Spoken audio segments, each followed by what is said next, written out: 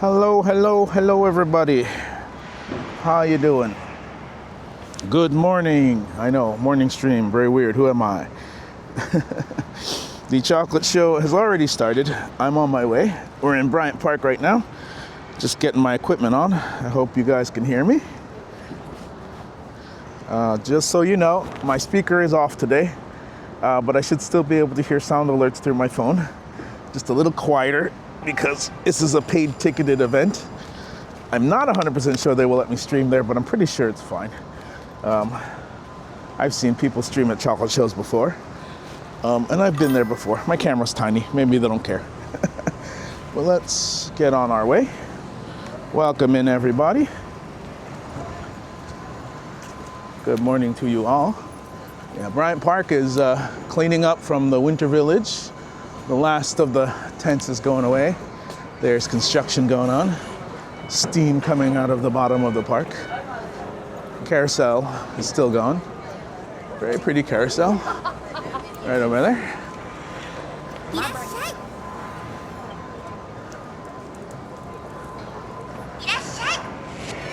Oh. Ham and Liz, welcome in. Thank you for that raid. Huh. I didn't hear anything. What's up with that? Thought I'd be able to hear something. That's weird. Do I really need to have my speaker on? Why did I turn my speaker on in my bag? Well, thank you so much for that. Welcome, Raiders. I'm Chef Maki, if you guys don't know me. I'm off to a chocolate show today. We are currently in Bryant Park. Oh, there we go. Just delayed, I see.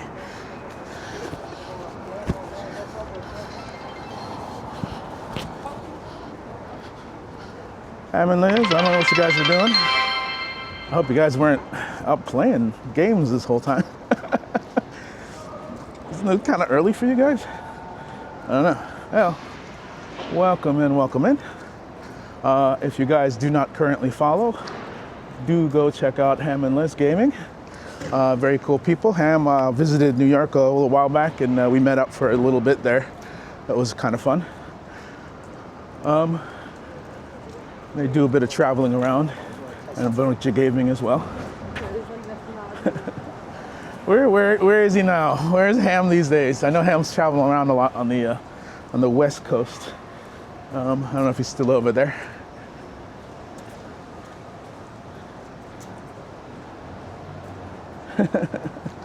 Well, I'm glad I could help you start your day.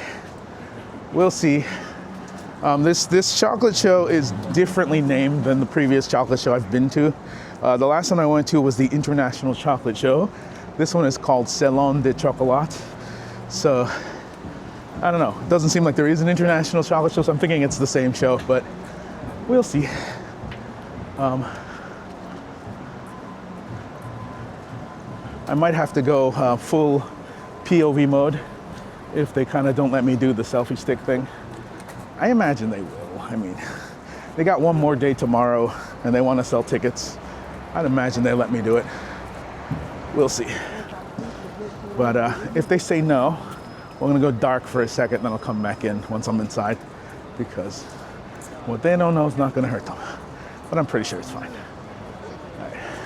So here's the main library over here, which is right next to Bryant Park.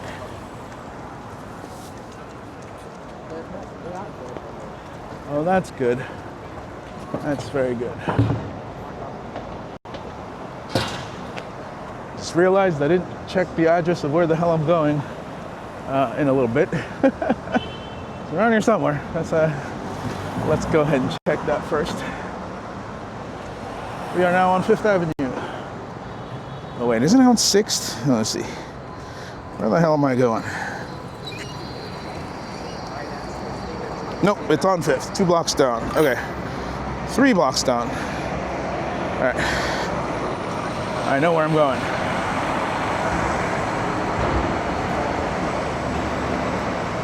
Ah, sweet. That's awesome.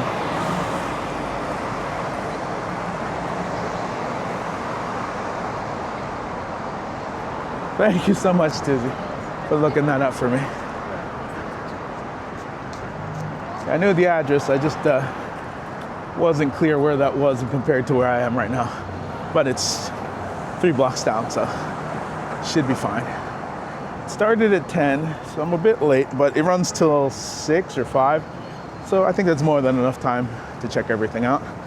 Also, there's a question of just how much chocolate I can eat, but it's not all about eating. If I'm not mistaken, there's a lot of art, chocolate art and stuff, so it should be interesting. Ooh, it's a Rivian. I do like the Rivian. It's a cute Jeep, like truck thing. Oops, sorry. I'm getting people in trouble.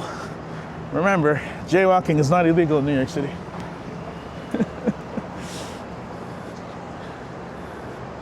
Hello, hello. Welcome in. Hey, I'm in from Go-Go Burger. I was watching Go-Go Burger stream up to just a little while ago. Our friend Go-Go Burger streaming in Japan. I don't know if they're still streaming, but they were eating an isopod. That was fascinating. Cooking and eating an isopod. I don't know. I'm curious if I could even get isopod over here. But it didn't look particularly tasty. But I imagine I could figure out a way to make that taste good. Probably if you battered and fried it. Like, I don't know. Some creatures just don't seem like you're supposed to eat them, but.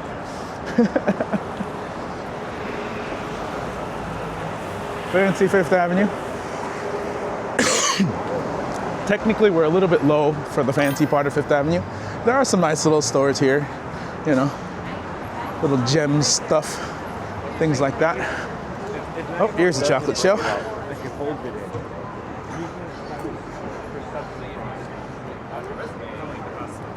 What's an isopod? It's like a ocean cockroach. It's like a giant pill bug. Yeah, let me just take a little picture in front of this place for posterity's sake. Say cheese, everybody. There we go. Right, bad angle. We gotta show the sign. Yeah. And yeah. I need to get my ticket.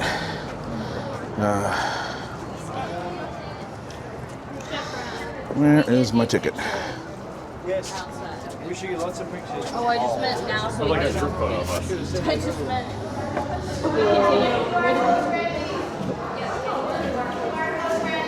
They have a group one for us. Oh, fantastic. Good. Hi, do you need help? No, do I just go that That's way? all you need, but what's that GoPro? Yeah. That's fancy. Can I take a picture of what that is? This is an Action 4, DJI Action 4 camera. I need to buy this. Action 4 DJI? Yeah. Perfect. And does that come with it? No, this I put on, so I'm live on Twitch right now. So that's chat right now, they can see you. Oh, sorry, I didn't ask permission, but I meant to. Go straight Straight in, in. They'll scan you there. Yeah, thank you so much. All right. So definitely looks like filming is okay here, so that's awesome. Yeah, we are at the Salon Du Chocolate, New York.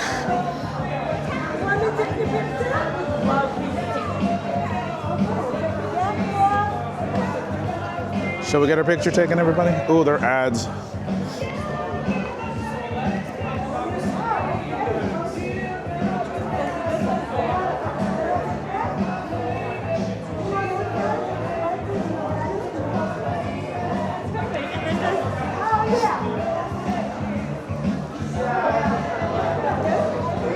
It's perfect. Thank you.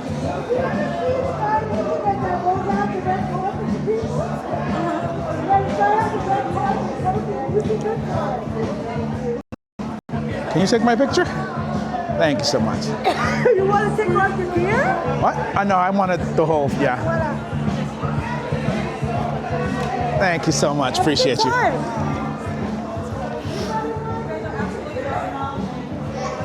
What is this? Oh, the New York Post. Oh, you have battery chargers. Oh, here's the map.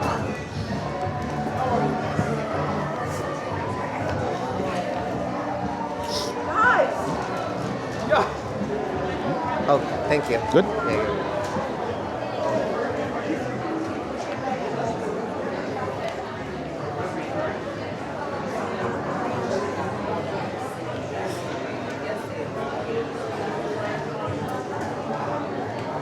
Thank you all for sticking around for those ads. And for all of you who are already subbed and have Twitch Turbo, I appreciate you as well. We are now inside the chocolate show. Not sure what's going on over here, but whenever there's a line, good idea to check it out. Bixby Chocolate. Bixby.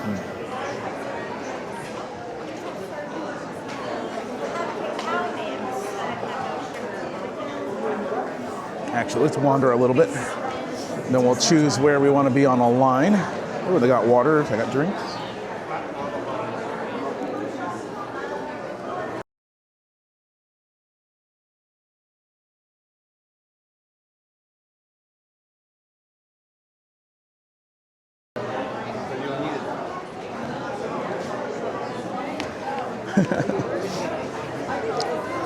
Also,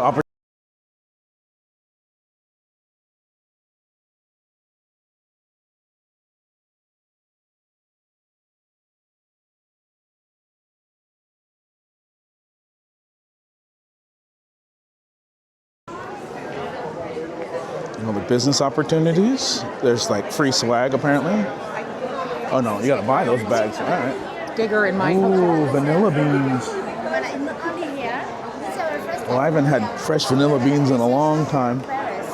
Not that I really need them. I haven't been cooking, but I think we'll just do a quick pan around first and then kind of see what we want to focus on. I wasn't paying attention to that map before. I really should see what's available. Well, there are events. Behind the scenes, the concept of centerpiece. Hand-panned at home, sweet and savory applications. Presented by Nestle Smolsley, vanilla and flavors. Braised cocoa nibs brisket. Ooh, that sounds really good. Yeah, April's actually gonna. I got April a ticket to this for tomorrow. April's gonna go to Holy today, so on their stream at some point today, they'll be down at the seaport, checking out Holly.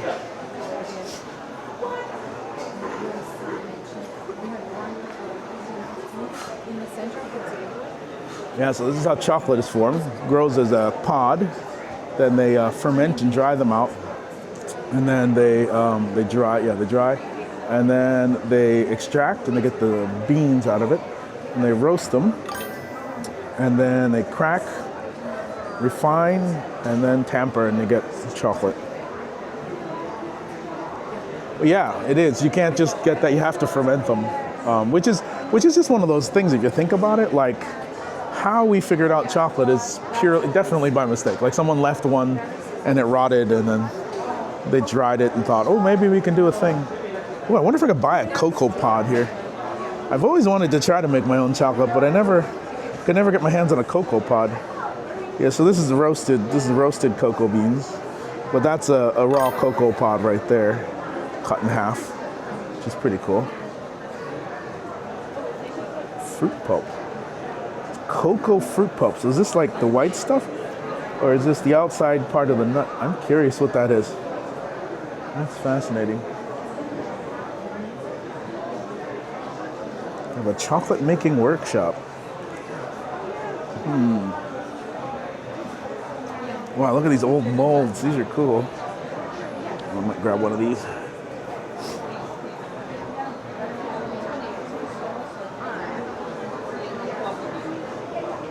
And these are the tapping machines.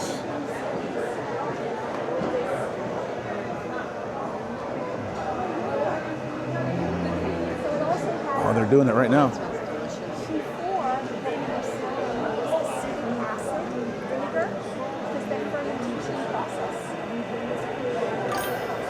Are you live streaming that? Yeah, I am. What is that? It's just a little phone on Wi-Fi. Do you know? So that's just any. It's an Android phone, yeah. Android phone. Wow. Yeah. I got a friend that does it, and she's always trying to find different things, and she never thought about. Well, so I have this camera hooked up to a little computer in my bag. Oh. It's a little like Orange Pi, and so it's transmitting to my computer at home, running over OBS. It's called BellaBox. Yes. But yeah, and then this is going to lock it in the phone. Can I take a picture of just that? Yeah, go ahead. No problem. And you said, I guess that connects to your computer that's in your bag. Yeah. And then that's transmitting via some cell phone modems to my home computer, which is live streaming Twitch. And that just lets me see chat, so yeah. Thank you, sir. Hey, no problem. That is cool. And yeah, so this needs to go with about 3 days to get the micron size where you want it, and also for those volatile acids to release. That's right. So this grinds the nibs into chocolate. Thank you for that's telling right. us all this. Sure. So, but the process continues. So then you have, So this place makes the machines I like the way it's for making chocolate. Yeah, this is. You can take that. Thank you. If you want. That's cool. Oh, you can also make butters. You can use the same machine to make butters. So you can grind nuts and stuff into like spreadable butter with the same machine. That's pretty cool.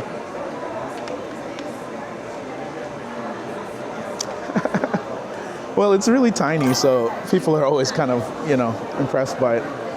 But I mean, so was I. Most people are streaming from their phones. They're using this to make nut butters. Oh, they're cocoa nibs. You know what we're doing here? No. Come on, let me walk you through it. Oh. You're starting here. First step, you roast your beans, right? Oh, neat. So you're roasting the beans. Once the beans are roasted, you let them cool. And the next step in it is to remove the husk. You don't want to heat the husk. Right. So what you do is you have a machine that can do that. Oh, dehusks. Oh, and that's how you get the cocoa nibs. Yeah, so you take the roasted beans, right? You want to do this? Oh, can I do it? Oh, that's Yeah. cool. Sure. Dump it in. And The then here hopper? comes the nibs. How does it know? It's smart. It's just a weight, or is it like? It's a weight. It's a weight. So, Okay. yeah, because the nibs are heavier, it falls down. The okay. husk is lighter, it goes out. So once you get this, right? Show me a hand. Nope. Now you take that to that machine. Oh, and just put them in. Yeah, put it in. Yeah, and that's it. You just make chocolate. Oh, that's awesome. How long Yeah. does this run for? It's about a day. About a day. All right. Yeah, and then you can add. It depends on. You can add sugar to it. Like if you add 20% sugar, it's 80% dark chocolate. So from this just makes the chocolate. That's it. So like rather than like having like a double boiler and you just No, from that's here, melting it. It's melting. right? Yeah, yeah. That's already pre-made chocolate. You're Right. melting it. Now here you're making it from the bean. Oh wow, that's wild. Yeah, so you got it starting from the bean. You're making your chocolate all the way from bean to bar. Very, very cool. And then once you make this, you go to the tempering station. Oh, this You is pour- tempering, yeah, you all can right. temper and mold it. That's the inside Oh, of this then- machine. oh, that's how the it other. looks. It's a stone-on-stone grinder, right? Oh wow. So the shear is generated by the roller stone to the bed stone. As it's grinding is what creates the shear, and that shear is what you're seeing here, the fat. You see the liquid in Yeah, here? yeah, yeah. That's all the cocoa butter Cocoa that's butter. coming out of the Yeah. bean that you put in. Oh, very cool. There's no oil or anything that's added. Now, if you wanted to separate the cocoa butter to make white chocolate, Yeah, then what you do is you press that up. press it up. Okay. Yeah. Very cool. My chat is very impressed with this, and they said they want one. They can order these machines from you Yeah, guys, on right? melanges.com. So okay, so this is the company that makes these machines. If you guys happen to have that kind of money, it's pretty cool. Huh? But is that just like an air fryer with a rotating? It's an air fryer. Yeah. It's like a little rotisserie. that's so cool. You get that for $100, and you just roast your beans, right? Once you roast them, and you can set your temperatures that you want to roast them. Oh, at. very cool. Once you roast them, you cool them down. Once it's cool, you put it in this machine, and you get your nibs, right? Very cool. And then once you have your nibs,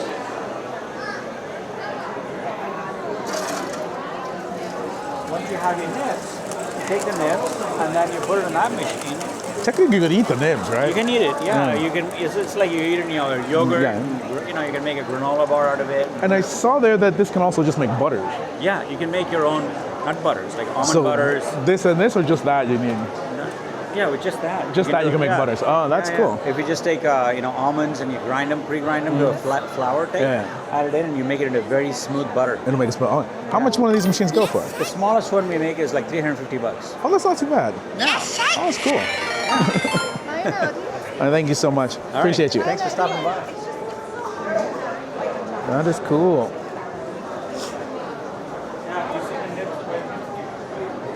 So yeah, it's just an air fryer with a little rotating drum. Did we just got another raid? Carva, welcome in. Hello, Carva, welcome in. How you doing? We are at the Salon Du Chocolate chocolate show, checking out the Milgers.com chocolate manufacturing machines at this point. This is pretty cool. So this machine roasts the fermented cocoa beans in a little drum down there. Basically, it's an air fryer with a rotating drum. Once fully roasted, you let them cool down, and then you stick them in this machine here, or you can actually manually do it, where you separate the husks from the internal cocoa nibs. But this one does it automatically, which is very cool. And then you take the nibs and you stick it in the buttering machine over there, and it'll turn it into chocolate, which is really, really cool. And that's like 100% Yeah. So this thing heats and grinds. It has a couple of stone mill wheels in it. This is an unused one here, you can see it. You got the wheels here, and it's just grinding it against the bottom there as it churns the side, scraping the side, while the whole time it's being heated. So when that's done, you fully get chocolate, which is cool. And these machines can also make butters, like almond butter, peanut butter, that kind of thing. That's pretty cool.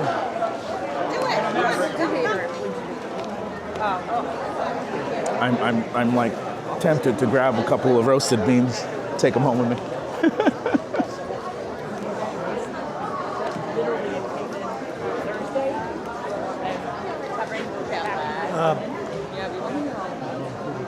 Hawaiian chocolate.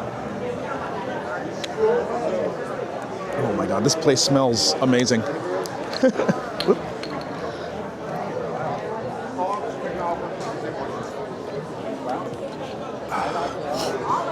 Oh yes, everyone who was watching, do follow Carva, a really nice streamer. Thank you for that raid, of course. We're just looking around right now to kind of see what we want to line up for.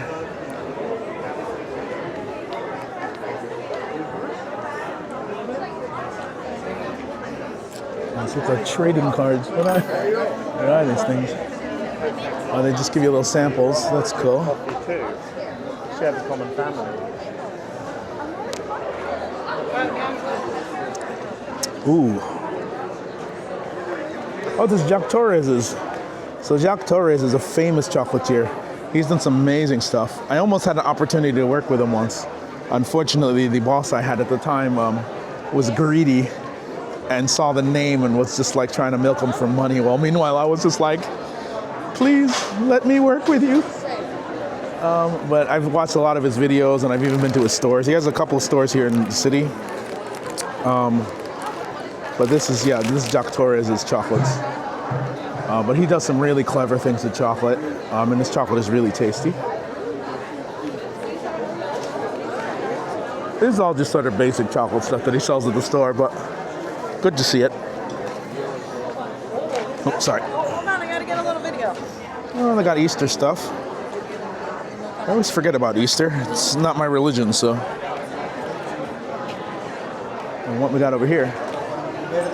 Oh, got mold making tools. Oh, that's very cool. So this is like cheese powder. Lichen powder. With Chef Robert? Oh, I love these things. So these are the transfer sheets. So when you put the chocolate on it, the chocolate takes that image and it stays on the chocolate. It's really cool.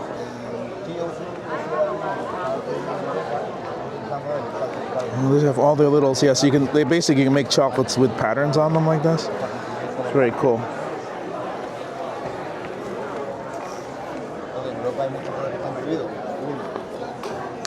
And so these are the powdered additives you add to chocolate to make it more shelf stable. That's neat. Rubber Chef. Are these matches? What is this? They're condoms. That's funny. I'll take one. Let's take a couple of stickers.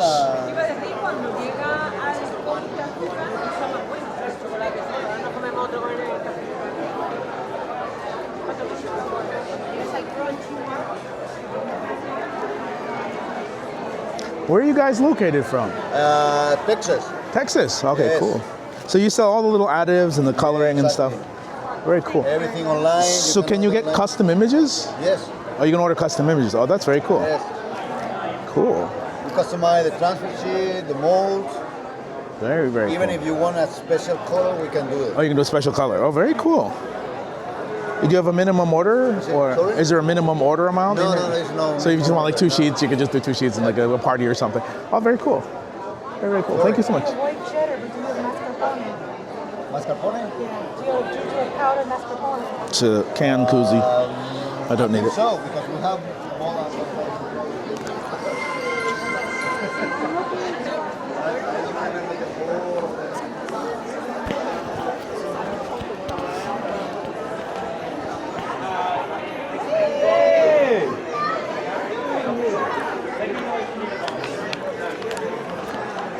Well, I appreciate the raid. I can't really type in on my thing right now.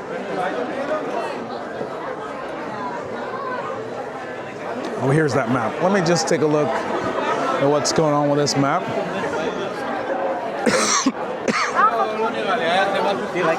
Oh, it looks like a lot of the cool stuff is on the second floor. So let's go upstairs. So this is mostly marketing, buying stuff here. And they have sample tasting and stuff too. But I think the more interesting stuff is upstairs side. By the way, I might end up getting some of those vanilla beans. Vanilla beans are expensive, but very, very cool. Let's take the stairs so you don't lose signal. The weather has finally started to warm up here in the city. We're almost 50 degrees today. So my winter coat is feeling a little warm right now indoors.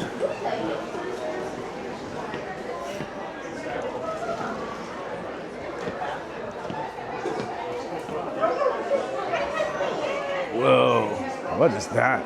The whole thing's made of chocolate.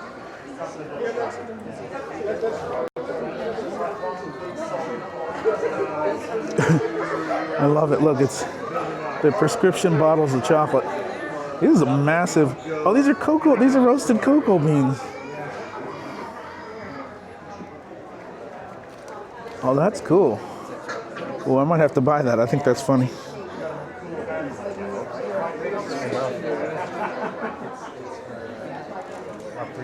So can you just eat these? Yeah, they're chocolate covered almonds. Oh, these are chocolate almonds. Oh, I thought they were. I thought they were cocoa.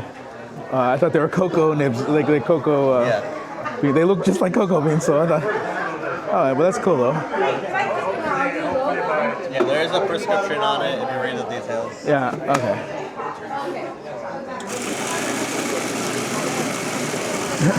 So they're chocolate covered almonds. Yeah, dark chocolate. 3 to 4 chocolate covered almonds, 3 times daily, until satisfied is attained. Until satisfaction is attained. Please share with others who suffer from the same craving.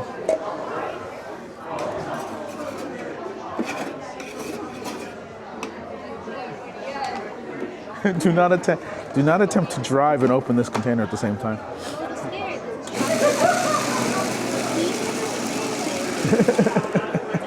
Sorry, what was the question? It's in a prescription bottle just because that's like.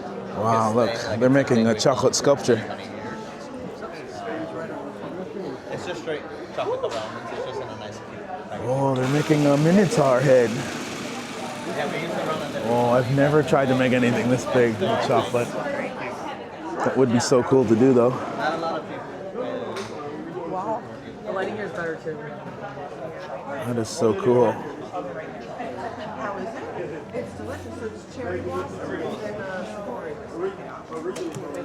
Is it all the same kind of chocolate? Dark and milk. Dark milk, okay. No, they're Is someone gonna wear this? $3.75 a piece. What? Is someone gonna wear this? If you're up for it.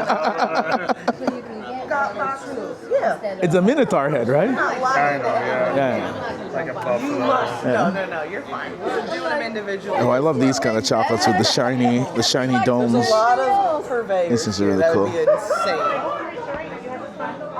We also have passion fruit, yuzu licorice, sour soursop, raspberry, salted caramel, and goat cheese. Did you want to get that? Look at these heart ones. These are cool. It's like Did you want to get the other ones? Like maybe a carton? The almond's great. Oh, I wish you guys could smell this place. It just smells so much of chocolate here. Oh, there's like a crafting section for kids. Oh, it's just coloring in. I thought they get to play with chocolate.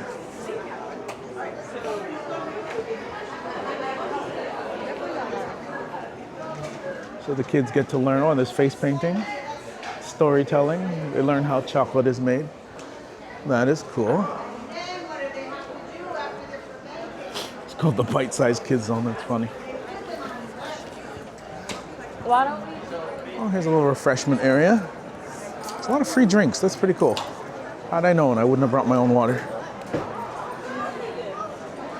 Oh, here's the showroom floor where they do demonstrations and lessons and stuff. And more booths here too. Very, very cool. I'm assuming the places with the lines on it are giving away samples. Thus the lines, you know. I wonder if Jack Torres is going to be here. I mean, he has a booth, so he probably will. He always does really cool demonstrations. I'm seeing a chocolate dragon, so let's see if we can find that. That might just be a tease. Chocolate sculptures is what they say. Maybe we'll catch a show. a lecture about chocolate. What's the next one? Presented by Nielsen Massey, Vanilla and Flavors, Cultured Craftsmanship, and the Evolution of Vanilla and Chocolate. That's in 12:15. What time is it now? Oh, yeah, like 20 minutes. Okay. Cool. No, 15 minutes. Ooh, what's this stuff?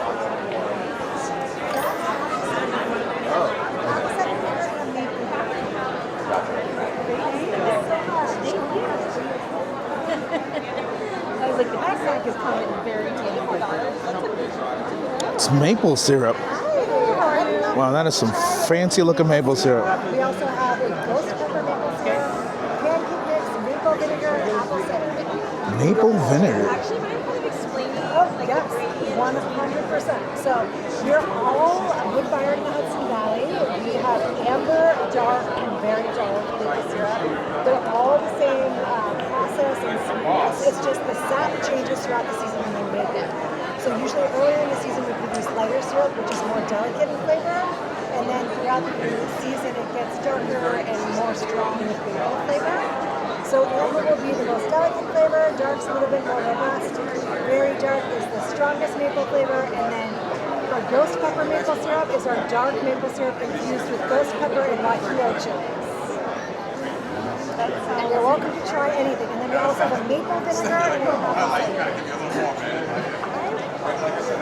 Can I also try the dark? Yeah. That sounds so enticing. This is my favorite. Whoops. Very dark. I didn't know that it changed throughout the season. I mean, Yeah, I don't think I knew that until I started making it. Right? How do I compare the maple syrup? I guess I thought it. The fanciest looking maple syrup I've ever seen in my life. It's not like molasses. People think it's going to be like molasses. It's not bitter. It's just like a strong maple flavor. Do you mind if I also try the amber Yeah, one? of course. Just to compare the two? Because this is delightful. That's amber. Let me know if you'd like to sample. I would let me just have that one. Let me try that one first. Yeah. I'll get to you in a second. Sorry. Thank you so much. Amber. It is much lighter. I love maple syrup. So good.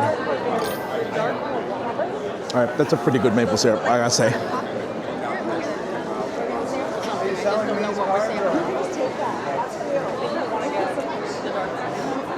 Would you want to try the very dark or the dark? I'm actually curious about that the ghost pepper one. Yeah. So it's going to be spicy on its own. It's not as spicy on food. It's got a good heat.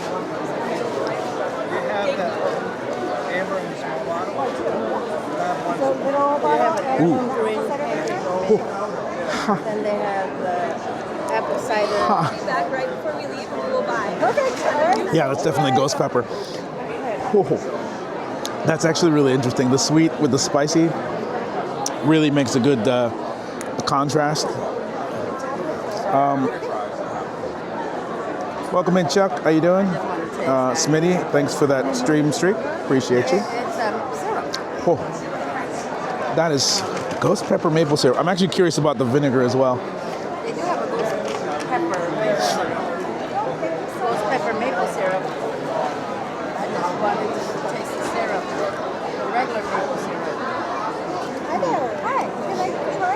Absolutely. I have amber, dark, and very dark maple syrup. They're all wood-fired in the Hudson Valley. The flavor is just going to become stronger with the change in the color in our syrup. So amber is the most delicate in flavor, dark is a little bit more robust, and very dark is like the strongest maple syrup. Let's go all dark. That's my Let's start at the favorite. top. Why not?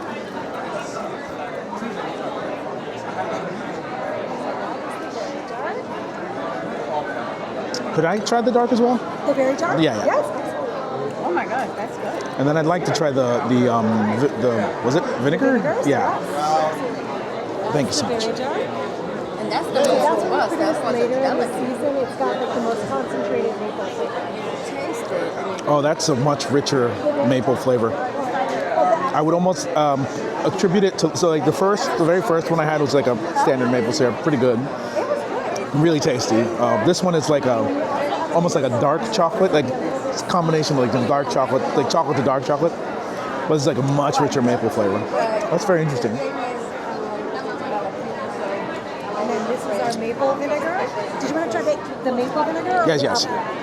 Oh, there's an apple vinegar as well? Apple cider vinegar. I would like to try both if So this possible. is going to be sweet, almost like a balsamic, but it's the Hudson Valley flavors of apple and maple.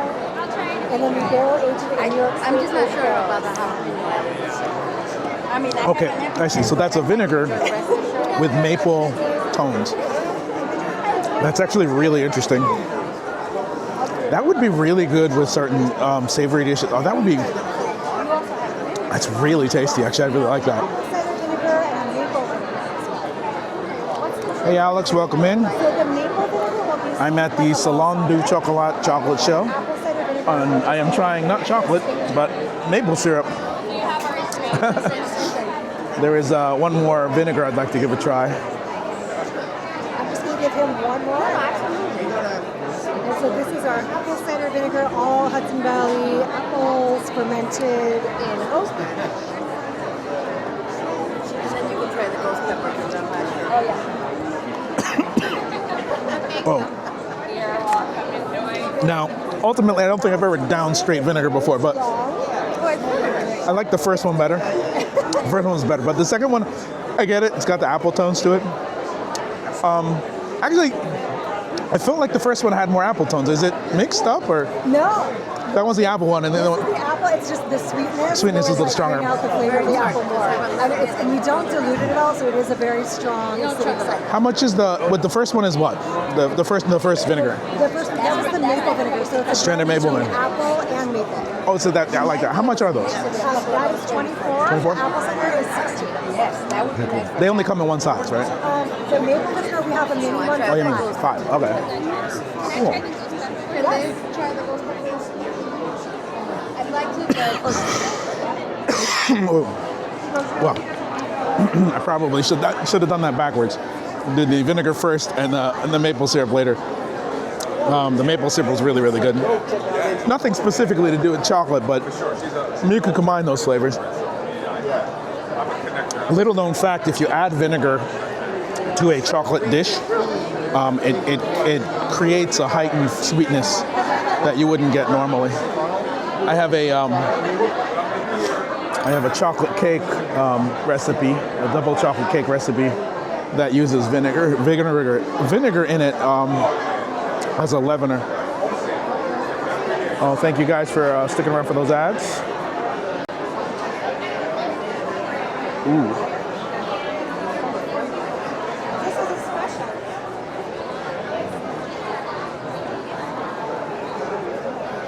This one looks like Candyland.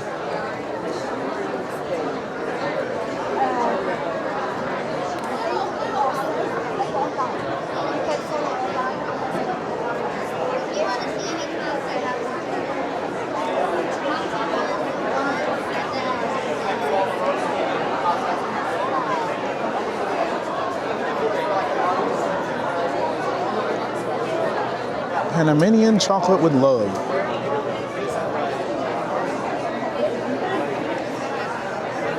Bonne fiction. Tree to fear craft chocolate? Oh, tree to bar. I misread that. Tree to bar chocolate. Oh, look at these cocoa bean, these cocoa pod mugs. That's really cute. I like that.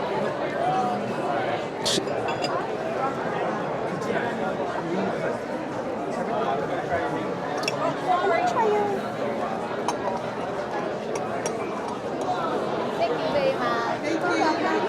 Oh, they're Japanese. Yes. Cool.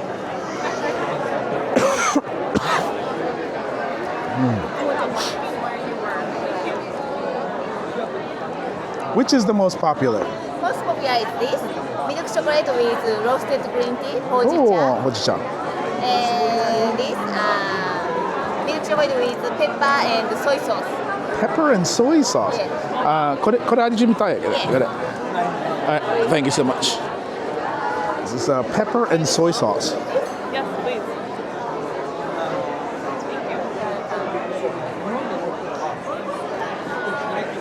That's interesting.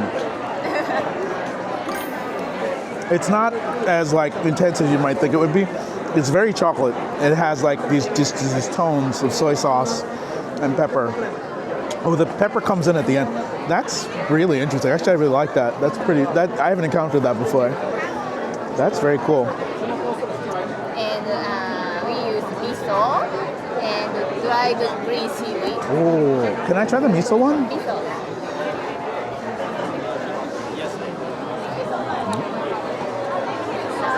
How are you? Hello. So, my daughter said you have some soy. That's the soy. Delicious. Yeah, that's right. Thank you. Last one, can I try the hojicha? Okay. Thank you. That's interesting. So miso and chocolate. So it's like a dark chocolate with miso. It's That's like the usual as well. the miso's a little bit lost on it, but you get the saltiness of the miso, which gives it a very interesting flavor. It's not. Japanese pepper. Like, if you didn't tell me what it was, I would just think it's an interesting dark chocolate. But if you tell me miso, then I get the miso sense to it. But without knowing that it's in there, like, Miso. yeah, that's interesting. The pepper soy one is probably the most fascinating one. But So what are these?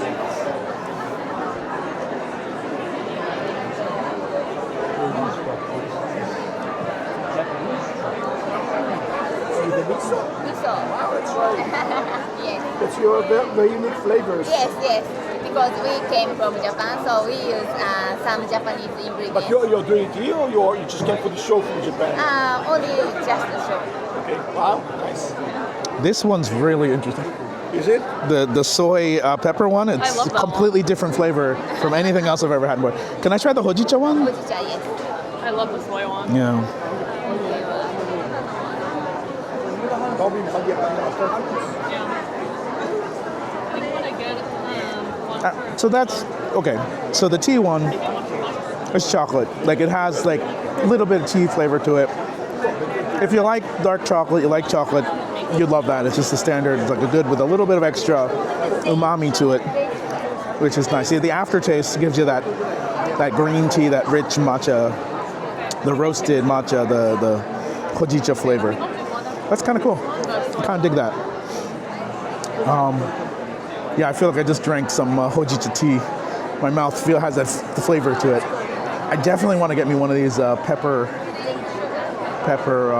soy bars. That's really cool. I should probably get myself like a little bag or something. My pockets are starting to fill up with things. I'm a little worried I'm going to forget stuff, so I think I should start buying things as I encounter them that are interesting enough.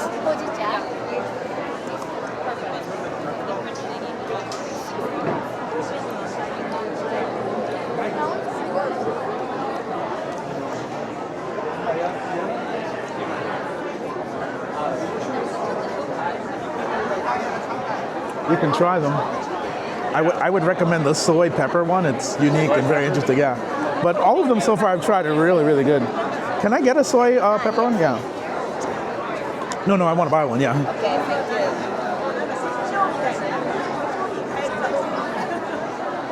you. Taiwan chocolate for buddy's houses. No, you didn't know they were chocolate bars? Yeah, they're chocolate bars. I got Taiwan chocolate for buddy's house. Thank you very much. Thank you so much. Can I please try the Peru milk? So I'm assuming you can order online as well. So if you guys want to figure out where that is, I highly recommend it.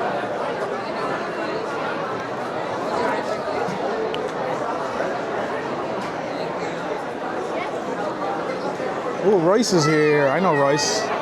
Royce has a little shop near Bryant Park, actually. They make a really good matcha chocolate. A little pricey, but still good.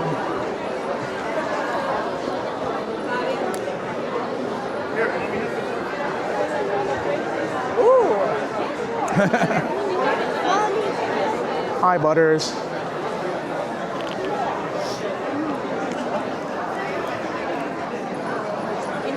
banana flavor. What is that, a This cookie? is the only chance you can try, so you should try everything. You know? Yeah. Yes. As well. Yes. We have only online store, so. What is that? That's chocolate cookie. So like croissant. Oh, shit. Thank you so much. Sorry.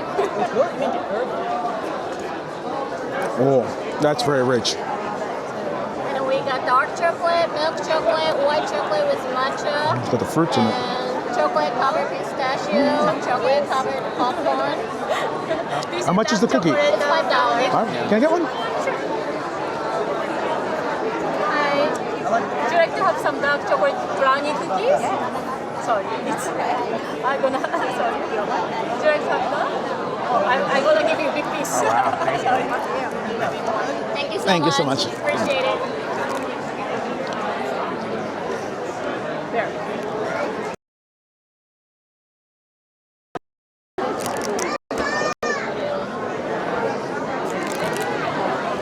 Wow, this place is very popular.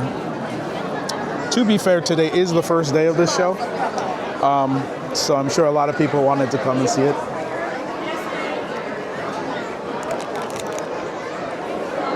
Hold on one second, guys. I need to get my extra bag out of my backpack. I'm gonna be collecting. The show might start.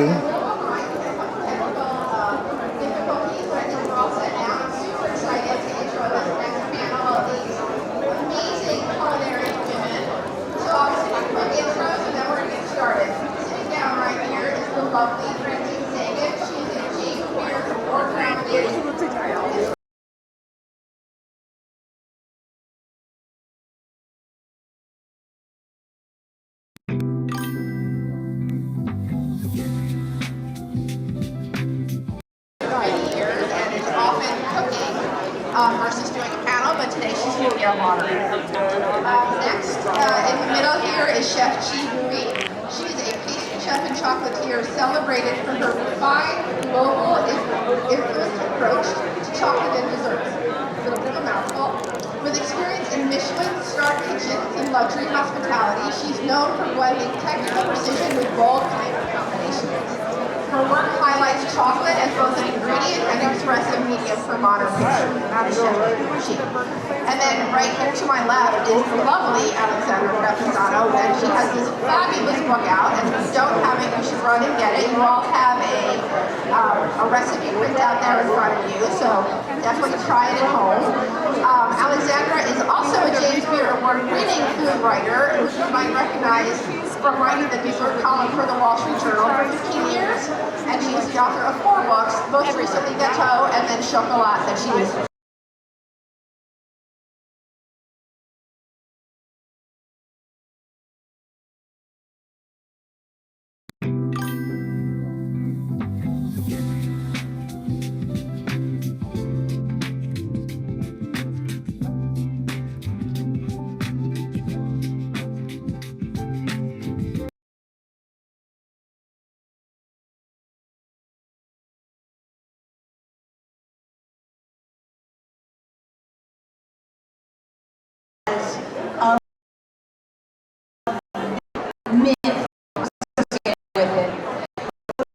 Princess fell in love, but the love was forbidden. Her father refused to allow her to marry, so she ran off into the woods and was killed.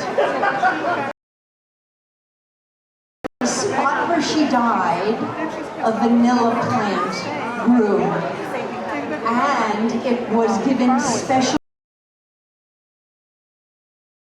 Every woman would have a more successful relationship with her lover than the poor princess did. Now the story of vanilla starts back, and chocolate starts back in ancient Mexico, Mayan,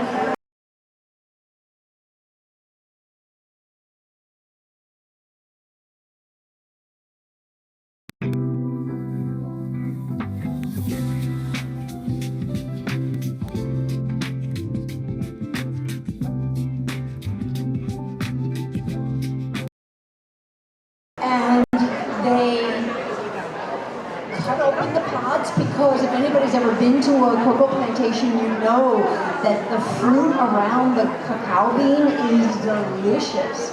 And so they probably opened them, ate that wonderful white fruit, and then maybe spit out the seed. And what would happen next is that the bean would be dry. How did they get the idea that it would be tasty?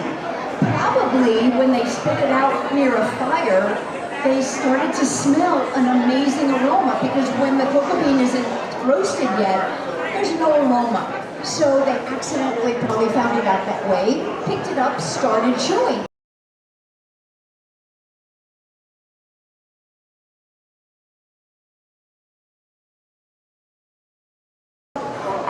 And then drying the pods to grinding them, just like they ground them with their teeth. They realized, wait a minute, this stuff is yummy, and would grind it. And then they created wonderful chocolate drink from that. They would mix it, the ground up chocolate with water and other local ingredients, vanilla. So from there, it was very precious, so only used by the wealthy and royalty, and they would have it for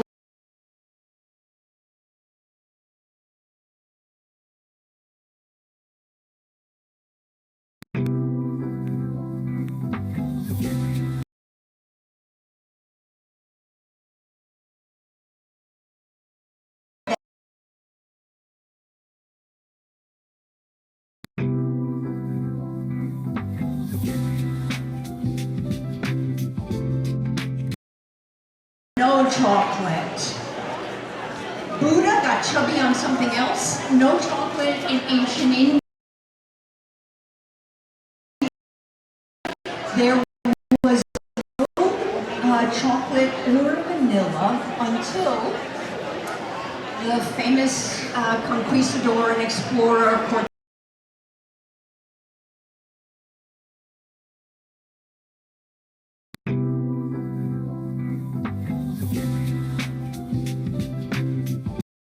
Was amazing and delicious. So he loaded up his ship with vanilla pods and cocoa beans and brought it over to Spain.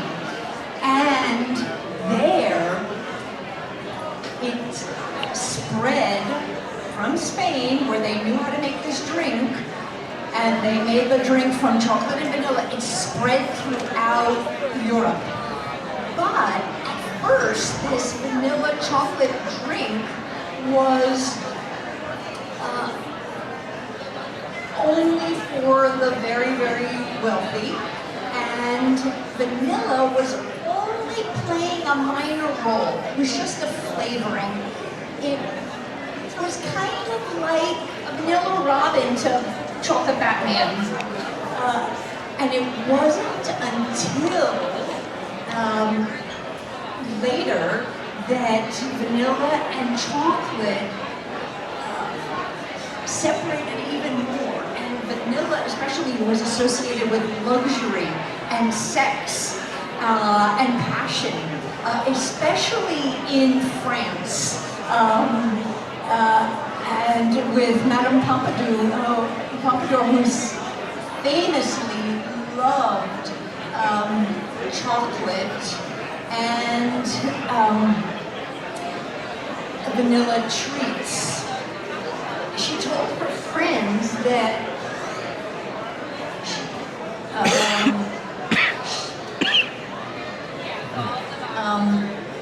and so this vanilla was used in all sorts of cakes and custards and ice cream, and then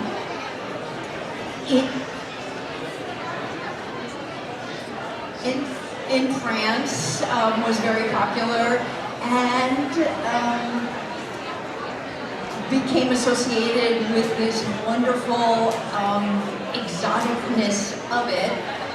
Then it didn't and Madame Pompadour said that it really heated her blood and kept her up with the requirements of King Henry XV, who was mistress. Now, for over 300 years, Spain had the monopoly on vanilla and chocolate. Let's talk about vanilla, especially. Vanilla was being brought in from the Americas. Very popular, sexy, delicious. So the other European countries wanted to grow some, but they would plant it and the vines would grow. There'd be a flower and then nothing. So why was that? Why was it that no vanilla pods grew in any of the colonies in Europe? What was missing? Any guesses? Soil? Anybody think soil? Sun? No. One little thing was a bee, and a very special bee. The Mexican bee, the bee from Central America that was absolutely needed for pollinating. That was not broken. The monopoly of Spain wasn't broken until in the 1840s when a 12-year-old enslaved boy figured out that he could pollinate the flower using a stick. And so thanks to him, we have vanilla around the world. Vanilla, complex and sexy. This is a perfect time for me to turn things over to Chi, who will talk about how vanilla is made.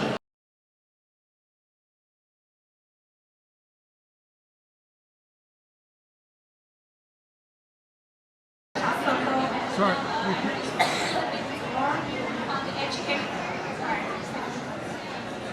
I think so. Okay, I'm sorry. Okay, so I want to focus on just looking a little bit more on vanilla and how it's actually harvested in the process, because it's actually much longer than you would think it would be. So as she mentioned, in order for vanilla to actually produce from the flower to the bud, actually the flower only for a flower on one night. If it doesn't get pollinated, it actually drops on the vines, right? And as she said, we actually discovered that we can actually artificial pollinate this, and so they do. But you do select how much of the vines, each vine, that you actually pollinate. So it's about anywhere from 3 to 30% of the flowers within a vine gets pollinated. Because if you pollinate all of them, none of them will survive. So there is this tricky thing in our culture that you have to select what it is and how much, otherwise the plant itself cannot survive. So interestingly enough, once you pollinate, it takes literally 9 months from pollination to the maturation of the bud. So that's a long journey, right? So 9 months. It's a little longer than cocoa. Cocoa is about 6 months, right? Once it's mature, the cocoa beans are actually, the vanilla beans are green with a tiny little bit of a yellow at the tip. And that's the beginning of ripening. You don't want it fully ripen because the bean themselves split, okay? And then when you do that, then there is a whole entire process that you have to go through. It's very similar to cocoa. All the aroma compounds, precursors are there, but they don't taste like vanilla until you go through the whole entire process, right? Okay, and so it starts with blanching, which kills it stops the beans from growing anymore, and that is the first step. And in the old days, in Mexico, they actually wrap it and they put it in the oven, but in Madagascar and elsewhere, they just blanch it in water for a couple of minutes. That stops the cocoa, the bud from growing anymore. And then they actually start wilting, meaning they heat it out to the sun for 60 minutes, 90 minutes in a day, and they wrap it back and let it sit overnight. And this happens for the next 2 weeks or so. Once that's done, they dry it, another conditioning. It's called conditioning for a while, and it dries about 80% to moisture content to about 5%, around 15% moisture content. And then another journey is just wrap it in a box and let it sit around anywhere from 3 to 6 months. So it's a long journey before you actually get your vanilla bean, right? So as you see, this is normally what happens. It's like when you finish, then you have your pure vanilla bean. So the journey is quite lengthy. It's more than a year you can have from beginning to the very end. Okay? Yeah. Okay. So now I wanted to talk about the different origin. There's multiple origins. Okay, before let me pass on to Alex here for this. Yeah. Is this on? Oh, yes. Hi, guys. First of all, so many thanks for sitting here and listening to us instead of wandering around and learning all of these amazing things. I know it's really noisy. If anybody can't hear me, just shout at me and I will speak louder. So Francine started by talking about the sexiness of vanilla and chocolate, and I'm just going to say, you know, chocolate is known to boost serotonin, right? There's an incredible amount of evidence right now that chocolate increases blood circulation to the brain, which is good at preventing Alzheimer's, but also that it does boost serotonin levels. It does give us that feeling of joy and happiness and love.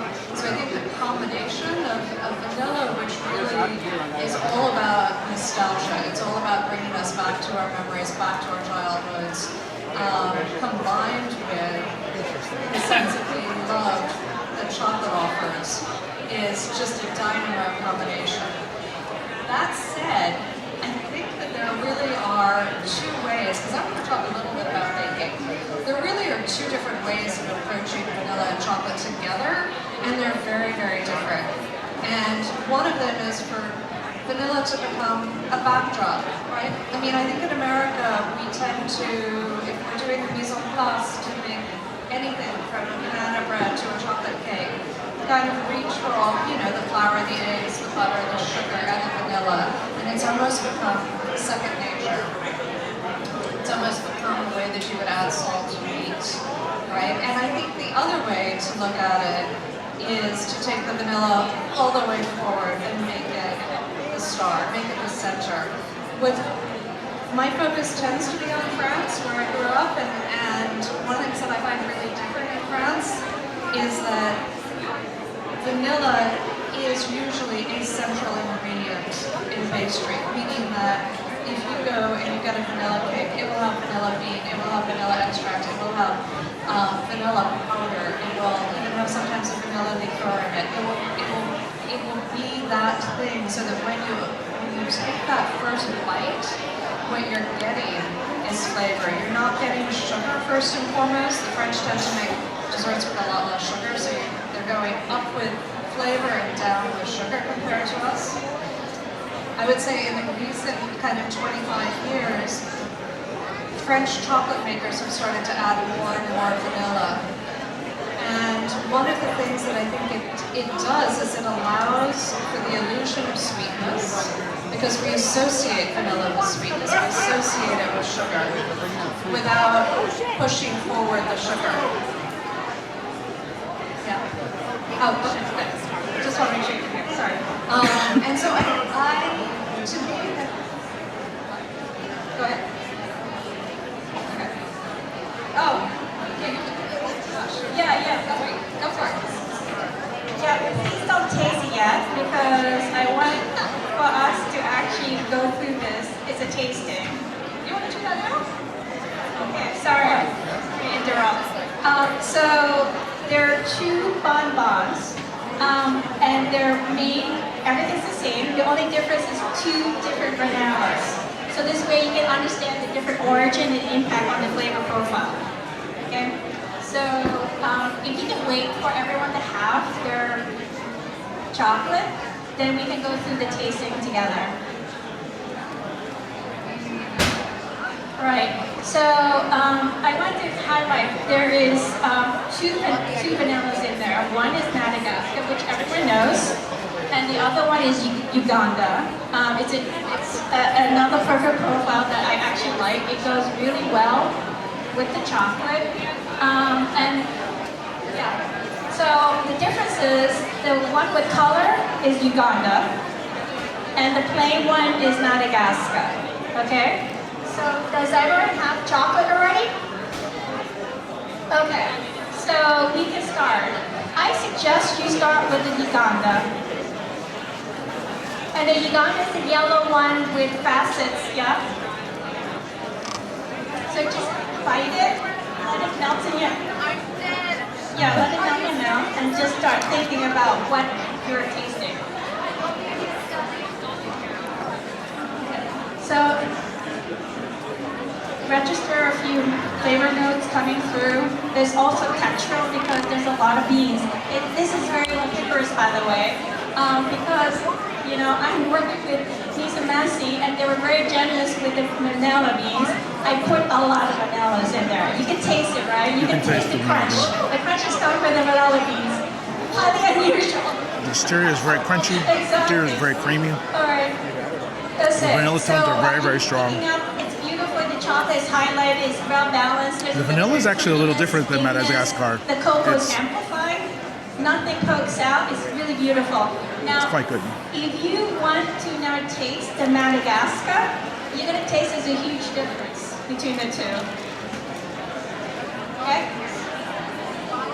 Okay, so the chocolate I'm using is actually coming from Michelle Gazelle. It's coming from a nice, really... It's not bad. It's a beautiful... You can taste it. The vanilla tones are very kind of like vanilla ice cream kind of ish, whereas the other one had more like a almost spice level to it. It was like a crispness to it.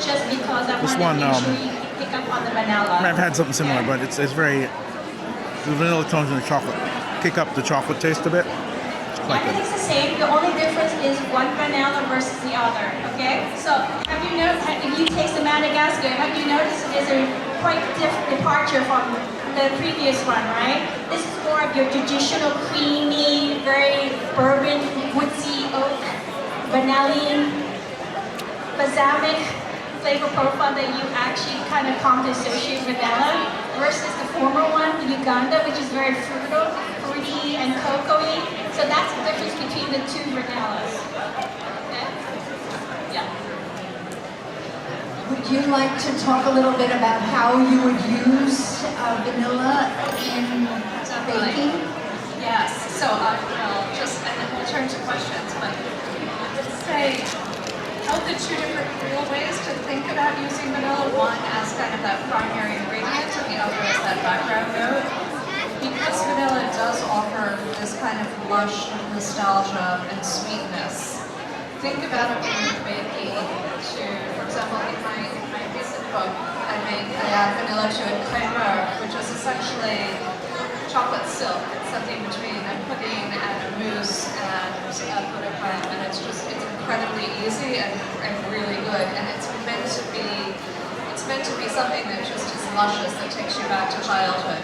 Vanilla in that is an absolutely perfect addition.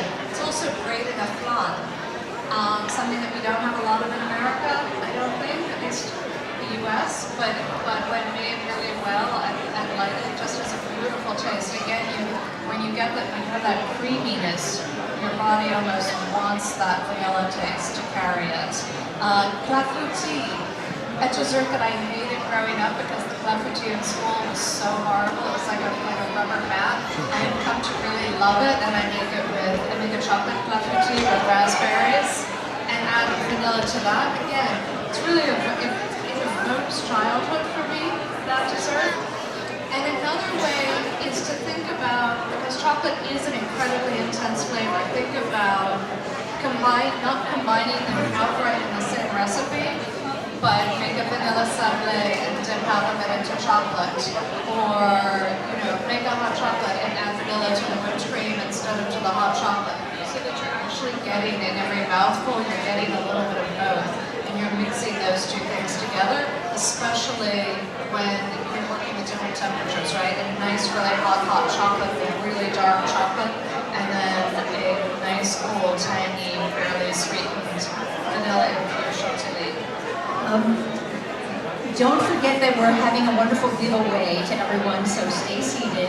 But before we move on to some more information, let's do a vote on which was your favorite of the two.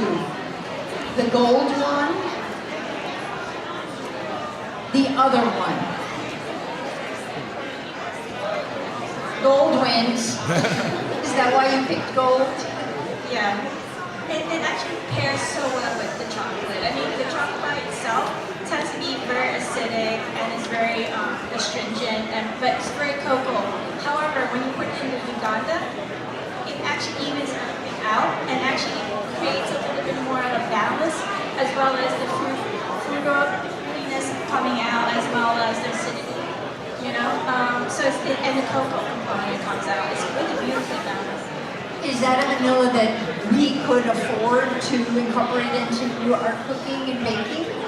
I think so. I mean, Madagascar is the most popular, but Uganda is getting up there, right? So I don't think it's as expensive as Tahitian.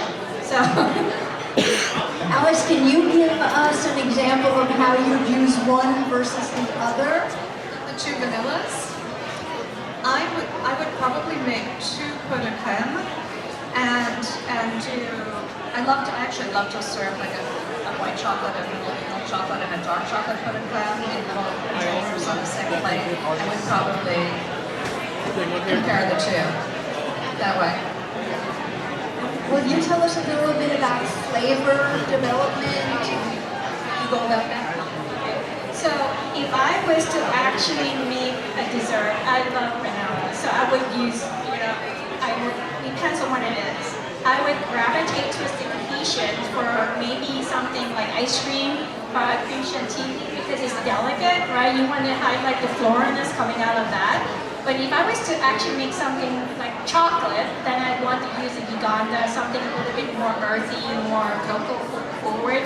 And something in between would be Madagascar for just that bourbon, oaky, vanilla notes. So it depends on application. Now, that for dessert, if I was to use savory application, vanilla is not central. It's more like an enhancer, right?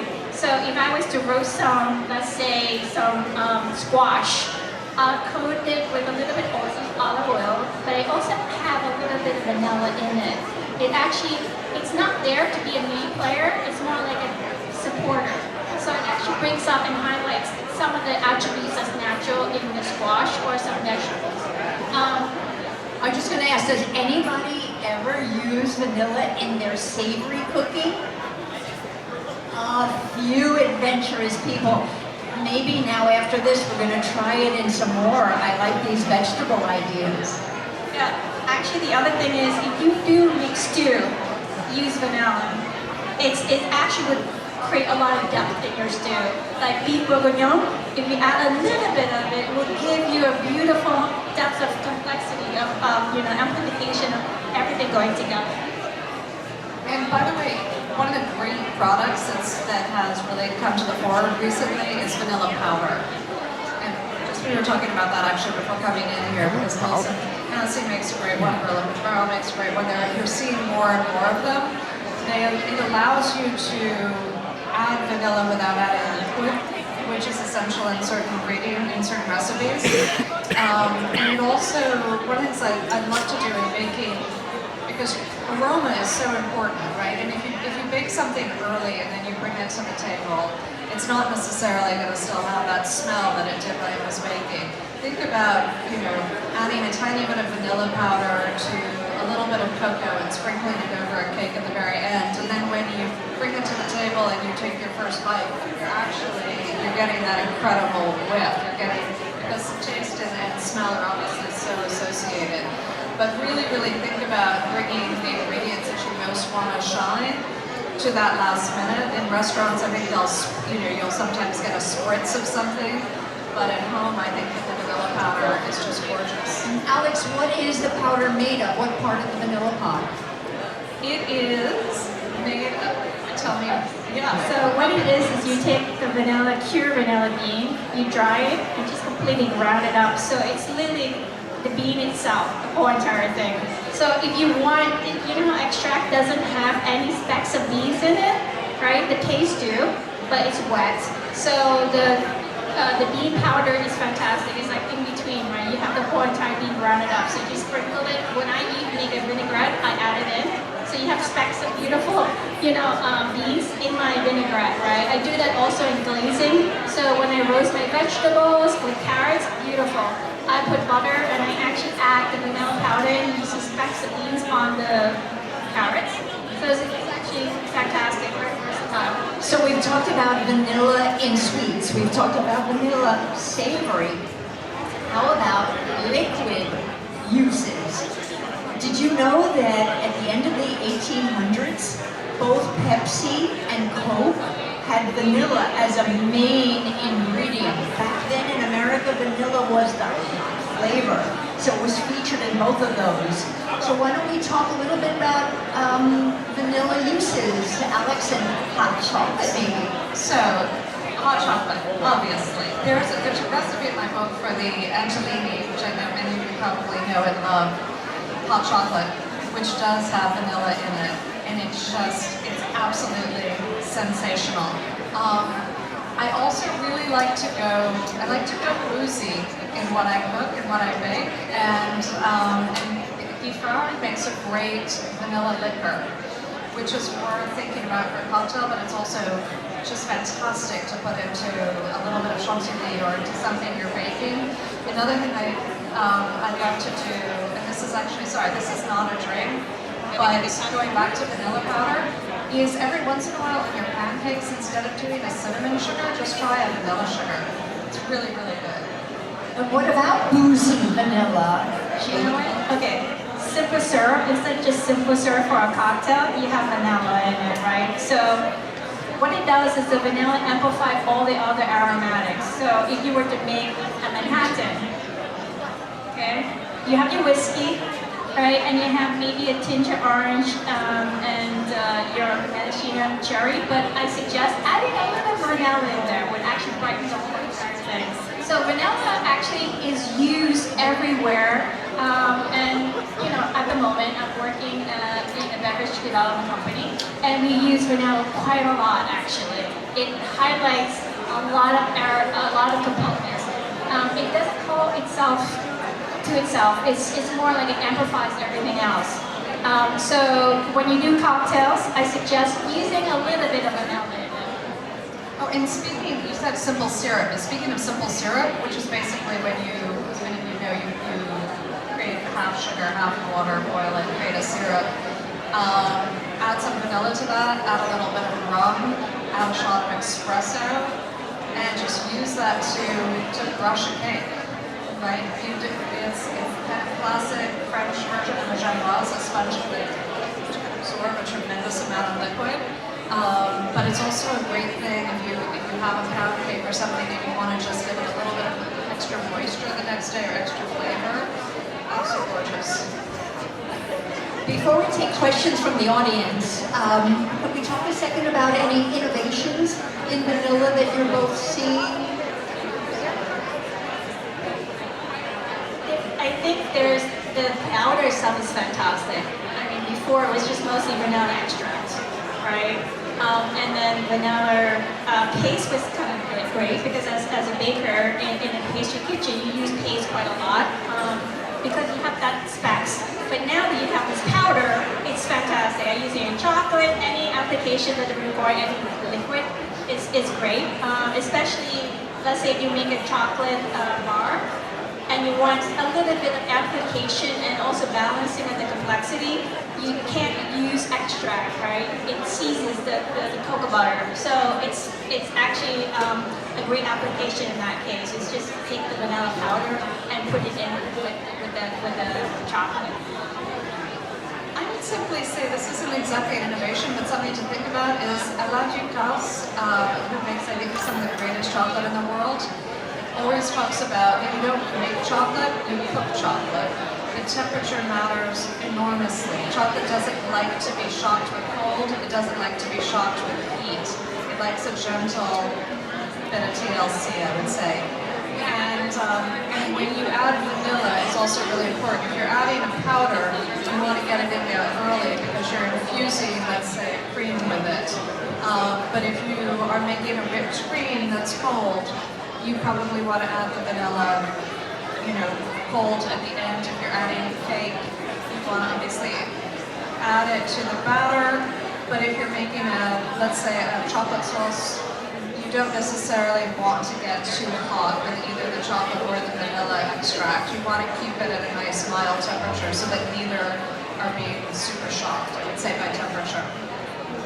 Great, so now we can take questions from the audience. Yes? Both extract, can you hear? We'll pass, wonderful Tina, right, we'll pass the mic to anyone with a question. Can you hear me? So both extract and paste are liquid as opposed to the powder. So when do you use one versus the other, and do you use the same amount? Would you swap like a teaspoon for a teaspoon? Extract and the paste, you just 1-to-1, it's very easy to swap. The difference between the two is obviously the advantage of the paste is you see the specks of beans, which is beautiful, right? Powder, you're gonna have to use less. I would say 1/4 of that, right? Is the extract more intense, would you say, or is it? Well, extract is being produced by literally, you actually take the vanilla bean, you ground it up and you actually put it in a tanker, in a little bit of a extraction tank. And you pump alcohol through it, and as the alcohol goes through the beans, it's actually extracting flavor, and it's recirculating to the point where the extract is actually strong enough. So yeah, in essence, it's taking all the flavor out, but you can't take 100% out. So there's still, part of the flavor is still in the bean as well as in the pot itself, right? So it is strong, but it's different functional depending on what your needs are. Another question? Sorry, quick thing, if you find vanilla, Tahitian vanilla, Mexican vanilla, Madagascar vanilla, but I've never heard of the Uganda vanilla. Where do you find that? Nisa Macy actually sells them, so sorry. We have them in these as well as extract.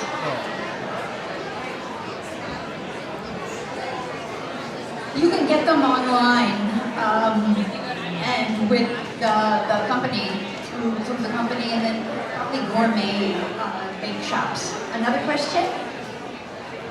Hi, so there's been this growing trend of kind of making your own extracts by putting in a vodka or whatever it might be. And I'm just wondering, with different liquors, let's say you go to whiskey or whatnot, what are some of the more interesting extracts that you've considered making or haven't used? So that's a great question. Does everybody know that you can make your own extract by putting the bean in alcohol? And so the question is,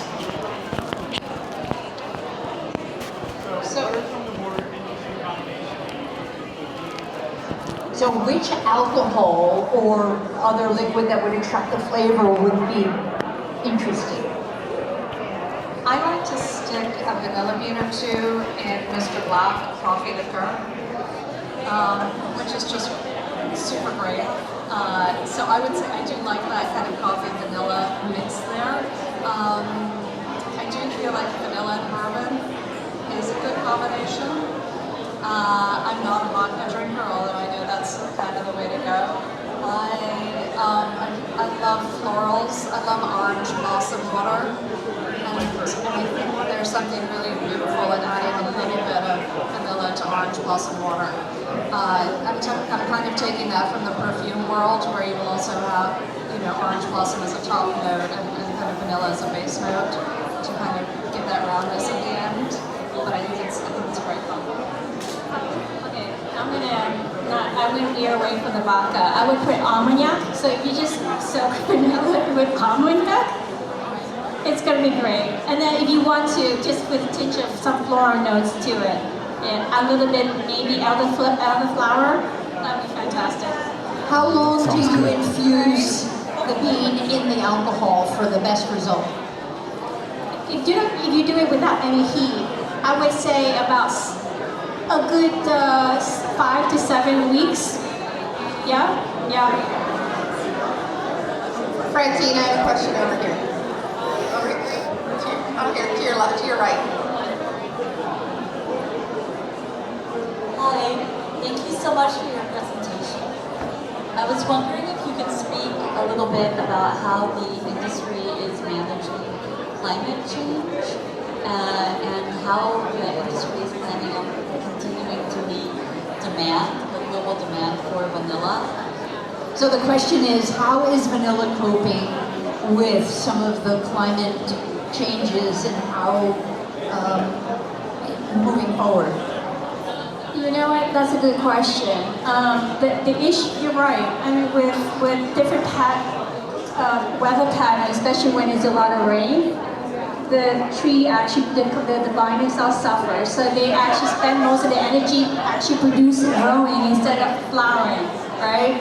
And so that's where you have drought and too much rain. All of this affects actually how much yield is going to contribute. So for vanilla itself, it has to undergo a drought condition before it starts producing flowers, right? It has to be stressed. So if it's raining all the time, it actually doesn't produce any flowers. It spends most of its energy growing. So you're right, climate change is affecting the harvest year to year, depending on whether there's a lot of storm or drought. It does affect it. And the industry itself, well, a lot of the farmer is not a big a bunch of companies. It's literally a bunch of farmers, right? They're growing what is about 1 or 2 acres, right? It's like cocoa, right? Majority of cocoa is producing the same way. It's not like a huge corporation with endless like hectares of land producing it. It's actually majority, 90% of the world of cocoa as well as vanilla are produced by small farmers. And so if the prices are right, they actually will start growing more, but there's a delay mechanism happening, right? Yes. This will be the last question, but we'll be hanging around the show if you find us with any other questions. My question here goes to part of the sustainability. What I wanted to ask is, with all the changes that are happening worldwide, specifically what's happening right now with the chocolate and specifically the cocoa, I know that there's a lot of new cocoa versions that are coming up, like the Nomad project. They're working right now on a substitute of cacao, using, for example, the leftover when beer gets produced. That substance is being used right now to produce cacao. And the same right now, there's other companies, for example, like Curatos, that are developing cocoa substitutes due to the rains. Do you think that can happen again with vanilla? I see your point. Vanilla actually is the second most expensive ingredient, right? The first is being saffron. I think the thing is, there's a lot of incentive for farmers to grow because it takes 4 to 5 years for a vine to mature and start producing, right? And the best peak time for production for a vine is about 7 to 8 years. So from 10 to 12, it's no longer productive. So it doesn't take that long to grow a vine, right? So I don't see the incentive to actually bioengineer this product because there's a lot of farmers who can just grow, especially in the 20 above and south of the equator, to start producing them, right? Well, thank you so much, everyone, for your great questions and for your attention. And thank you to my fellow panelists, Alexandra and Chi. Enjoy the rest of your show. Go forward and use vanilla in savory, in cocktails, and in sweets.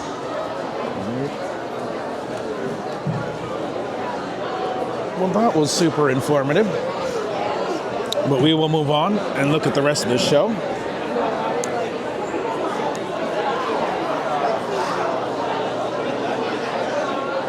Forgot where we left off. Ooh, what is that?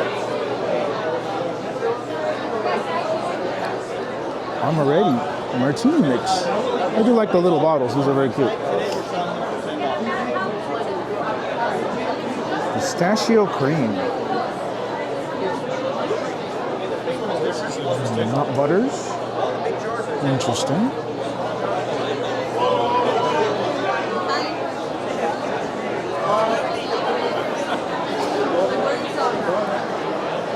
Oh, is this a different company that makes the same kind of machines downstairs? Oh yeah, there it goes. Very similar machine. Ooh, this wider bowl, same idea. It's turning the nibs into chocolate.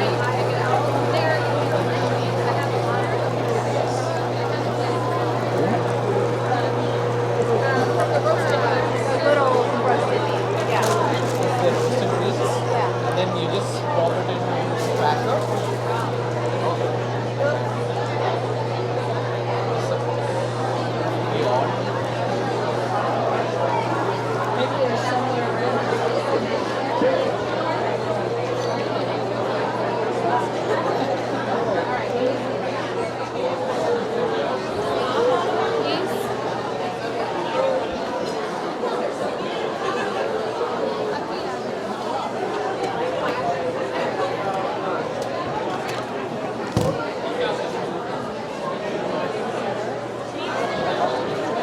So it's not all chocolate. They have a lot of chocolate adjacent items,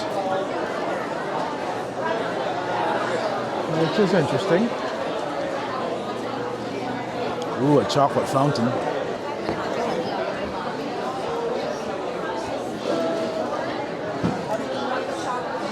Ooh, they have a hot chocolate too.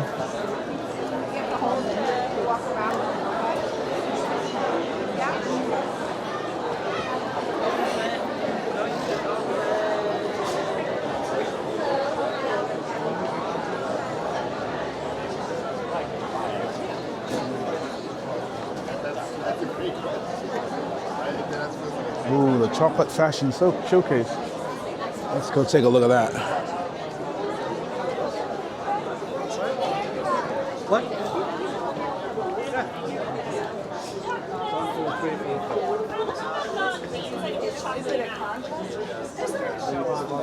You want to get in there, Soul? You can.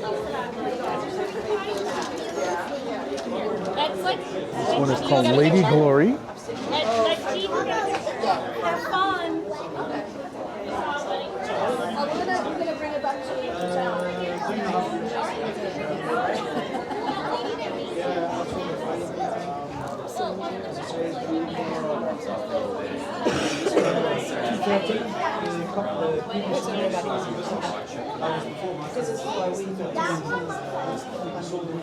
So I guess it's taking Native American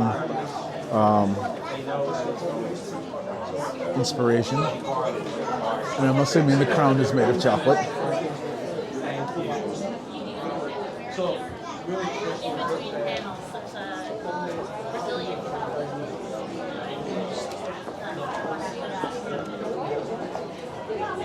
This one's called Gourmet Silhouette with Silver Sparkle. I'm thinking the little squares are chocolate. Hey Subtle, welcome in. We're at the Salon Du Chocolate show. Well, you can always hit the Hershey store, they'll give you a free one. So this actually, each of those squares I think is chocolate hanging off this dress. I don't know about the sparkling parts. The dress itself is fabric, but it does have chocolate elements to it, so that's very interesting. This one. Declaration of Self is the name of this piece.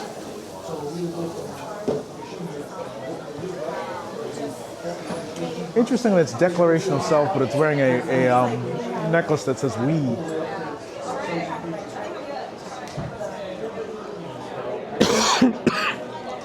I actually think all these little ruffles, this whole thing is made of chocolate.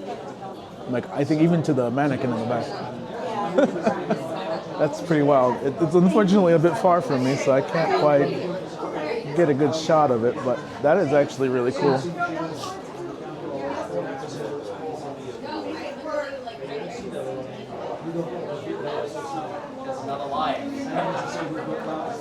Yeah, this one is, yeah, Declaration of Self. I don't know if you guys can read that.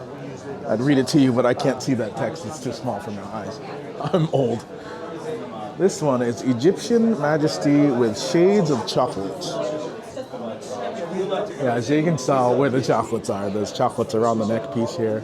There's chocolate in the headpiece.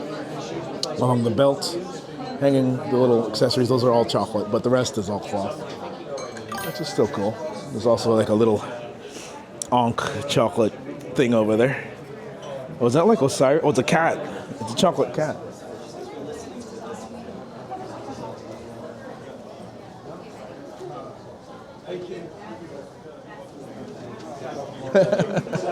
That is the truth of it, man.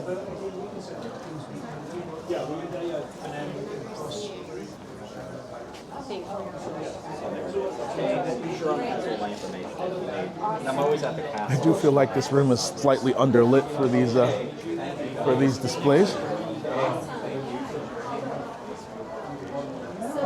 Oheka Castle.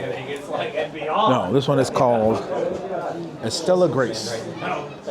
Oh, and this is probably the one who created this. That's pretty cool. Sure. You want me to go by? What do you want? I took a picture. Oh, of the sign. Oh, okay. I'm sorry I was in the way. I get it. You can be next. Bye-bye. Thanks again. Thanks. Can you tell me about it? Yeah. What do you want to know? I mean, it's your creation, right? Okay, look. She's all edible from top to bottom. I wanted a flouncy skirt that mimicked flower petals, like as if she's a blooming flower. We knew she was going to be a bride. That's what the assignment was. So the individual petals that are held on by ribbon and loose, like all of this, just to have some movement. They're molded. They're wet wafer paper, and they're molded over blooms, and layers like casting, like that. And then what we do is we cut them in half, and we get 2 petals from every bloom. And then that makes up her skirt. This is manipulated chicken wire, and we cast wafer paper over it. This is all sugar, and it's real fondant, pastillage, and white chocolate, as if it were a real wedding cake. Yeah. So she could genuinely be a real wedding cake if she didn't have to stay out of it. These are chocolate. This is all white chocolate, moldable white chocolate fondant. The lace is edible also, and it's made out of tapioca. Oh, cool. And molded. And the whole headpiece her hair is chocolate. You see the truffles in the back and the assorted chocolates, just for effect. And I carved the hat out of a solid piece of chocolate. Oh, wow. So that's how it goes. Yeah. And these little pearls are edible. They're just like those little dredges that you put on. Very, very so that was the assignment. And the assignment was to celebrate America 250 years, red, white, and blue. And this is this is the end result. The flag is also white chocolate. Oh, nice. Yeah, I'm glad you like. How long did it take? 3 months. 3 months? 3 months, but not 3 months of work. Yeah. You know, like it was fun. I have a job and I had to do it like in between and stuff. But I do work at a castle, so we have big hallways, and in one of the hallways they built a pen for her so nobody would touch her or break her. But as she was evolving, everyone got so into it. We named her. She became the company mascot, and now she lives forever. You know, she's going to keep going on and on and on. Very, very cool. Are we never going to eat her? No, it's not. We can make something like it, but it's going to go. It's going to be almost museumed when it goes back to the castle. She'll have her own room. Oh, that's good. And people will do what they're doing here. They'll take pictures of for as long as she doesn't fall apart. Eventually, she'll fall apart. that's going to happen. Right. I mean, it's if it rains on her, or Right. there's a leak, or it gets too warm. Yeah, warmth is up. Look, there's heaters under here, and thank God it's not a bright sunny day. Here with a melted Could it be chocolate. worn? No. Yes. Could it be worn? No. Sure you It could. can. You could wear it. Yeah, No. this is like, look, this is like, it would be gentle. But you see, I glued everything. Everything is glued to ribbon, and I pinned it in the styro. But you could make a dress out of it. Oh, very cool. So you could wear You it. look good in the dress. Oh, thank you. Yeah, you like that. I think it's a little. I need to be a little taller for that. It looks like it. She's like a needs it. That's what I mean. I think it needs to be a little. I need a When they little. brought her, we had to rent the biggest truck because of the height. Yeah. And they were like, how big a truck? And then they bolted her down. It's beautiful though. Good job. Thank you, thank you, thank you.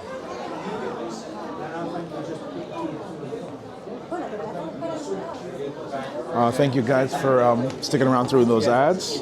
And for those of you who didn't see any ads, thank you for subscribing or having Twitch Turbo. Appreciate you all. Oh, this is like savory food.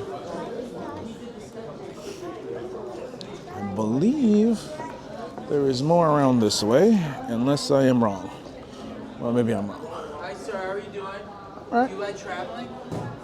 Ish. We have a special we're doing here for the chocolate show. Mhm. If I could give you 7 nights anywhere in the world for free, let's say it was true, which it is, where would you want to go? Japan. We have Japan. We have tons of resorts in Japan. Mhm. And what we would give you is 8 days, 7 nights in Japan with a year and 3 months to use for free. Oh. All right? Now, obviously, there's a catch. Mhm. Where do you live? New York. Like Wyndham, you know Wyndham Hotels? We own a resort on 45th and 3rd called the Wyndham Midtown 45. It's a beautiful resort. It's 33 floors, rooftop lounge, tons of amenities, tons of things to do there.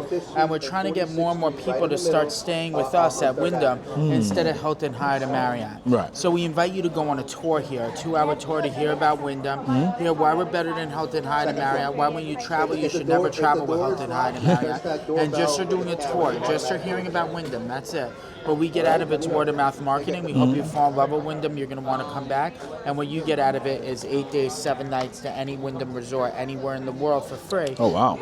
Because we put the world on vacation. So you come visit our resort on 45th and 3rd. We tell you about Wyndham. It's a 2-hour tour where we tell you why we're better than Hilton, Hyatt, and Marriott. And in exchange, you're doing the tour where you get us 7 nights anywhere in the world for free.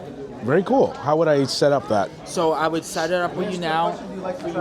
So how it would work is what you would get is a VIP invitation. It's 8 days, 7 nights anywhere in the world for free. There are no blackout dates. We give you some of the rooms, not all of them, are a 2-bedroom suite. We cover everything other than the taxes, and you would have a year and 30 days to use the voucher. A year and 30 days. Okay. How much is the tour? That's the most important question. Per family, are you married? No. Per tour, it's free, but we want you to show up Right. because it's expensive for us.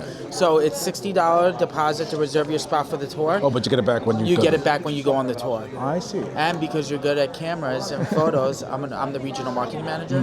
My name's Keith, by the way. Oh, nice to meet you. I'm going to throw you in a couple of extra things. I'm going to give you, where do you live again? New York. I'm going to throw you in an extra, do you have weekdays off? I'm my own boss. So if you go on a weekday for the tour, I'm going to throw you in on top of the 8 days, 7 nights stay, I'm going to throw you in a $100 Trippy gift card, which will help pay for the airfare and hotel stay.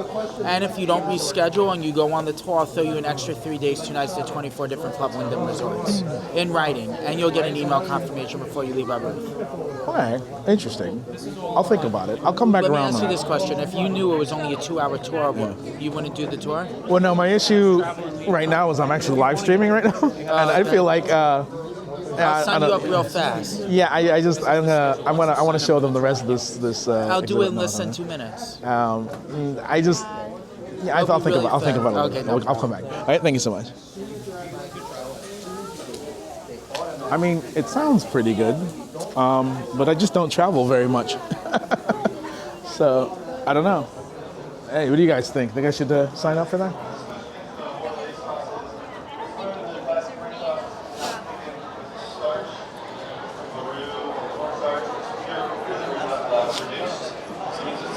Highly flavorful, very sticky, and it's traditionally finished with bone marrow. Today we're going to finish it with chocolate and butter. Everything's better with butter. So cold brew that matcha sauce is latte kind machine. of the featured part of this. Of course, we have this brisket that's been braised, and I didn't want to catch the building on fire, so I didn't actually crust it like I usually would. We made cocoa nibs. Bring out the cocoa nibs. Oh wow! See that. Into a furikake type of. That had tomato chocolate. We have a recipe for that. So furikake is usually like a seasoning that you put on rice or something like that. This one is quite fun actually. I love it. It's coconuts, chilies, sesame. There's bonito flakes, so if anybody doesn't like that, it's in there. This is the chocolate. So we're gonna actually crust the brisket with that. Finish with the chocolate bordelaise. Some samples come out. Those are $8. And So, if you buy for more, it comes in a beautiful box. Usually you're already going to have some sort of beef stock or some sort of stock, maybe. Oh yes, they're all different. I just noticed, like, yeah, it's so cute. So, this is should be a paid endorsement. If I don't make my stock, I usually like something like this. So, something you can usually get at a grocery store. This is higher quality. It is always free. Not as that, but the facility is not clean from, as long as the people not chocolate should be okay. But if it's a life-threatening, it's not, She should be okay. It's like a slight sensitivity, but not. Is kind of a reduced beef stock. You need a bag? I got one. It's okay. Yeah. Okay, but just this is it's a little bit fragile, so you should keep it in like. Can I give you a bag? Yeah. I love sardines. Definitely not a classic French food, but this to me adds a ton more depth to the sauce. And it goes beautifully with chocolate. And who doesn't like chocolate and wine? I like the whole. So this is a perfect sauce for chocolate. This actually here, that's a whole bottle of wine. There goes a quarter of it. So this is a whole bottle of wine reduced down. I did that on purpose beforehand because I really didn't think you guys were going to see or watch me produce it. So, Thank you. let's get started. So a good bordelaise sauce is going to start with garlic and shallots. If you don't have shallots, you can use onions. And typically they're just kind of diced as small as you can get. These are diced pretty small. Thank you so much. Enjoy the festival. Look at these beautiful chocolate dresses. Here we go. We're going to use a little bit of butter to sweat the shallots and the garlic. I'm not going to use all this. We don't really want any color. Each one of the hats is decorated differently. This is a big part of It's very cute. really any sauce making is aromatic. And so you have one dress in each one, and you can decorate it yourself. Black pepper. I think that's how that works. That's pretty cool. A little secret ingredient. Mushroom pellets. Anybody ever use mushroom powder? It's the greatest thing in the world. So if you go to a local Asian market, Is it like a grocery store, nice? If it doesn't look nice, I don't know about it. Okay, I'll take that. your friends are going to love you, and they're going to know why. Trust me. And I always throw Stardies in the beginning. But, you know, one of my backgrounds is food science, and I love kind of breaking into the whys of food. And one thing with onions and Stardies, I don't know what it is in the molecular level, but they go together like cookies and pasta. So whenever I'm making a sauce, I pop the Stardies in there. If you do it right, you're never going to know. But you're going to have a complexity. And it's not like these chocolates. I walk around and try some of these chocolates earlier. And I try this 90% dark chocolate. A cake is 55, usually it's 75. It has so much complexity. 55 today. And that's what the Stardies do. It's International Women Weekend. So, right, so I made the chocolate that we're going to be using for this sauce actually is 70% alcohol. it is International Women. It is. You should be In the menu or the recipe, So, it says use like a medium. so each kit has one dress? It has two, and you get the third one, a gift from me. Oh, very cool. Yes. The reason why is I don't really want a lot of stuff. I want something that's going to have complexity. You guys are learning all about chocolate. At this point, you know way more about chocolate than I know about chocolate. I'm here. Just you paying attention. I'm nervous. Maybe nervous. Vanilla. Nobody's actually supposed to listen to this. Oh, this is the lady who was talking about vanilla earlier. But you know, in the chocolate making process is fermentation involved. No, they're both the people who were talking about the vanilla before. So I'm live streaming, and I was just saying you guys on the stage before. I was watching. It was very interesting. I learned a lot. It was very cool. Oh, more of these? Oh, I love these. The Ugandan ones are so good. I bought this one. I think we might have ran out. It's got Ugandan vanilla in it. Really good. Very highly recommended. Yeah, it has the description. So good. Hi, how are you? Do you have the Ugandan vanilla? Yes, but we're not selling anything here. But Oh, you're not selling it. Right? I just tried them. Okay. So only online then? Only online and in stores, but online is your best bet. Are you giving these out? Yeah, of course. Take one. Cool. I saw the lecture on vanilla. It was very interesting. Does the book have about the new ones, like the Ugandan and all that? This is your best resource. Okay. Can I? I just bought Thank you so much. but I'm wondering where it's going to... So these are vanilla beans, fresh vanilla beans, or not fresh, but you know. But this is how the vanilla beans come. Most are Madagascan. You can also have Mexican, and then they have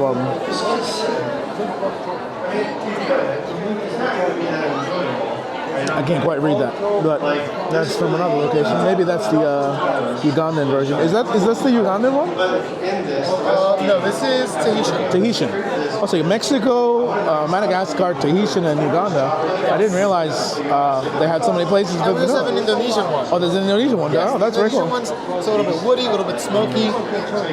Oh, so they each have their own flavor profile. Yes. Oh, I didn't know that. Oh, that's interesting. That's what makes them so special. Excuse me. My allergies are kind of acting up a bit.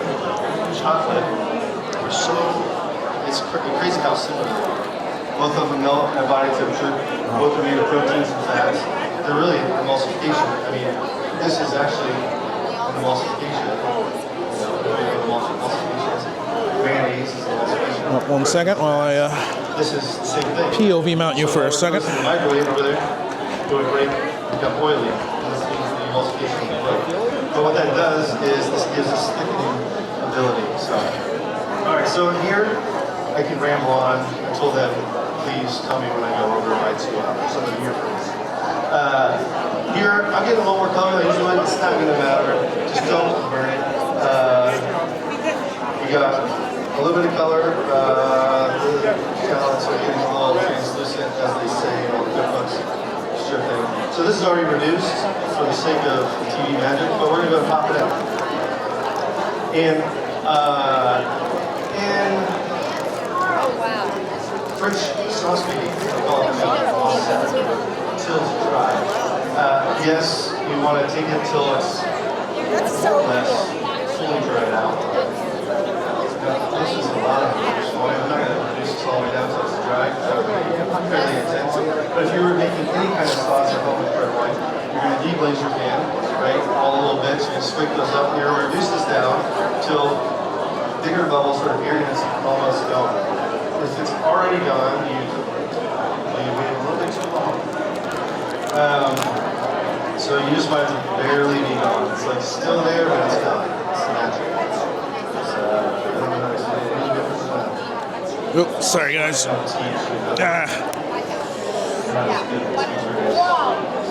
so I'm going to turn this up and reduce this down. All right, so let me talk about the meat real quick. So I didn't cook this in the most traditional way. I actually do some cooking classes, better than I used to teach, but I use really fun cooking classes. And one of them I do is I try to sous vide cooking. You ever sous vide cook it? Okay, so I did this beef in Peoria. Flew it all over here. It's actually from These are very cute.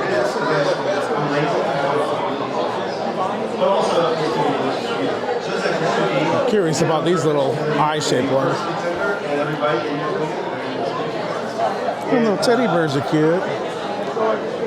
Oh, they got little bear-shaped chocolates. That's adorable. And honeys. Parisian chocolate. Sorry. You know, it's like, how do you cook with precision? Like my mom would make pot roast, you only need this mess of Italian cooking. But we did this way so that we can you want to try some? Yes, please. There you go. So we have almond praline, we have candied lemon, grapefruit, ginger, and orange. I'd like to try all of them if I could. Okay. One for you. Second. There you go. The ginger is amazing. Do it at the end. Thanks. That's the orange. Hi. Hi, please.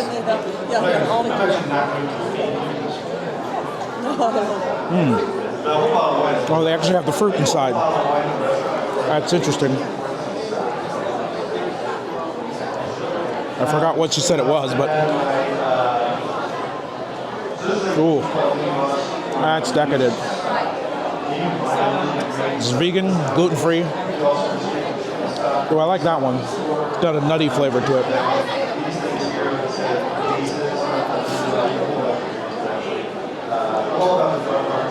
Lemony. Quite tasty. This is the ginger one she told me to eat last. Now I add this stock. This is a little bit of the beef braising liquid. Very good. This is I do feel a little bad. I'm basically just eating chocolate in front of you guys. But it is an interesting show. Oh, here's Royce. Royce, I believe, is a Japanese company. Yeah, it is Japanese company. They make really good chocolates. They have a shop next to Bryant Park. I've had their stuff before. I was dating a girl who loves matcha. She could not get enough of their matcha chocolates. Stick A, as it calls, because two fingers in it, and it glues together. You've done okay. Maybe too much. So, alright. Oh, they got samples. Alright, so let's talk about the forkame. Did they pass around the coconuts yet? Alright. They also have, at least they have in their shops, they don't have it here, but Royce has a chocolate-covered potato chip, which is surprisingly really good.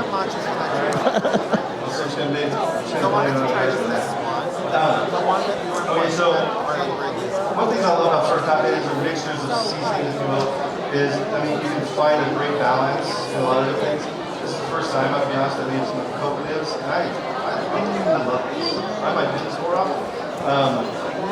Just a little bit. If I was at, if I was in the kitchen with a really intense chef, it would be out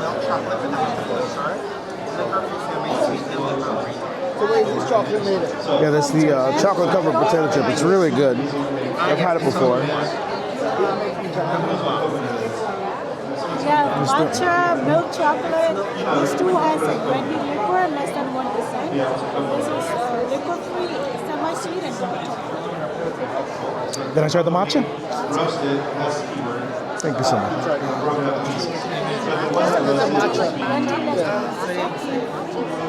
So it's a white chocolate with matcha flavor. It's really smooth. Has that bitter matcha flavor. It's very good, very smooth. We also have milk chocolate. Let's try one of those as Milk well. chocolate with cherry and orange liquid. Next thing on the chocolate is actually one of our best. And ground up seaweed, potato flakes. Matcha? It's so creamy. It like melts in your mouth. It's really creamy. It's really good.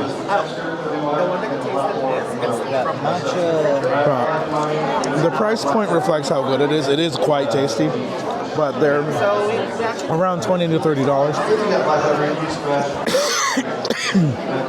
Excuse me. There's no snap at all. Essentially, I totally forgot about the time. So usually when I'm making the sauce, I will put time at the beginning. So let's just pretend I did that. There we go. And I brought some garlic.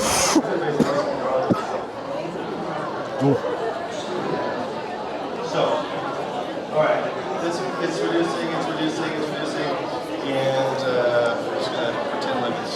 Oh, so this guy's making chocolate. So, when we get to the point where it is actually ready to melt butter and chocolate, we will know mostly by taste and viscosity You can probably see how thick this is. Can you see that on the screen? It's starting to get biscuits. And this sauce, because it is a good base, like if you were to use something like this.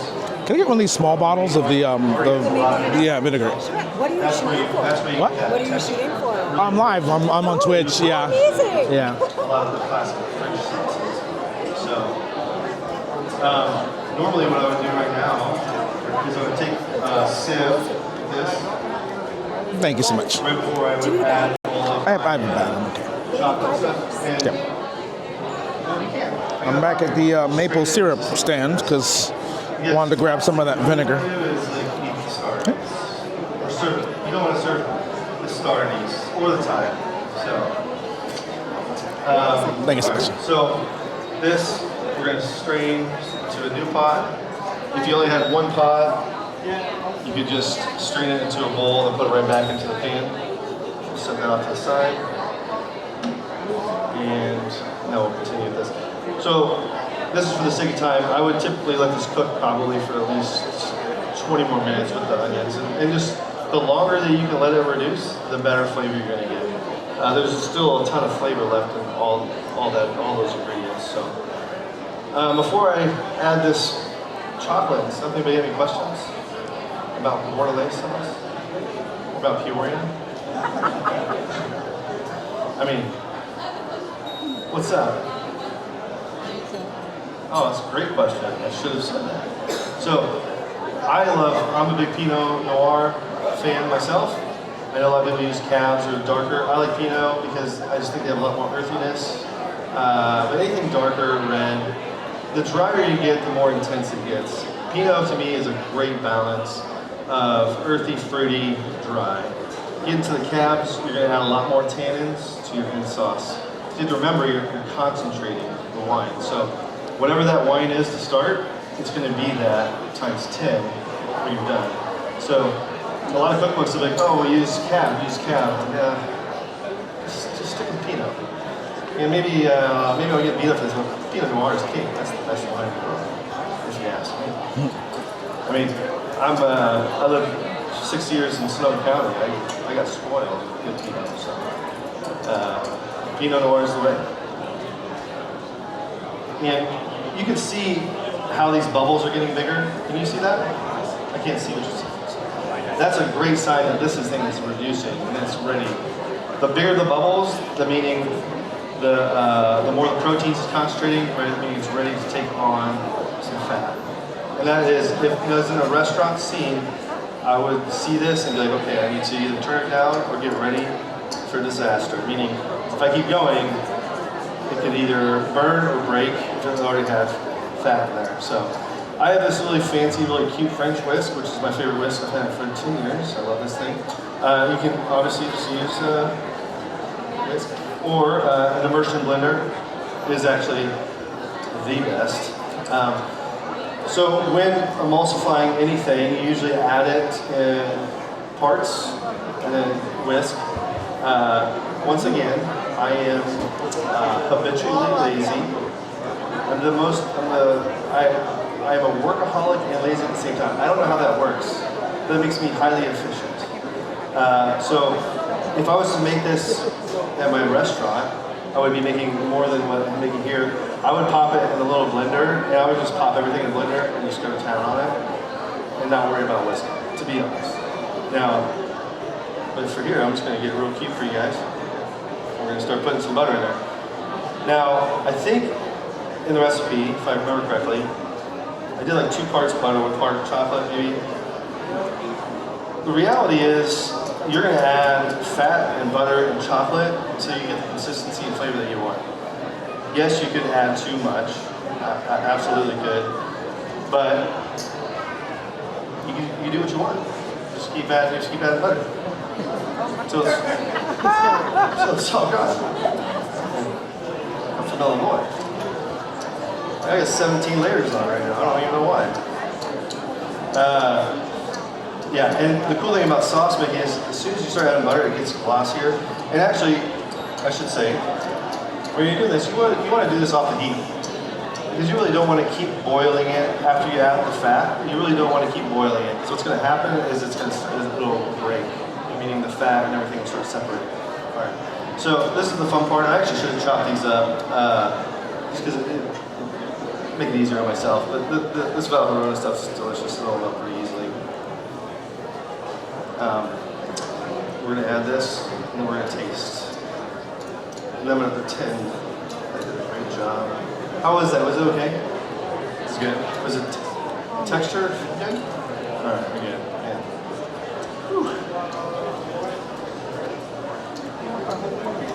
Yeah, I mean, chocolate and sauce, there's a reason why mole has been around for so long. It's a beautiful thing. It works just perfectly. And honestly, I can't remember what chocolate maker was, but I kind of want to go over and get that 90% and make some stuff. It's such a special chocolate. And there's some beautiful chocolate makers here. It kind of blows my mind. I have a lot to learn. So, I mean, just like anything, I have one rule in the kitchen, you know, taste everything. Don't die. Trust no one. That's pretty good. That's it's tasty. It's a lot of reduced wine. See, I actually want a little bit more, and then I'm going to show you what nappe looks like. I don't even know why I have a piece of beef up here because I'm not plating anything. Maybe it's for me. I am kind of hungry.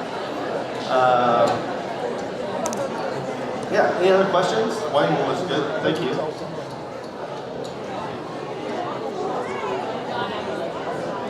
That's a great question. Honestly, I wish I could do a whole class on that. Braising meat is one of the most beautiful things ever. So if you're doing a braised meat at home,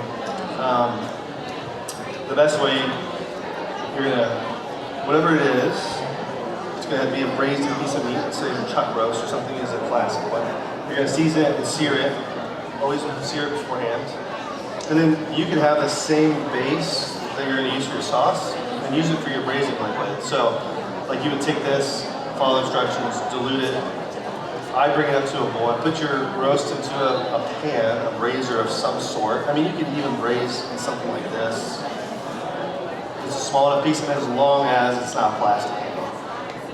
Cast iron, absolutely. Something that's going to have a higher size. That's the key. I've braised in these before, but I don't, not the plastic handles. Don't do that. I warned you.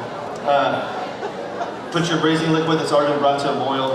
Throw aromatics. I mean, I just chop like onions in quarters, shallots, garlic, thyme, whatever you want really in there. Carrots, pop it in there. The key is your oven needs to be around 300. Don't cook it too hot. Take your time. Your liquid before it goes on to the meat has to come up to a boil, or else you're just quadruple cooking time. And as soon as you pour that boiling liquid over your seared meat, put a lid on it, whether it's a lid, oil, and put it in your oven. And after that, you're just cooking it until you know it's pork tender. I always say don't stab it with a knife. I mean, a sharp knife can stab through anything. Use like a blunt object, like a chopstick, or the end of something like this. Now, if this can go through, you're good. And at that point, you pull it out. My suggestion, and honestly, my mom is a great cook. By school, we're pretty good on some braising stuff. We have a family of 6, so I was like, well, when we do these get-togethers, cook them braised the day before and let it cool down completely, and then gently heat it up. It's actually 10 times better. But you let it cool down in that braising liquid, it just sucks up all that flavor. So then that braising liquid, you strain it. If there's too much fat, just remove it. Which usually solidifies when it's cold, so you pull that off. And you have already a really beautiful fortified braising liquid that you can turn into a bolognese. So if you do the braise, you get the bolognese base. You kind of have all the pieces of the puzzle, which is the way to go. Braising meat is one of the beautiful parts of cooking. So let me show you this. So you can see how that goes. So that's called nappe, or not nappy. It coats the back of the spoon, where it holds like a little lane, as they call it. Yeah. So that's great. I mean, I would not go below 70% chocolate. This is going to be too sweet. Unless it's what you want. saying, you know. Who knows? What else? What's up? I don't, but whatever they are, there's magic mushrooms. Not magic mushrooms. I don't know. So this one is I think this is a Thai producer. Yeah. I use it sparingly. So at Right Side Kitchen in Peoria, the idea we're creating a business. So one side's a bagel shop. Believe it or not, there's no bagel shops in Peoria. I've eaten 7 bagels in the last 2 days. I'm like down 18 pounds, not anymore. But, you know, and then the other side is actually a ramen shop. Did you know there's no ramen shops in Peoria? I've eaten 4 bowls of ramen in the last 24 hours. It's gross. But I say that because for me, I always have these little secret weapons. So the mushroom pellets is one. You know, and back to the Pinot Noir thing, classic Pinot, one of the tasting notes is always mushroom earthy. So if you're going to use Pinot and you add a little mushroom, you can add mushroom to your raisin liquid. There's no reason why you shouldn't serve some mushrooms with this dish. It would be really, really profound, I think. Yeah. What's that? Mushroom dust? Mushroom, where do you get it? Pretty much any good Asian market, you're going to get it. I mean, in New York, it should be readily available everywhere. The mushroom powder and adding mushrooms gives it an umami. Or online. Or the fifth flavor, as they call it. Yeah, you pass these around for everybody to look at. I already stuck my finger in it like 6 times, so maybe not. I'm good. That's what I'm doing. Anything else? Yeah.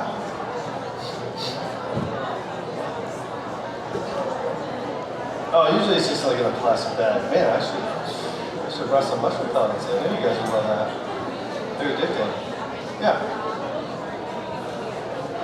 Real time, I would say the sauce in real time takes about 45 minutes. Yeah. So, I mean, you can hurry it by cooking it harder, but we're all busy, get sidetracked. You can easily burn the wrong wine production, which I've done a lot. So you walk away. You're not everybody's going to use one bottle of wine. You're going to use maybe a cup of wine, and that's going to reduce super fast. I would suggest not even leaving. You know, and also keep in mind your pan selection. I mean, this is all part of cooking. You know, if you were going to use a pan this big, a cup of wine's going to evaporate like that. So if you walk away, it's going to burn. And that's why I chose to use a small pan for this, so we can actually create a sauce. So, that's all I got. But I'm thankful to be here. I'm thankful for you guys.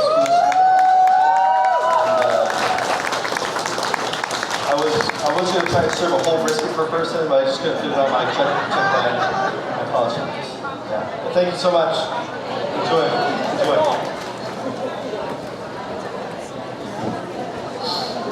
Yeah, absolutely. Oh, here you go.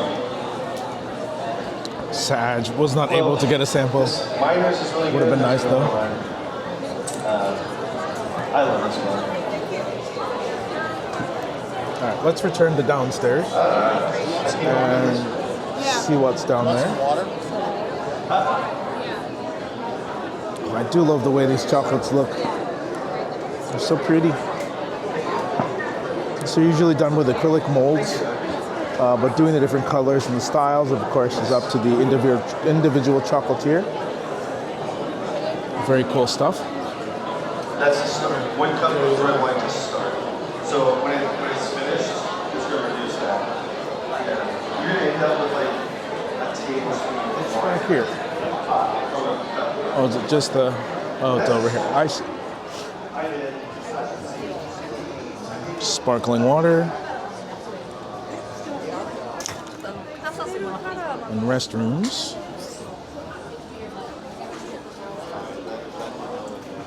Oh, wait, so the chocolate sculptures are in here? That's what that map said? Are there, in fact, chocolate sculptures of any kind? Oh, I see. That's what the Minotaur is. I get you. They haven't finished it, is all.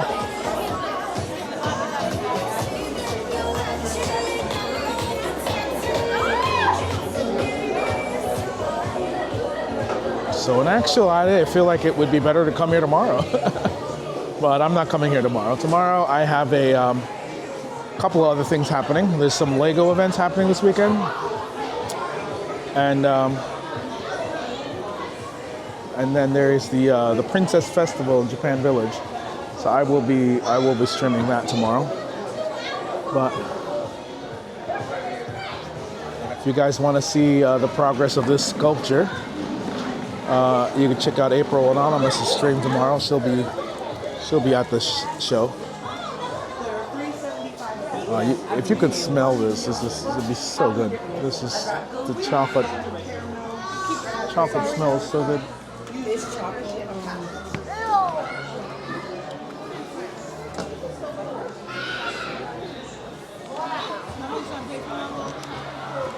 Actually, I might grab one of these medical use chocolates, almonds, as it is pretty funny.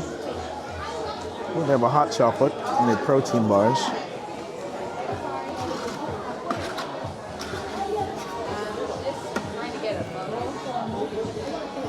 Oh wow, you can just have a giant bag of dark chocolate and milk chocolate. That's amazing. But I guess you'd need that in order to make things like that, so that makes sense.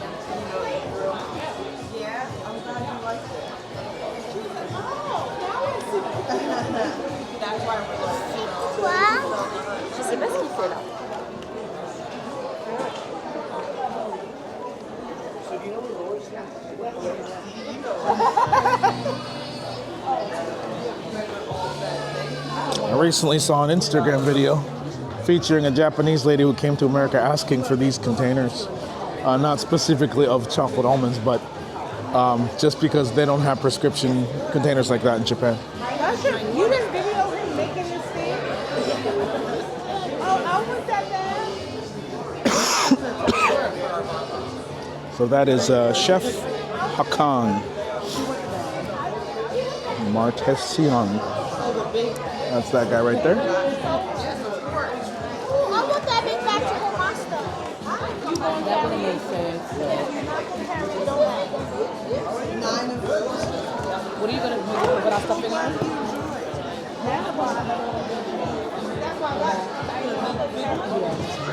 Why you not videoing this thing? Look at this thing. Well, this is me trying to put my thing in here. Okay. Excuse me, are you online? No, this is for your non. Go ahead.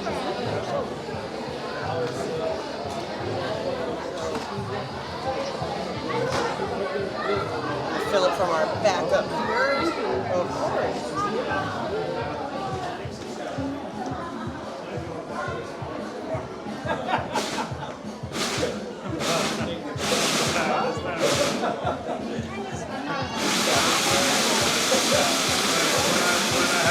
They're not at the horn since I was last year.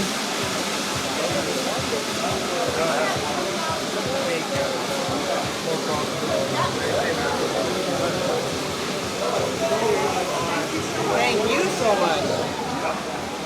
Getting this? How are you doing? I'm all right. Good, glad to hear that. If that is all for you, right there. Why does this not like my face? All right. I've watched that happen a minute. All right, you're all set. Thank you so much. Thanks so much. Now I have my medicinal chocolate covered almonds.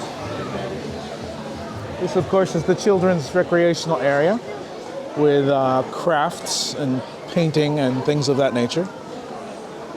Interesting. I'm guessing they teach them about how chocolate is made.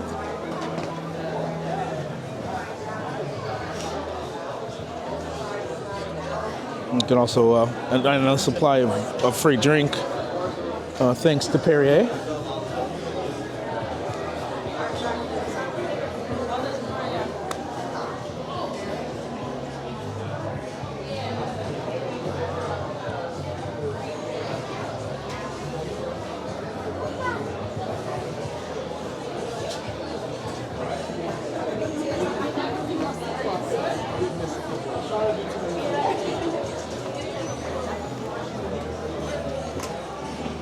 Let's take the elevator down.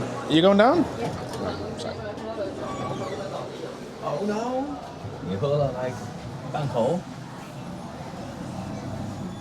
Bear with me if the signal goes out, guys.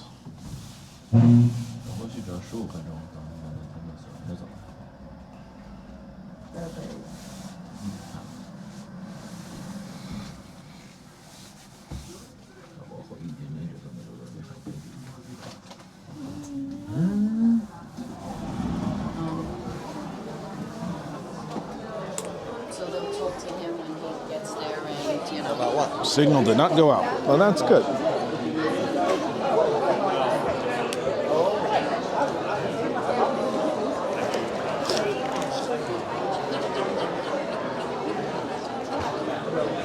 Oh, they opened the roaster.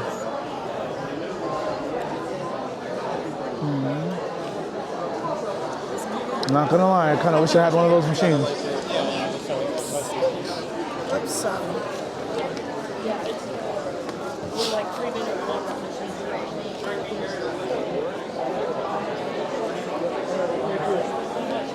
Thank you. That's the Long Island. So you guys are Long Island based? Yes. Oh, cool. Stony Brook. You have a factory over there? No. We're a curator. Oh, curious. Okay. We have 64 different bars from probably 20 different vendors. I see. We'll pick up 3 or 4 more new ones from the show this year. You guys aren't selling the pods, are you? No. Those pods now, we actually have fresh ones at home that we freeze because we use it for classes. Ah, very We'll cool. do a class and we'll open the pod for the class.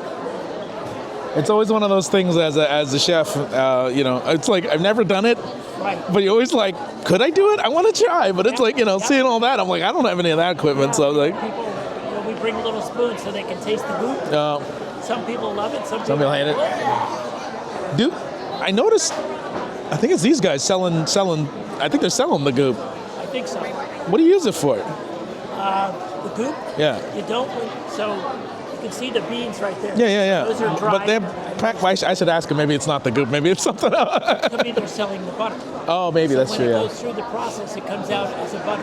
The cocoa butter, yeah. goes into the bar along with other ingredients to Right. the bar. So they may be selling the end product of The process. I got you. Cool. Thank you so much. You bet.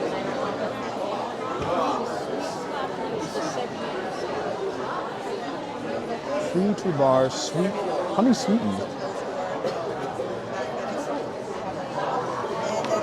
Hawaiian chocolate. I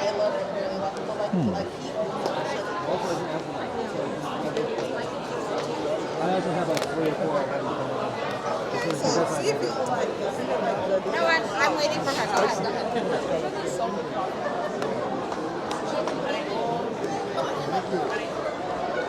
Oh, there it is. Yes. Nice. I think I'm gonna send these. They're so good. Yeah, thanks so much.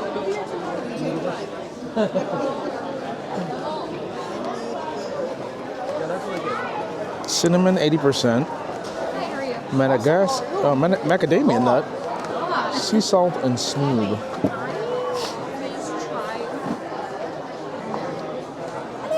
You have 100%?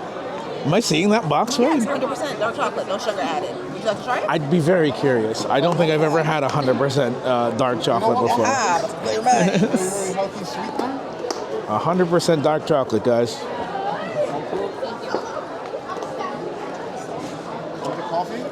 It's exactly what I thought it would be. I mean, I've had 90% before, but 100's just that little bit. Thank you. Wow.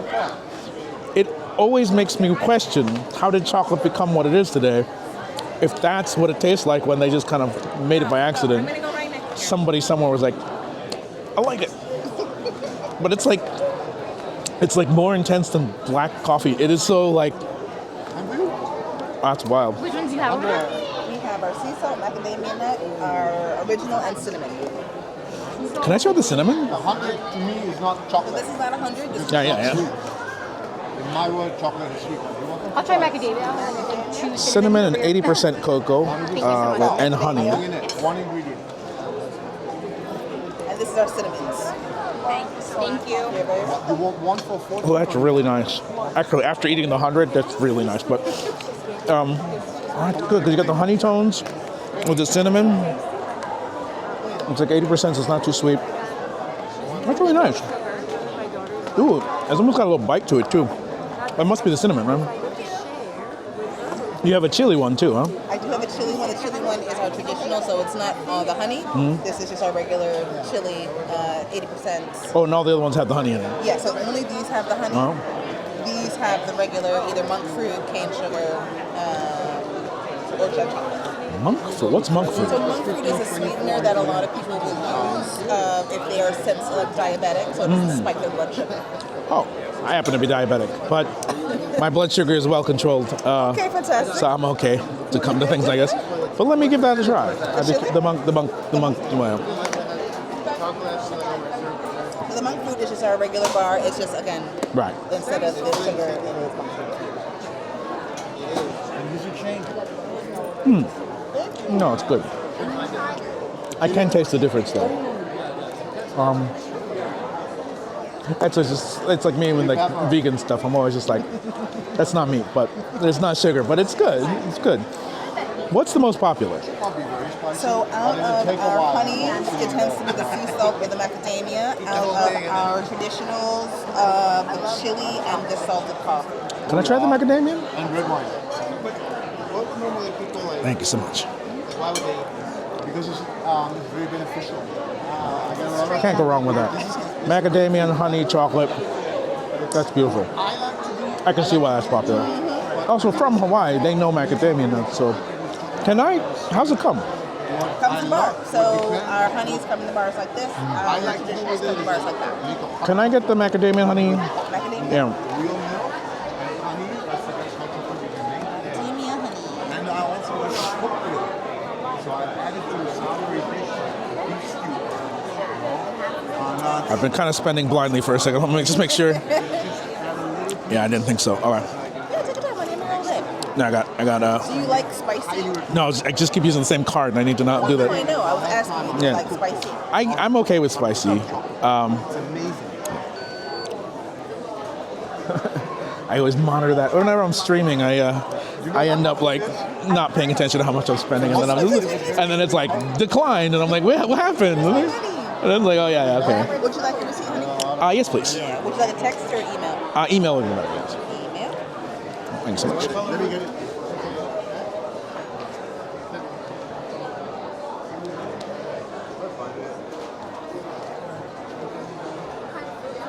So it's a very healthy sweetener because it does not rise your insulin level.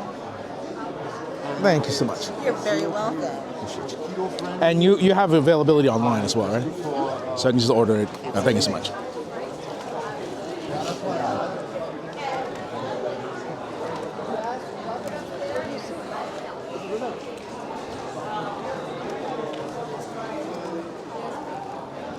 Yeah, look, it's a giant chocolate cock.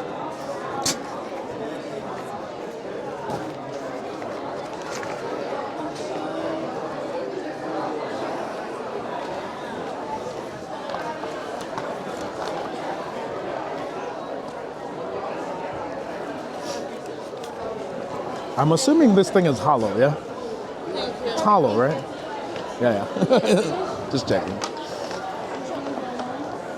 Sorry, she's doing training. It's hollow, right? It's a hollow chocolate, yeah. Hollow. Yeah. Are you selling that? Yes. Oh, how much is that? I will say, I forgot, but it is in a range of 130 to 185. I can see that. Okay. Yeah.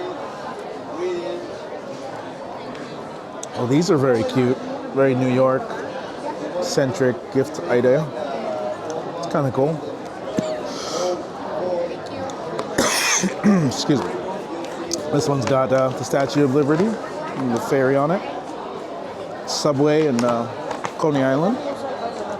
Oh, this one's got MP on it. That's cute. Brooklyn Bridge and the Empire State Building. That's lovely. Are they different chocolates? Ginger. Are there different flavors in each box, or are they all the same? Yes. So this is ginger, orange, apricots and almonds, blueberry, pomegranates. Are you giving out samples or no?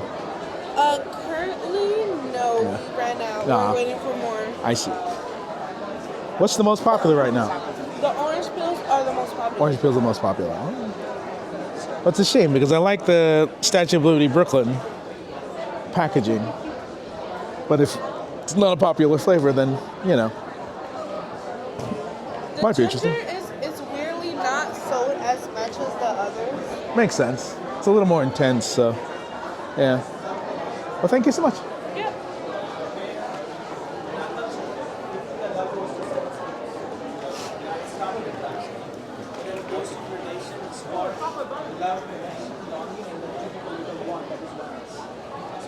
Indian chocolate. As an emotion, which is presented through one of the flavors. And what we're tasting right now is the second one, which is flirtation. It's just flower better than me. Oh, so it's all like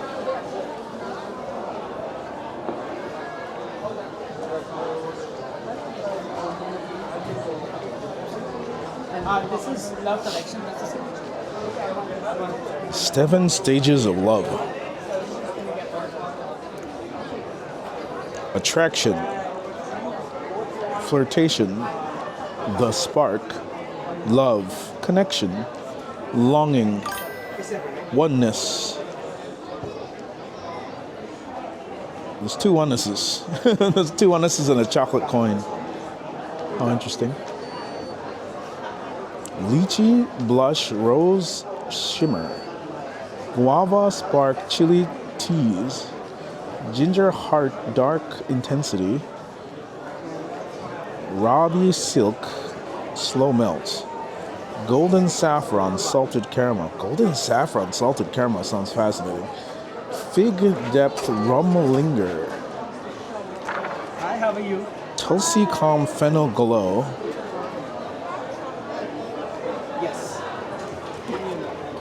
Oh, there's a whole other thing in the back. It is a chocolate convention. Welcome in. How you doing, Bubble? Yes, it does. How you doing? Yeah, we are at Salon Du Chocolate. It is a chocolate convention here in New York. We are near Bryant Park, more or less, on 5th Avenue. This is happening this weekend. We're just checking out each individual booth at this point. There have been some lectures and things happening upstairs. There's a sculpture going on. It's like a minotaur head. Very interesting, fully made of chocolate. Endless amounts of chocolate samples here. But a lot of very interesting things. Also non-chocolate items like maple syrup, vanilla, things of that nature. And they sell the machines to make chocolate as well, which is kind of cool. They don't sell the cocoa pods though. So I'm not sure what you do with the machines if you don't have the cocoa pods. But it is very interesting.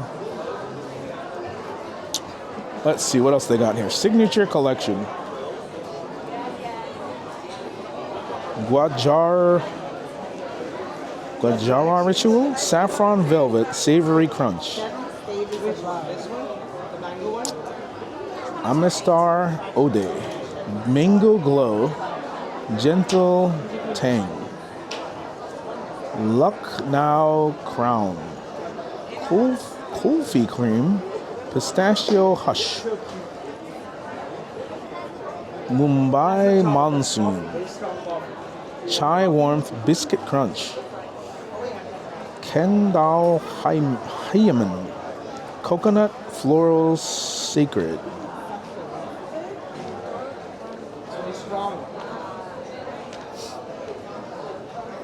Silgun ember, tropical heat lingering spice.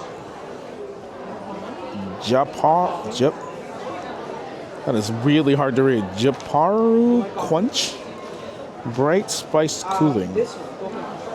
Mantra Brew, deep roasted comfort. And Bengal Noir, toasted sesame, molten peanut. That actually sounds really good. I wonder if he has samples of some of these. I'd like to try this Bengal Noir. And the connection looks really cool too.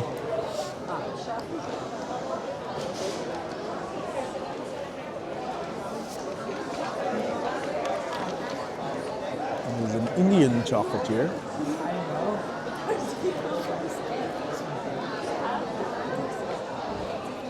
No, we're tasting dark brown.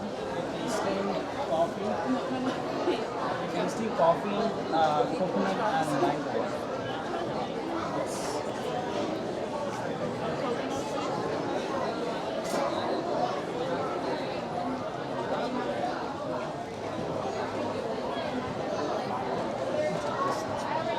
How pretty these things are.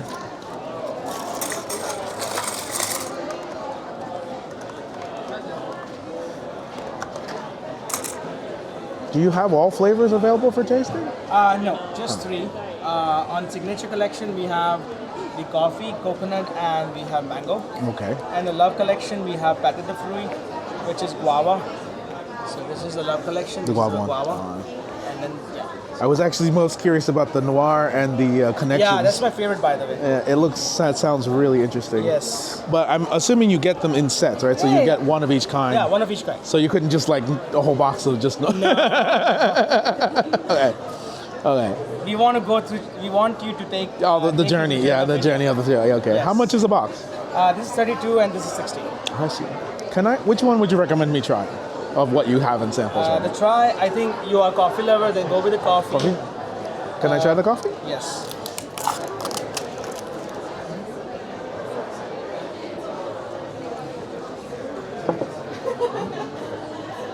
The coffee's ready. I just take up the. Okay, cool. Yeah, go for it. That's fine. Oh, that's really good. Is this the same texture of those? Like, so would it have the? Yeah. Oh, that's really Instead of nice. chocolate, yes. So just have an exterior crunch and then the interior with that. Yes. Oh, that's really nice. Okay. Which one is that called? That's the Signature Collection, right? That's the Signature Collection, yes. This is the whole Signature Collection. That is Love Collection. The coffee one is. Which one's the coffee one? The coffee bean. Oh, this is the coffee. Oh, makes sense. It's Let me know if you want to get one. I can. And so you have a small box of both the Signature and Yes, the. Okay. yes. Very cool. All right, thank you so much. Okay. So worth $30 a box, I would say yes. But as you only get one flavor of each kind, if I could have bought a custom box of just like the one I like, I would have done that.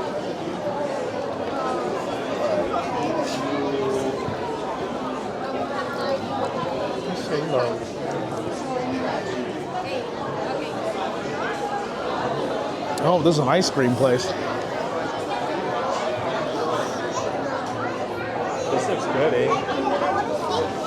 Come with me.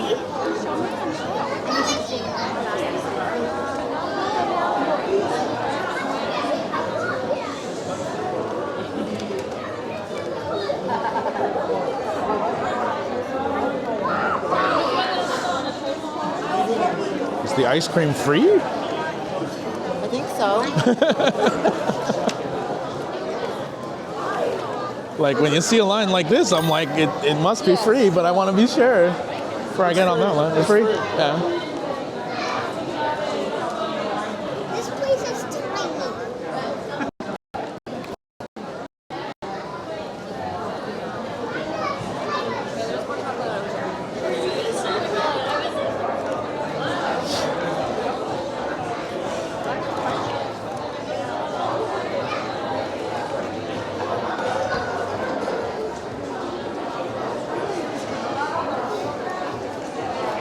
I feel like I have my ads running a little too frequently. I need to look into that. Or maybe I'm just losing track of time. Dark chocolate covered espresso beans sounds amazing. Now, do I want to wait on this line for free ice cream? I don't know. Maybe. Oh, they have those.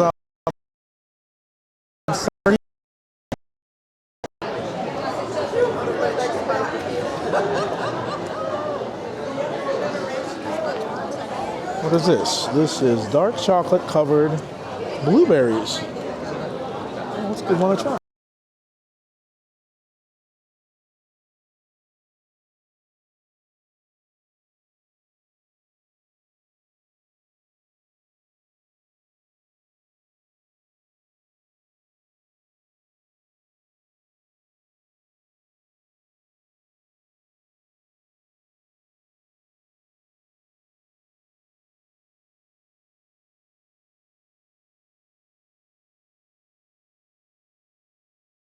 coffee tones. Oh, that's interesting. Ooh, I actually kind of like that one.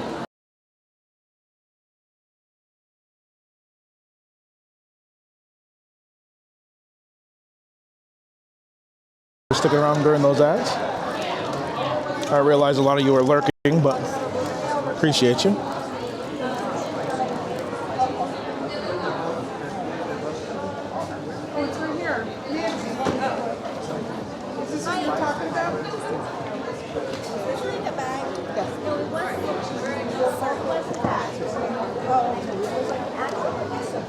We've got little bunnies. And they have the sardines.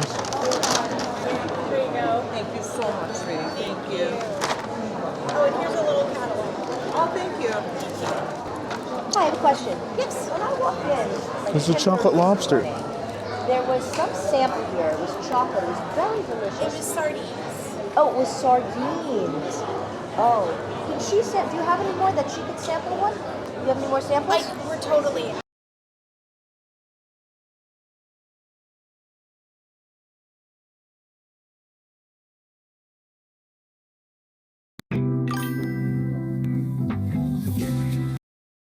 That's what I'm going to get. It was really good. I recommend.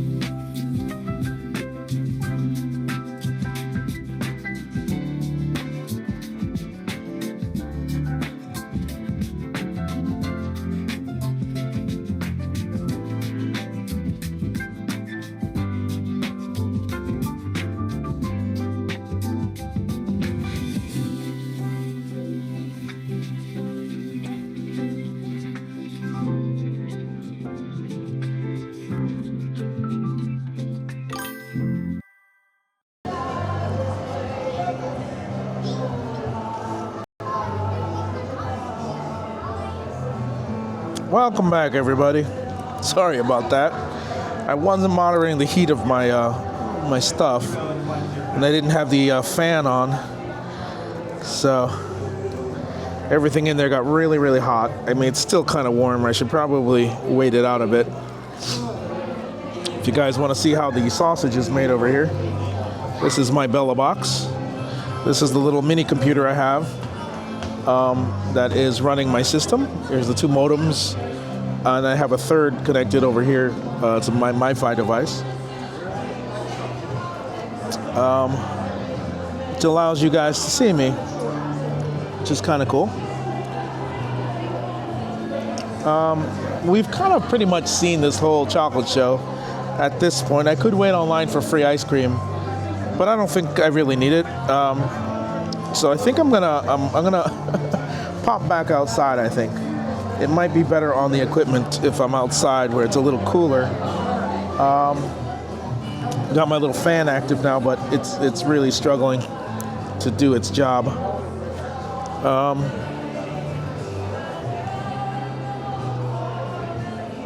So the issue right now, the Bella box is nice and cool because the fan's doing its job, but the rest of the equipment's still really hot.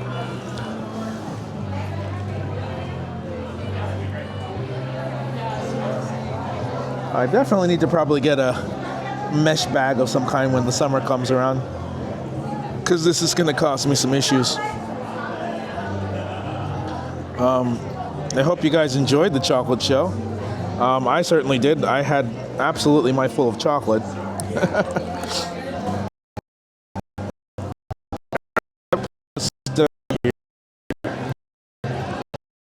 Good thing I'm not storing the chocolate in there.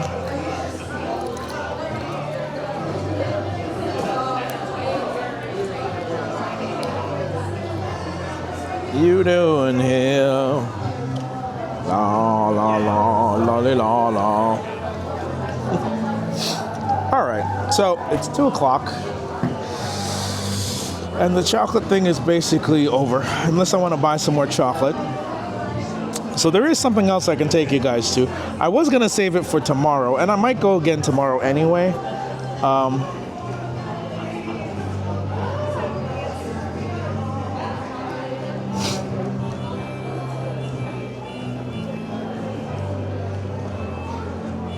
Oh, there's no wait. Okay, cool. So there is a, well, maybe that was a lie. Yeah, there's no wait. Okay, cool. So there is a LEGO Smart Brick thing happening down on 23rd near the Flatiron LEGO store. I'm thinking we'll go check that out.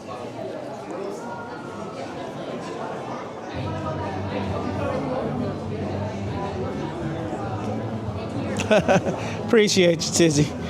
Appreciate you. Hope you enjoyed seeing some of the chocolate stuff, and hope you learned something from some of those lectures. I figure the rest of this experience really is basically lectures, so I will save you guys, as I saw my numbers dropping dramatically watching the lectures. I thought it was interesting, but I am a chef, so I perhaps get more out of that stuff than you do.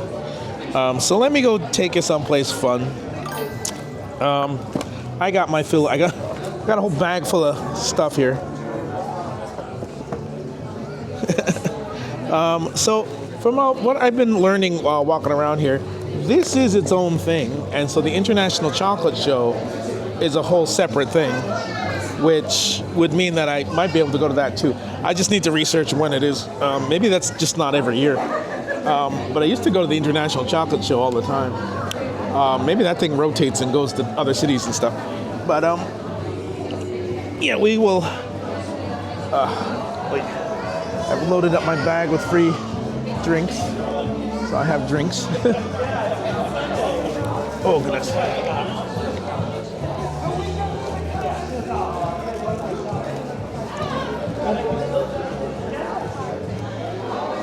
Oh, I put both phones in my front pocket. I'm like, I feel like I'm missing my phone in my back pocket.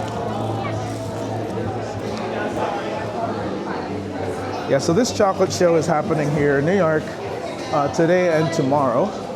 So if anyone is in the area, you can get a ticket. I don't know if they're still doing it, but there is a Groupon discount ticket for this place. Oh, here's the Empire State Building. Ooh, okay. Let me just reconfigure myself a bit. Apologies for the sniffles. My nose is doing something weird. I don't normally have allergies, but just this morning, something's going on. But we'll go down. I'll just walk down. It should be down by 23rd. So we are a bit far up. We're a good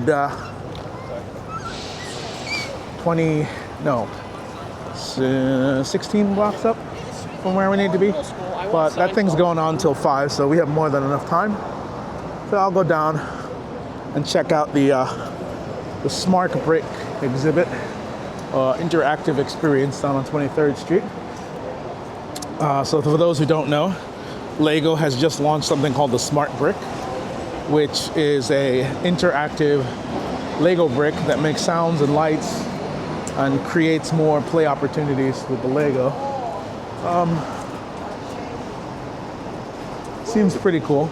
And right now they're doing a pop-up this weekend where you can play with them and try it out. I realize it's a hard sell. It is kind of expensive. It's an expensive LEGO set, but it is Star Wars themed, so it seems like fun.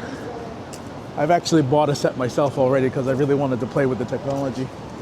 Unfortunately, it's using its own proprietary NFC chips, so I can read the signal coming off of them, but I can't write my own. I was hoping to be able to write my own, or like store the sound chips in a library on the computer or something, but we're not there yet. But I'm sure if this technology gets popular, eventually someone will hack it and figure it out.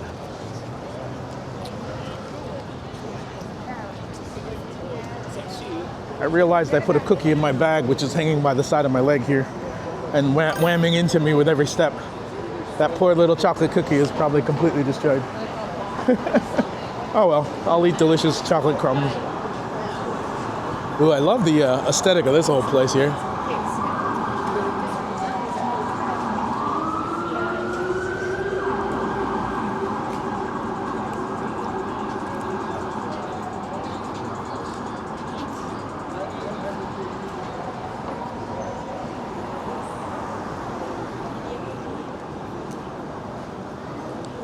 I know the Dynamite Twins and our friend April Anonymous are down at Holy in the South Street Seaport. Tempted to go, but I don't feel like getting all my clothes covered in colorful powders. It definitely looks like a fun thing, but yeah, I'm not exactly in any eager state to get my stuff covered all up in colors, but it looks like fun. One of these days, maybe I'll go if I get a nice set of I don't need clothes. But highly recommend if you want to open a tab to them, go check them out. It looks like a lot of fun. There's the Empire State Building as we get ever closer. We are walking down 5th Avenue right now.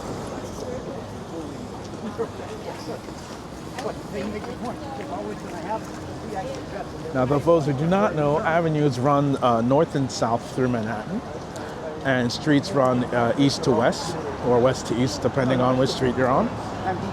The avenues are a little shorter than the streets. I feel like the streets are a bit longer overall, but they go completely through the entire island. So 5th Avenue is one of the streets that goes through the whole island. Some of the avenues do not actually go through the whole island, as they get cut off by buildings or parks and things like that.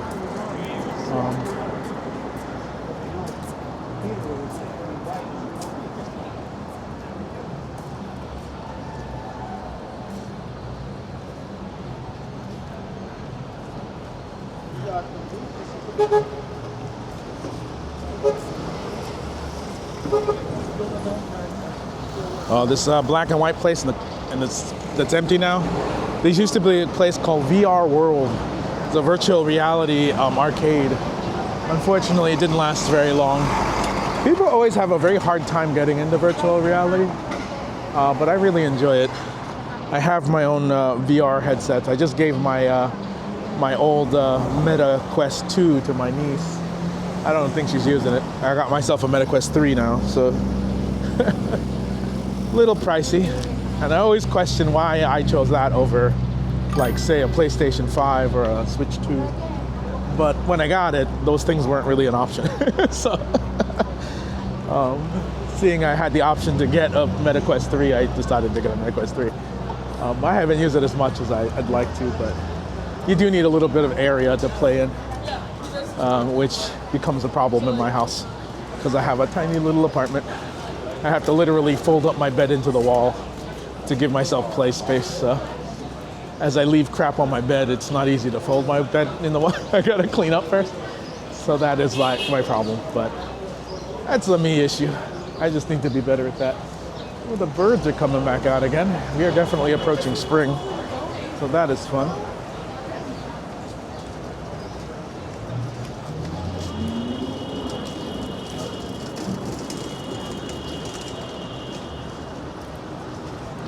Oh, you guys are reversed from us, huh?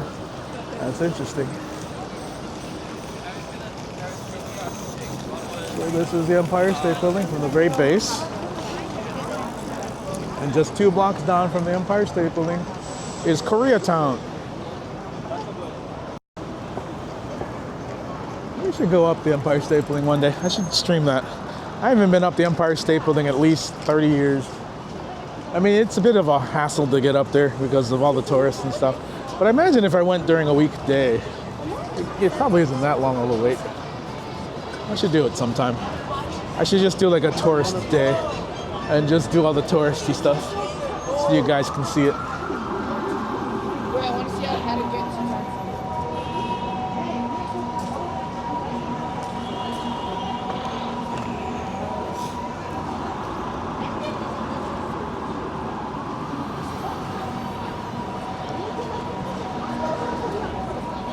We passed one of my favorite Korean fried chicken places, which is Bonchon Chicken. One of the original fried chicken places. I can't actually say it's the best Korean fried chicken place. It's just the first one, so I have a bit of nostalgia when it comes to it. Here is Love Korean Barbecue. A little pricey for what it is, but a nice place. And it's also smokeless, so you don't smell like you went to Korean barbecue, which is nice. Oh my goodness, something must be going on at the Cool Collection Korean beauty shop. There's a crap ton of people lined up. Are they giving something away? Is there a celebrity in there? Let's read the sign. Cool Collection. Daily new K-beauty deals, unbelievable prices is coming. Oh, is this there's a new collection, I'm guessing.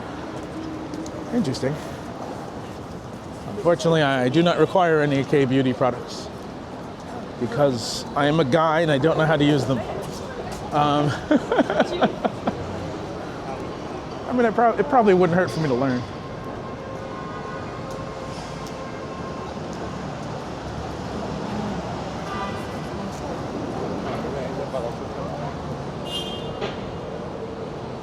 Wait. What do you think? Do I need K-beauty products? Maybe I do. This used to be my favorite all-you-can-eat Korean barbecue place, Let's Meet. I do love the name of it. It is a meat place, so Let's Meet, funny. But it's also like Let's Get Together Meet. They do have a really good lunch special. It's Monday through Friday, $30. And Saturday, Sunday, and holidays, $36.99 for like about an hour and a half. All you can eat Korean barbecue. That's actually an amazing deal. That's really cheap. I think they made it cheaper because there are some new all you can eat places that opened up recently that are probably slightly higher quality. You love K-beauty? Then you'd love New York. New York has so much K-beauty pop-ups these days. I have no need for any of it, so I'm not really willing to wait online for K-beauty products I don't use. But they have a lot of them.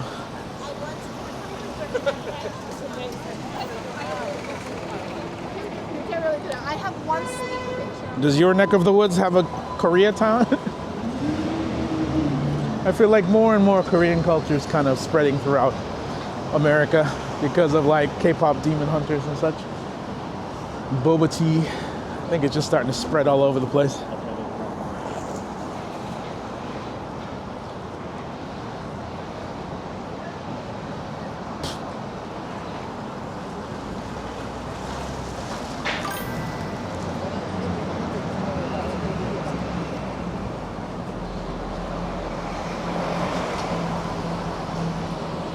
So here is the infamous building that blocks the view of the Empire State Building from downtown.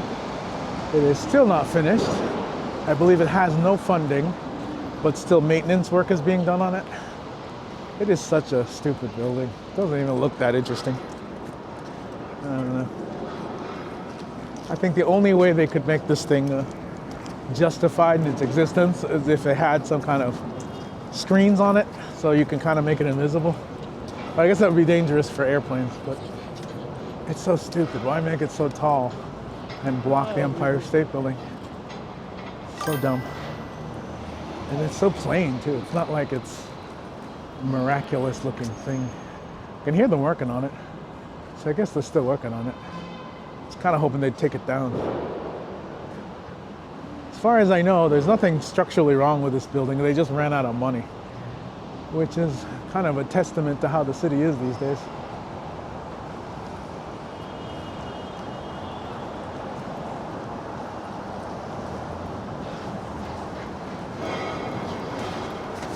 Isn't it? Kind of looks like a boss building in a bad video game.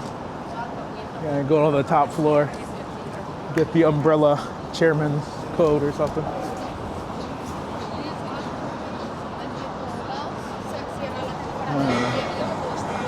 Oh, designer pop-up over here. Is that Barbarella?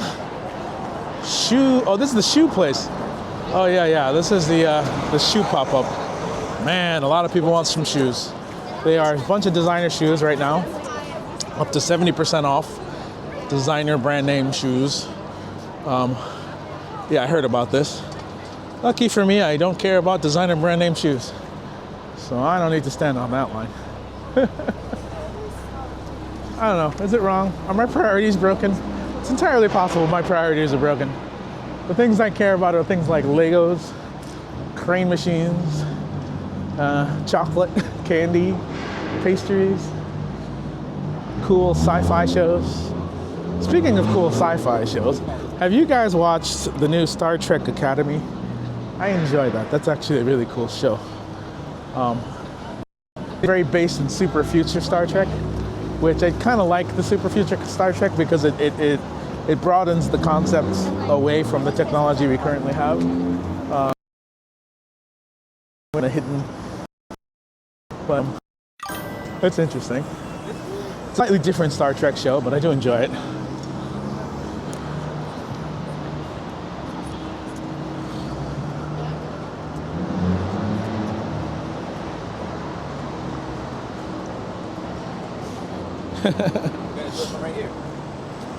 I've never really had to work with big brands. I've had a couple of small dealings with a few big companies.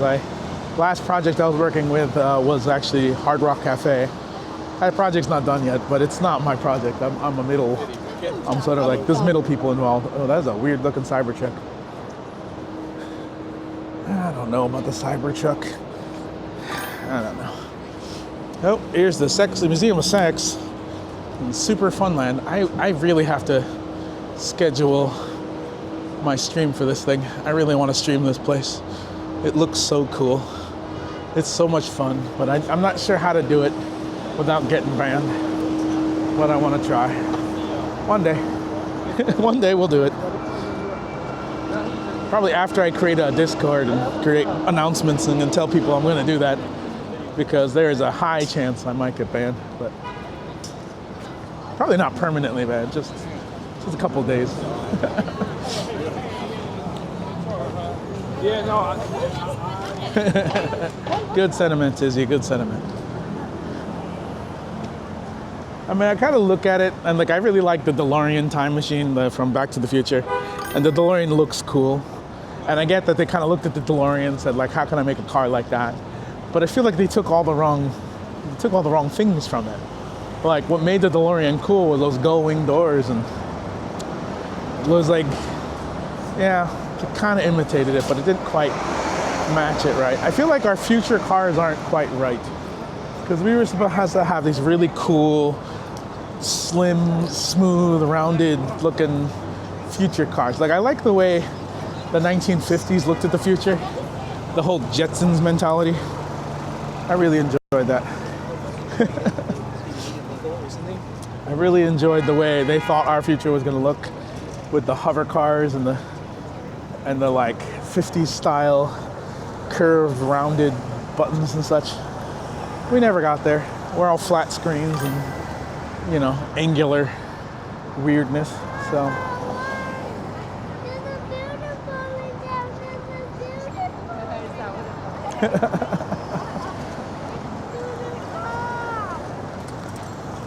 right? Well, there's so much, like, so I grew up, my mom had a design gallery.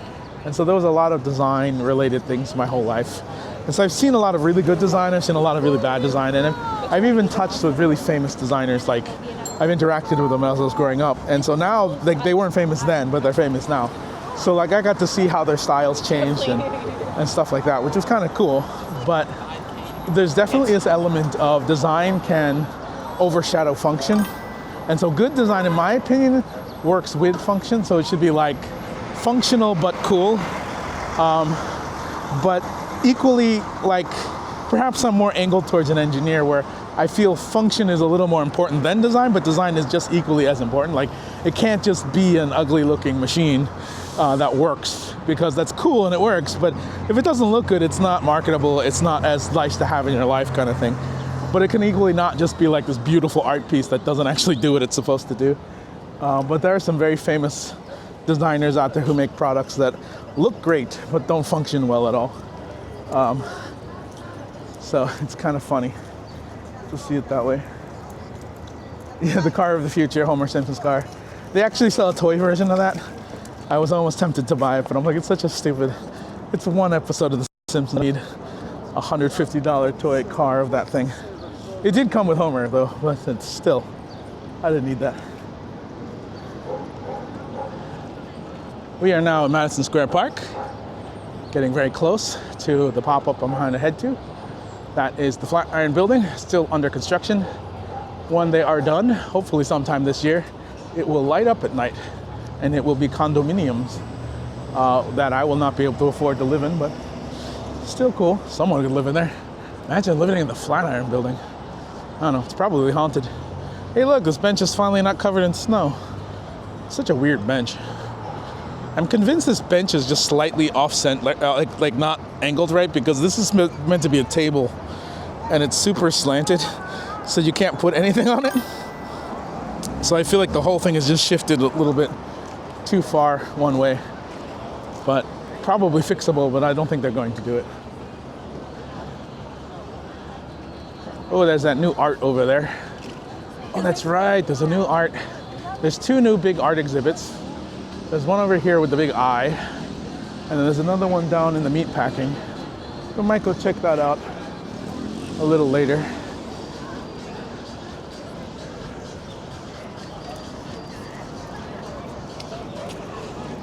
There you guys can see the big eye over there. Actually, as I might not in a hurry to get to the Lego thing right now, let me go take a look at that eye.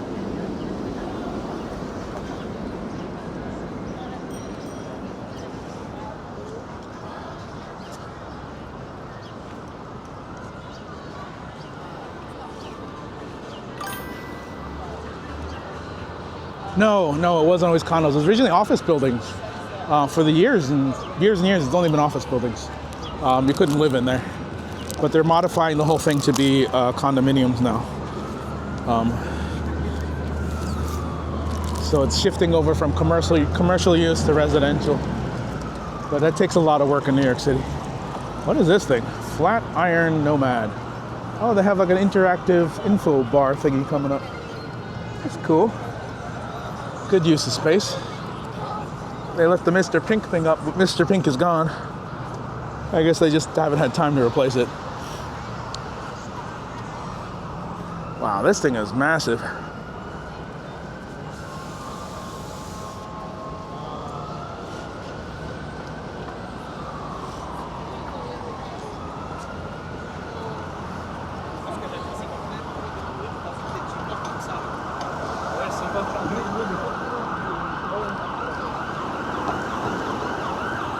There's Madison Square Park.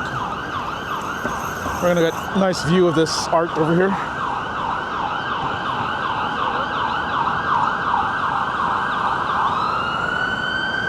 Oh, thank you for that cheer.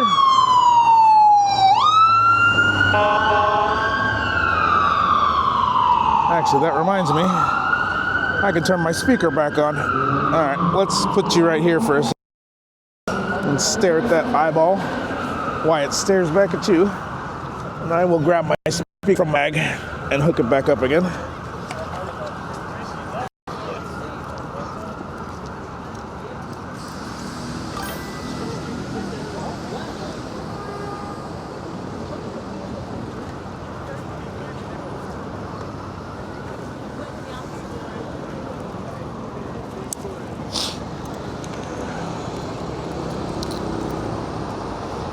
In actuality, I feel like that chocolate show was so noisy it wouldn't have mattered if I had my speaker on or not. But I was trying to be a little more courteous.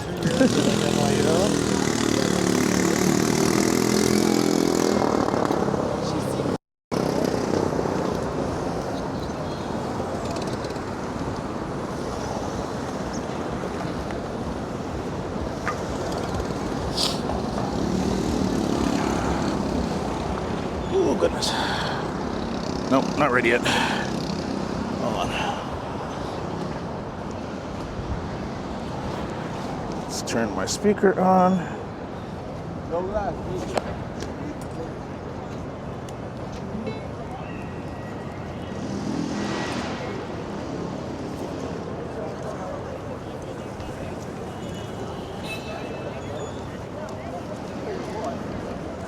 Oh, that's why I didn't hear it. I accidentally shut my whole volume off my phone. Okay. There we go. Now the speaker should be working. If you watch one spot on the streets of New York long enough, you will see a lot of potential danger that didn't happen. It is an odd sort of thing.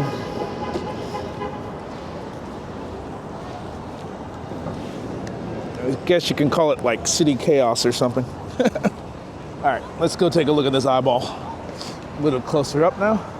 My speaker is on, so cheers and such should be hearable, audible. Whoop, traffic. One of these days I'm gonna get hit by a car on stream. Oh, it's so chromy and shiny. I read an article about this art. It has a name, I forgot what it was. Probably a plaque somewhere explaining it. Ooh, it is very big. It is very... Oh, there's a pigeon. Hello, pigeon. It is very contrastual to the rest of the city with all of its straight lines, giving this curved shininess. That is very cool. Is there any explanation? I don't know. Let's see, let's walk around it.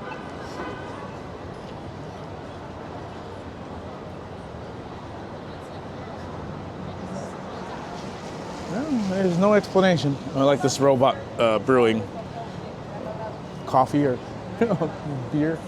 Oh, its eye is brown on this side. You can also wear the sari as like... Not the only one with a brown eye on the other side. Sorry, bad joke. Oh, there's the artist's signature. Charlotte Colbert.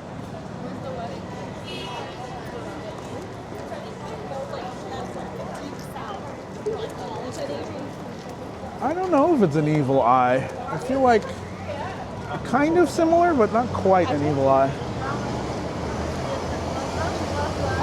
It is interesting that they don't have any kind of signs up to explain this art. Usually they do, but I don't see anything anywhere talking about it. You just have to look it up online. But yeah, this is one of two. So I believe she has another art piece in the meatpacking district. So we might go check that out on my way home, as I will pass the meatpacking district in that route. The pop-up I want to go to is right over there, so we'll head over there.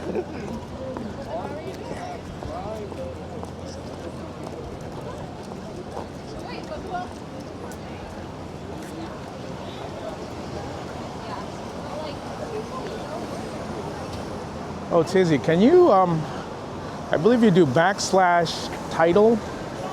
You can change the title of my stream. Can you change it to LEGO Smart Brick Pop-Up? Because I'm no longer at the chocolate show anymore.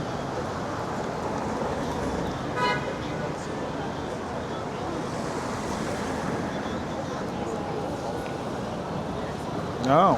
Snow, taking inspiration from the Dream of the Siren, Charlotte Colbert.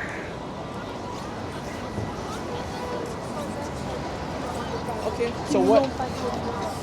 The show, taking inspiration from Lewis Carroll's Alice in Wonderland, invites us to become aware of what we dream and visualize collectively.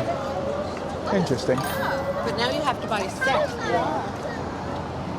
Yeah, so these are the smart bricks. This is the LEGO store. They're on display here, but we're gonna get to play with some of these in the pop-up, hopefully. Oh, there's the Statue of Liberty. Eiffel Tower, Titanic, and Avengers Tower. I do love the LEGO store. This is my closest to my house LEGO store that I like to come to the most. But the one on Fifth Avenue uptown near Rockefeller Center is by far the bigger one with more stuff going on, but it also has way too many tourists, so I tend not to go there too often. But it is cool looking. We are walking across 23rd Street. This is Italy. I believe this was the first Italy. Hello, puppy.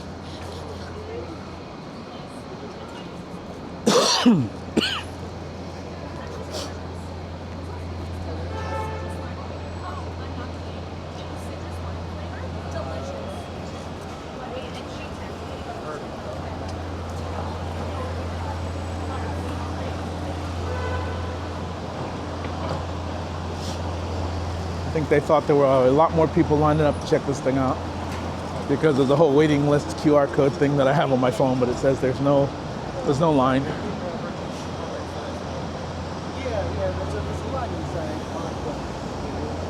Good? Thank you so much.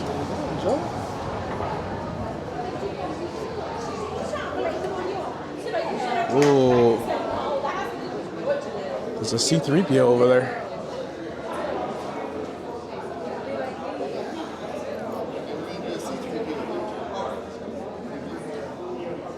Oh, Meteor Influencer Check-in.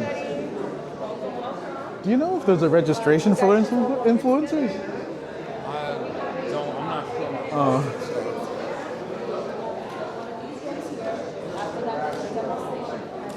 sure. Always kiss. Oh, thank you, Tizzy. Appreciate you.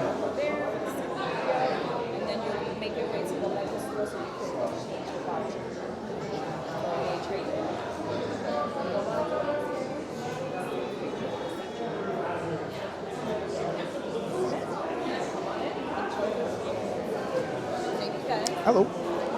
Nice beard. Thank you so much.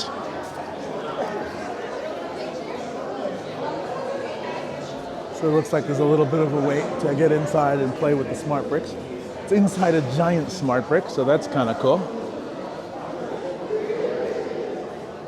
They definitely anticipated a much bigger line.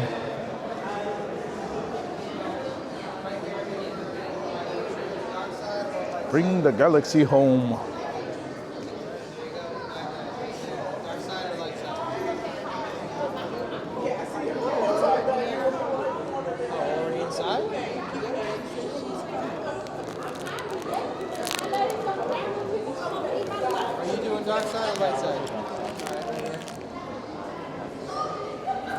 Dark side. All right, here you go, man. This way? Or this way? Oh, That's light on the other side. Oh, that's okay. All right. Now, why am I choosing the dark side? Because I already bought the light side kits. We could go back around again depending on what the weight is. So they have a dark side set with a TIE fighter and Darth Vader. And they have an Emperor Palpatine throne room scene, which is kind of cool.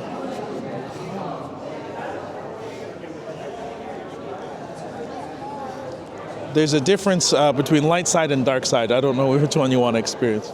Oh, have you done both? No, but they ask you which side you want to be over there. So since you skipped that part, I'm just letting you know you can choose. Are you making like a vlog or something? I'm live on Twitch. Oh, live on Twitch. Yeah. No, so smart bricks are an actual, like a little computer brick. So it looks like a Lego brick, but it actually looks just like this thing, but it's like a regular size Lego brick, but it has electronics inside it. And it has the ability to read NFCs and can tell the difference of color, and it can sense motion. So the sets come with one of these bricks, and then it can interact with the individual figures or the machines that you build, and it creates noise and sounds and lights up and stuff. You do have to charge the brick. So the downside of the design is that the brick is always exposed somewhere. So like the ship is not completely covered up because you need to put the brick somewhere. And then the other issue is that some of the sets don't come with a brick. They expect you to already have a brick with the other set. So it gets a little pricey if you want to get all the cool ones. I bought myself the X-Wing fighter, which is the main set that comes with a brick and the most sound chips and minifigures. And then I got the Millennium Falcon just to get the full Star Wars team. You know, you get C-3PO, Chewbacca, Han Solo, Princess Leia, R2-D2, and Luke Skywalker. So that's like your main, if you get those two sets. But I'm missing Darth Vader, which is one of the reasons I've chosen the dark side today, to get inside and experience the Darth Vader side of things. But yeah. Hopefully this technology will take off and they'll make more sets other than Star Wars. I mean, it's a question of how necessary this chip technology is. And I don't fully understand what information is in the NFC. Like if the sound is in the NFC and the chip can just play whatever sound it is, or if the sound is in the chip, in the brick, and the NFC just triggers the sound. But there's so many different sounds that I kind of feel like maybe it's in the NFC. I don't really know how it works. But I've only gotten to play with the set I have for like a couple hours last night. I literally just bought the set yesterday. And they told me about this pop-up when I was at that LEGO store. And so I was just like, oh. Tomorrow we are coming back. We might come back here. I don't know, maybe try the light side. I don't know, we'll see. Depending on how much time this takes, maybe we'll go back on the line and try the light side to see what it is. Because I'm not exactly sure what's going on in there.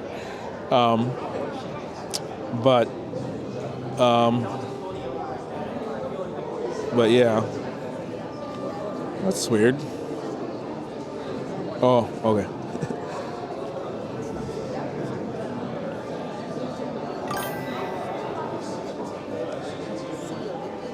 Oh, it's moving. Got C-3PO full size over there. Human cyborg relations.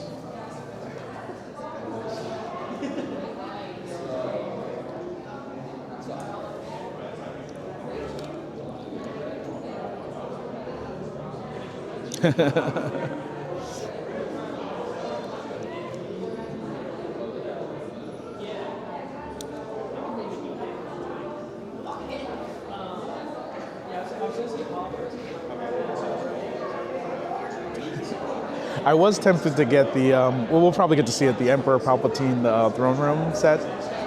It looks really, really cool, but it's also the most expensive set they have for these smart bricks.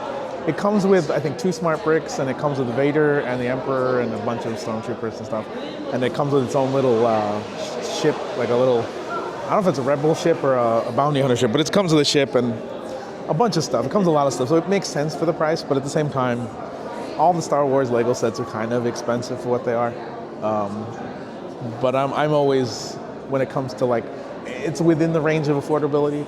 I spent like $200 on the smart set, but I got a gift with purchase, which is why I spent that much, because I had to spend $180 to get the gift with purchase. So I justified it by the gift with purchase, but I probably would have bought it eventually anyway. So, and honestly, if I hated it, I could just sell it on eBay. I'm sure someone else would buy it. Legos have a weird resale value.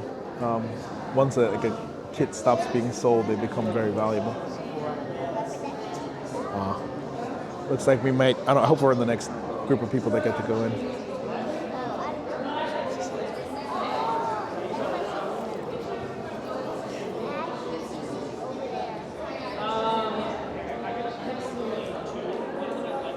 So chat, who's your favorite Star Wars character?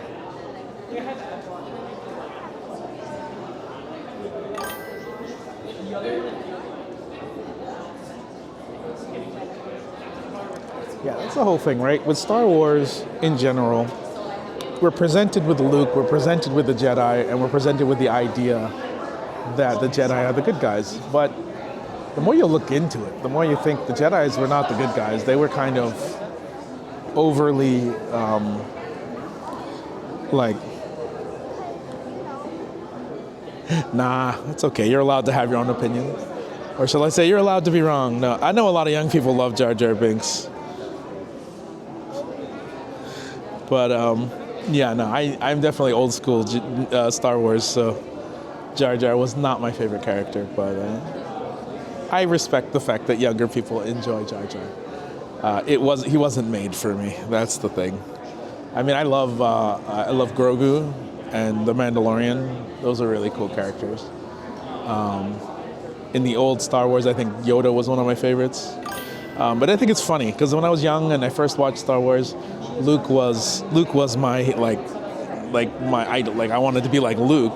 But as I grew up, I want to be more like Han Solo. And it was always funny to me because most girls, when I was like initially watching Star Wars, were all like, Han Solo is the one you want to be. But it's like, no, he's a jerk. Like, why would you want to be like him? But it's like, no, you want to be Han Solo.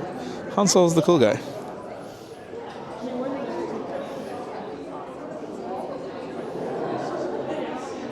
Scoundrel, right?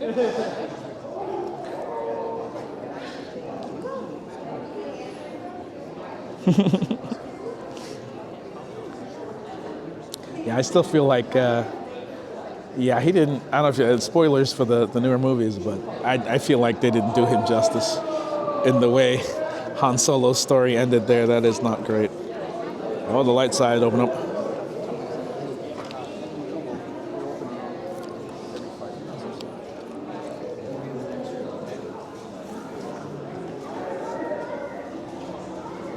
Hello, Otto. Welcome in.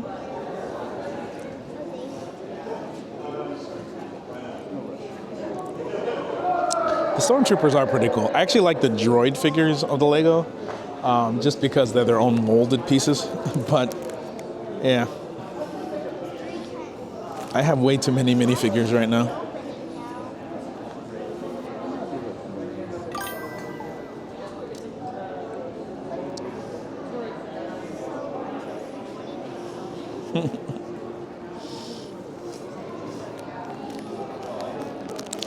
You know, I would say this little girl has a point because we're on the dark side here. They're not known for having patience.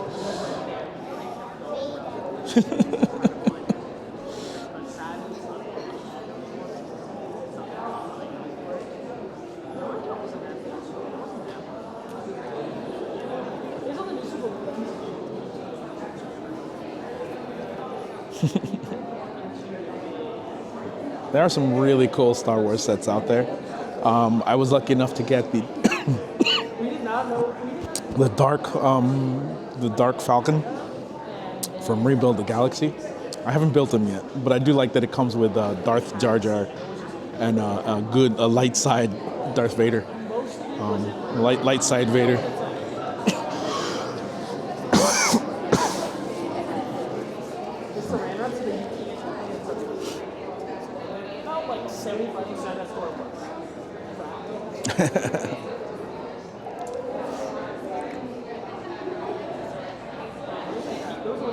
There's for 3D printing people, there's a kit out there where you can build a mech droid, the pit droid, a life-size pit droid. Super tempted, but I decided not to do it. I watched another creator create that thing, and I was just like, that is cool, but I don't have the space for that thing. Having a droid would be cool. I don't know. It's one of those, Star Wars is just one of those franchises that if you think about it too much, you have a lot of questions that either shouldn't or can't be answered. Like, if droids are AI, but they seem to have emotions, like they have fear, right? It's like, are they basically slaves? Like, what's the deal with that?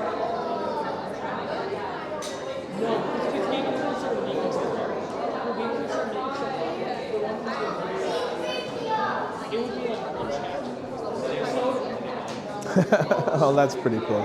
Actually, some of those original Star Wars sets are worth a lot of money. Even just like the minifigures and stuff. People really want them. It's crazy. You check eBay, those things go for a lot. My nephew was recently digging through his basement, and he found some old toys that I gave him. And I was like, dude, that thing's probably worth a lot of money on eBay. And he's like, you want it back? And I'm like, no, it's yours. I gave it to you. If you want to sell it on eBay, go ahead. But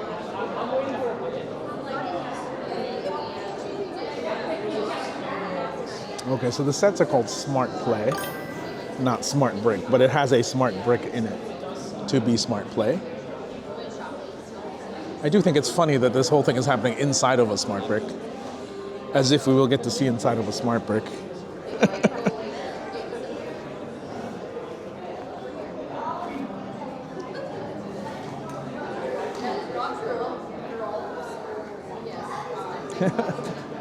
That's nothing. I had original Star Wars action figures from the very first movie that were well played with, and it was one of those things where, like, I had a couple that, like, I never played with that are worth a lot of money, but I lost them somewhere in my growing up. And then when I found out how much they're worth, I'm like, oh, god damn it. That's the whole thing, too, because that was pre-collecting toys thing. So that whole my whole generation is that.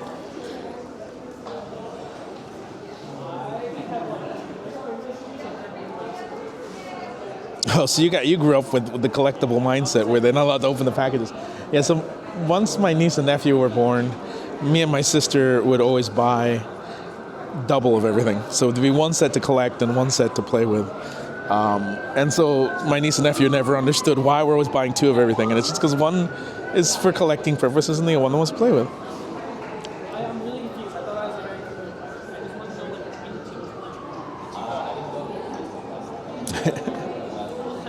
Yeah, I mean, I didn't grow up particularly poor, but I didn't grow up particularly rich. And I had a neighbor who actually, his father worked for Mattel. So he had every single one of the Star Wars toys, the original Star Wars toys. He had like the AT-AT, he had like the base, and he had like, and he was a little kid. So he was just like, I went to his house and he was like half my size, and this little kid, and he's like, "Oh, you want to play Star Wars?" And I'm just like, "Sure, I like Star Wars." And it's kind of like almost like a teenager playing with like a little toddler. But then I went to his room and I was just like, "Oh my God, you have every single Star Wars toy there is, and like some I've never seen before." And I was just like, "Oh God, he's rich. Like his family's rich." And I was just like, "Dude." I had at that time, I think I had about three action figures and a land speeder. That was about it. But I love my toys, but that guy had like every toy, and I was like dumbfounded.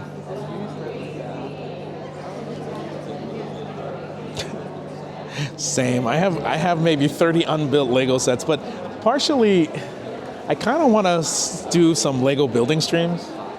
But I need to create an area in my house where I can stream that, or maybe do it outside somewhere, but I haven't quite figured out. The weather hasn't been warm enough to do it outside, so I haven't really started that.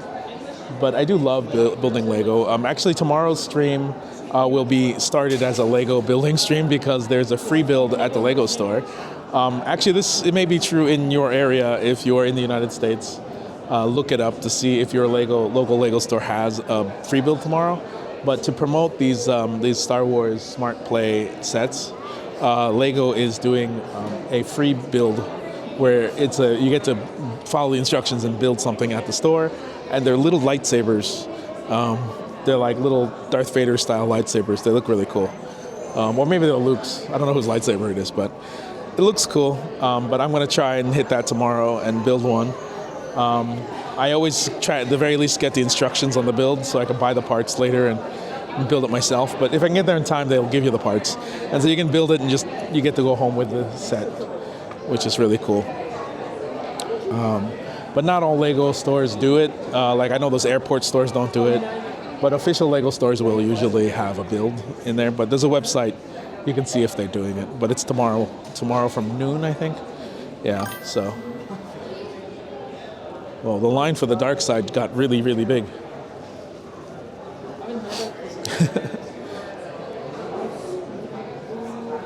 So if you go to the LEGO website and look for your local LEGO store, you can check the events section of that store and it'll tell you if they're doing the free build.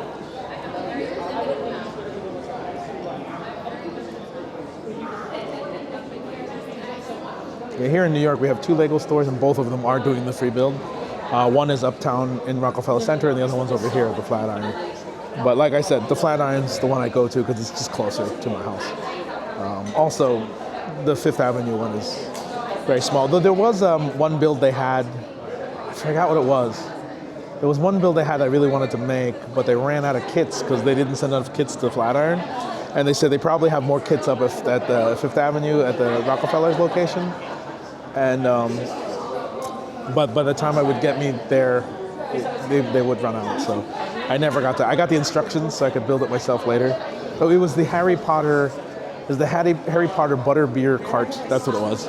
So I have the instructions on how to build the Harry Potter butterbeer cart, but I don't have the parts. And then the parts are a little bit, I mean, there's a lot of parts in that set. And then it was just like, I'm not buying them. I'll just hang on to the instructions.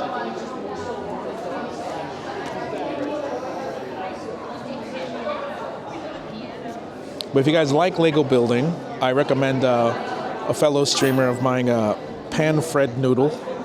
He's in my recommended streamers list. He streams every day, except on the weekends. And every other day he does LEGO building. And then every other day of that he does gaming. So.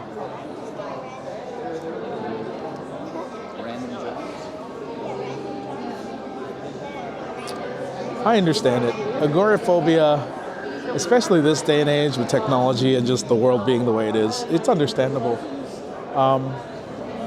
It's a weird thing, but I would almost say if you want to start live streaming, it creates a very odd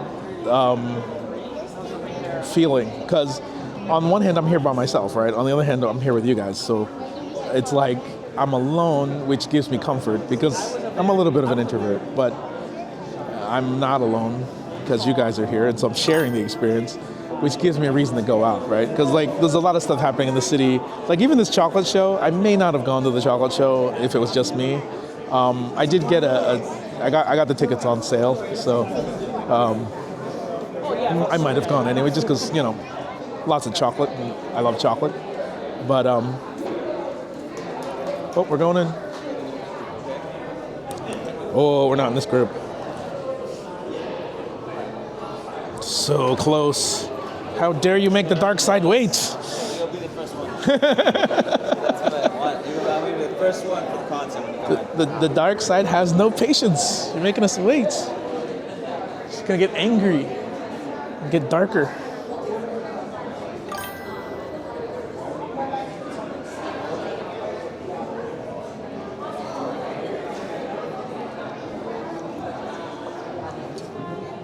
I'm glad to hear that, Tizzy. There's so much out there. I mean, honestly, if you just say yes to stuff, 90% of the things you're afraid of aren't really going to happen. And the more you experience, the less those fears really control you, because it's like, you let your mind wander and you go down this, oh, but what if this, and what if I got to deal with this, and I couldn't handle that. And that emotional roller coaster is just like, everyone can go there. Everyone has it. Some people just quiet it. And the more you do, the less those voices are strong. They just become like, yeah, so whatever. That happens, whatever. I mean, granted, a lot of people on Twitch are playing that new Resident Evil game. And if I were in that Resident Evil world, I probably would not survive. So in that scenario, I probably wouldn't do well. Or maybe I'd stream it. Who knows? That would be interesting. I'm about to pass out. I'm going to Panera. It's okay. I'll take it away.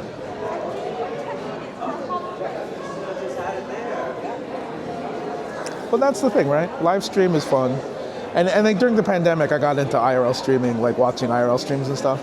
And so, you know, the fact that I'm doing it now is just because another IRL streamer friend of mine was, you know, encouraged me to do it, because I'd go to these pop-ups anyway and I'd tell them about it thinking, oh, you're live streaming, why don't you come to this thing and experience it so other people can see it? But they're like, but you're here too, why don't you stream it? And it's like, and there's different interests, right? Like April probably wouldn't want to come to this. She's not a huge Lego person. I mean, she likes Legos, but that's not her thing, right? I'm more about toys and like fun little things, so. So like, I'm like, yeah, I can come to this, and they can go to Holy, and you know. I'm glad you like it, Tizzy. I really do. I'm like happy for everyone who comes and watches and lurks. I do hope you guys like it. I am experiencing some growth, and I do think it's mostly mainly New York. People just love New York City. I don't know if my personality or anything is anything special, but I hope so. I hope you guys like my content and my added knowledge and such. We are all but one door away. We are the next people in.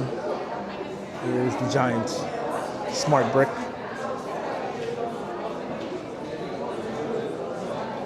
What is behind the door? Shall we know soon?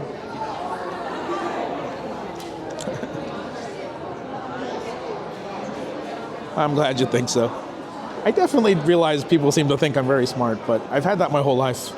I don't personally feel it, because I always feel like there's not enough. I don't know enough. But I just happen to have a lot of knowledge about random things, and so I'm happy to share it, what I know. I rarely consider myself an expert of anything.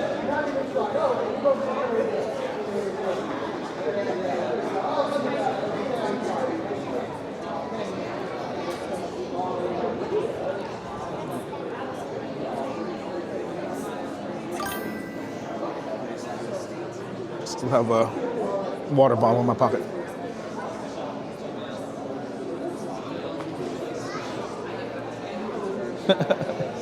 Well, yeah. I mean, in this day and age, we definitely have a lot of people who think they know everything and don't know enough to know that they don't. But I was raised with Buddhist and Shinto views, so the first step is acknowledging that you don't know anything. And once you acknowledge that, you kind of always feel like you don't know anything. So the more you learn, the more you gain knowledge and skill, the more you realize you're never going to be the master. But then you end up being a master of something and teach other people, and you're like, yeah, I'm teaching you, but I'm not the master. Like, there's always someone above me. But it's a weird mentality. And it's like, it's good, because then you never get full of yourself. There's so much about New York history. I've actually started following a bunch of Instagram accounts that have a lot of New York history knowledge. There's an entire account basically just New York tours. I think it's called New York Tours. And they talk about all kinds of buildings and stuff that I've passed every single day of my life and never knew anything about. And they tell me stories. And so then I remember those stories. I'll tell you guys when we're in those places. But it's like, I didn't know that information. That was like recently learned stuff. So there's some things I've shared with you guys that I only recently learned. But some of the stuff I share with you guys is stuff I knew from like when I was little. And I learned the stories from just living in New York for a long time. But there's so much history and so much happening in the city that it's difficult to know. It's all very similar. Respect for nature, things like that. Ooh, the light side's going in.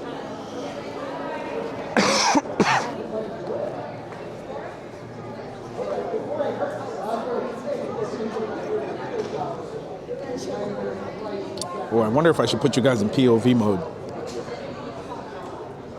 I might need two hands to play.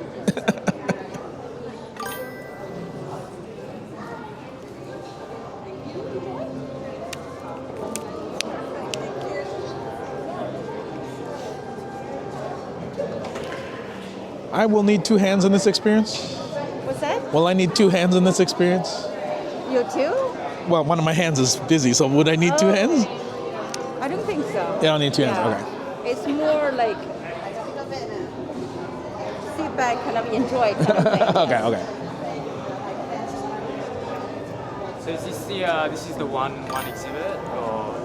This is the dark. Are you guys in the dark side line? This is the light side line. So is it worth going back on the line and experiencing the other side, or one side is okay? Yeah. All After right. this, you can welcome to Try the other side. rejoin.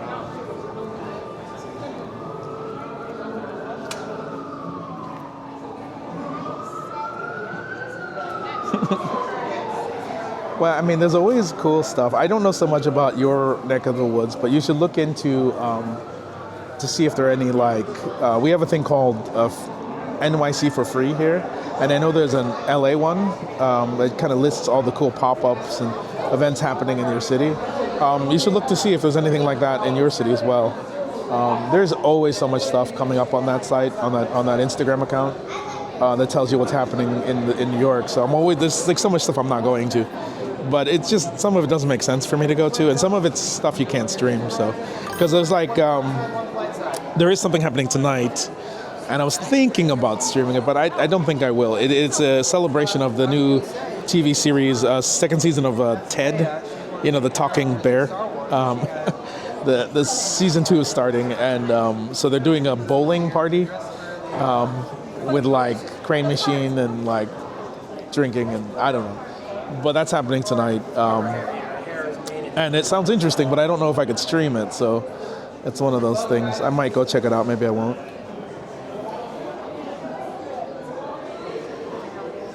Well, I know this because I'm a nerd. Well, I mean, it's pretty cool and it's free. The pop-up, the building your own Lego thing. The Lego building, the free builds? They're called free builds. Lego stores will usually have free builds once every few months, and they range from a character to they're generally promoting some kind of set that's coming out. So they had a F1 racer one. They had a Harry Potter one. They had a couple of Harry Potter ones. They did have a Star Wars Day. There was a Grogu. I think I did that one. I think I did that one on stream. I'm not sure if I did that one on stream. I don't remember how I was streaming on that. But yeah, that was... oh, that's right. That's coming up again, May the 4th. So probably have another one May the 4th. I don't know.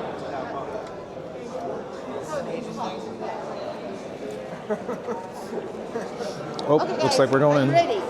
Let's get in. Okay. So you're going to stand in front.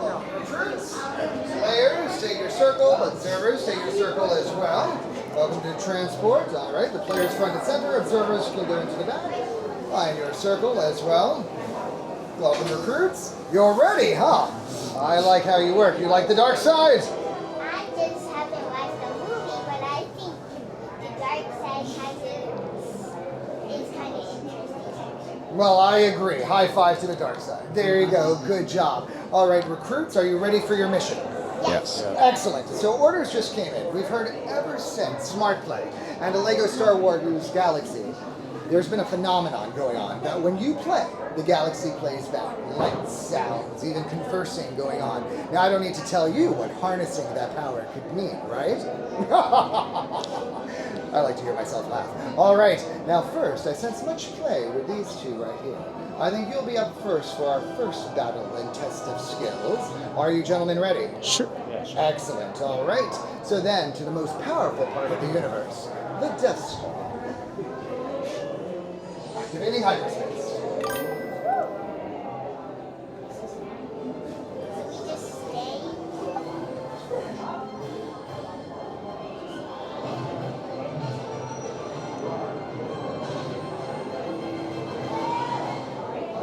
Looks like we're in the throne room of Emperor Palpatine. Speaking of which, there he is, sitting on his throne, a little smaller in person than you would think, but just as powerful nonetheless. And hopefully he ate, otherwise he can be real sick when he's hungry. All right, and by looking here, it looks like he wants to recreate the famous duel between Luke Skywalker and Darth Vader. Young man, if you step forward, right on over here. You will be the illustrious, if not slightly delusional, Luke. You really should get along a little bit better with your father. I'm going to give you your smart break to place right by where that X is for your jewel. You just wake it by shaking it. And you, my friend, will be my personal hero, the Dark Lord, Darth Vader. Should I attach it on? Yes, attach it on. Yes, definitely. You're ready. Yes, you'll be next, my friend. That's just that smart brick. We'll have a separate challenge for you.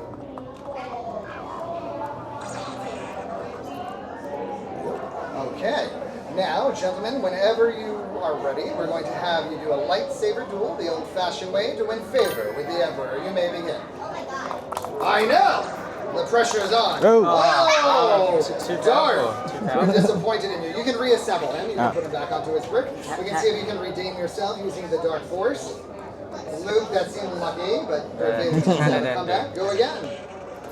Aha! There you go. Well, now we have to see. We've got to do the best out of 3.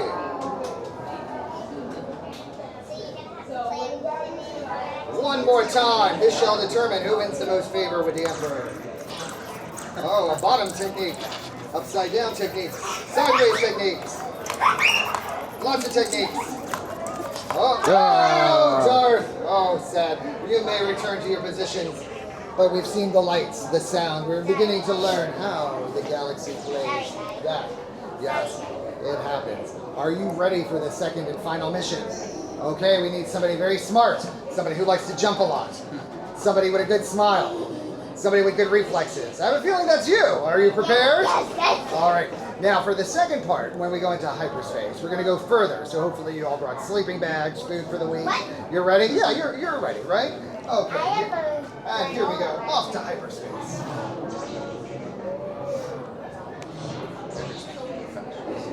It doesn't seem we got as far as I was hoping, but that's all right. Because we still see the Death Star. But we've been hearing that the rebels are planning to attack. We don't know when. We don't know how. However, we must test all our capabilities to be prepared. Have either one of you flown a starfighter before? I have never flown a plane before, but I rode an airplane. I think that counts. Now, of course, Luke and Vader both crashed there, so no pressure, but we can see how you do. Young one, if you'll come with me, I'm going to bring you to the far corner over here. We're going to give you we're going to give you this fighter to use. We're going to wing it by shaking your smart brake, and if you want, we can clip it right into place right oops, over there. As we lose your wing, sorry, I clipped too aggressively.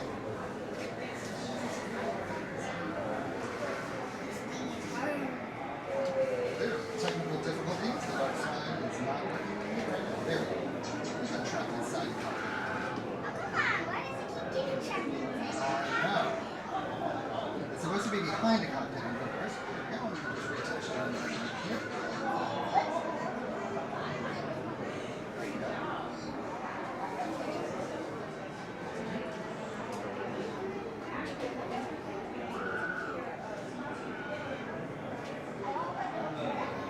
Now, in order to fire your laser gun, you just pull it right back here, okay? And then, this one already was off, and this one already actually. We're going to go with one ring, that's fine. Just for intensive purposes. I mean, have you stepped forward, young man? That's my dad. Oh, it's your dad. Okay, I think you chose wisely. All right, and here's how you're going to fire your lasers, and we'll see who does the best.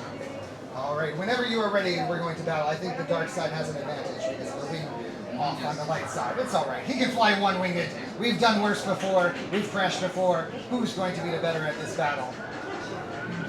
I definitely see the dark side. It's lighting up more. The smart brick is more active. The force is more with you, young one. I think we've got it. Oh, he's trying to get away. Oh, you've got Dad well-trained. He doesn't want to get you angry. All right, you both did great. You may return to your original position. Now I'll ask you, young person, from seeing the lights and the sound, are you starting to see how the galaxy plays back? Oh! Yeah, all right. Well, I'll take that as a yes. So let's go back to mission control and report what we have learned. Mission control. We're getting there.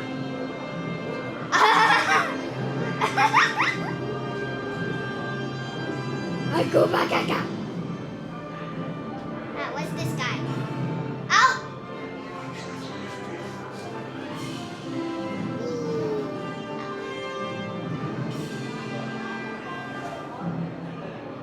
This is what I was doing. I do this. But you walk on the dark side.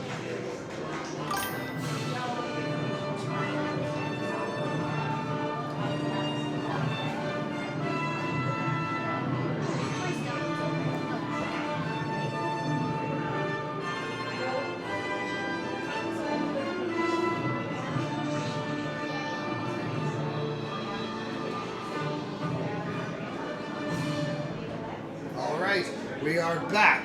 And I'd say we've hit a few bumps, we lost a few wings, but for the most part, everything went as foreseen. So it should bode well for my promotion coming on up. But I have a hard question for you. Can you have too much fun? Yes. I say no. The more fun you have, the more powerful you become. Let it consume you. And so to continue with your fun, you can exit here to your right out the door, take a left, and we'll have a SmartPay arena. Now make sure to take all your belongings. Small children, we don't want anyone else to wind up in the Death Star trash compartment. That can be messy. Thank you. All right, thank you so much. Enjoy your day. Thank you. Have fun. Ooh.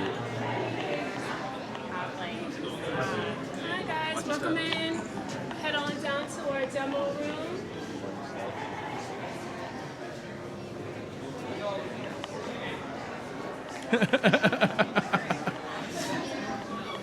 It's force fields. We got force fields. Lets you breathe in space. So these are the different sets. This is the TIE Fighter set with Darth Vader. And so the Darth Vader has an NFC inside that activates the smart brick. This one comes with a smart brick. This is the Millennium Falcon. This does not come with a smart brick, but Luke, C-3PO, I believe, Chewie and Han are all smart minifigures.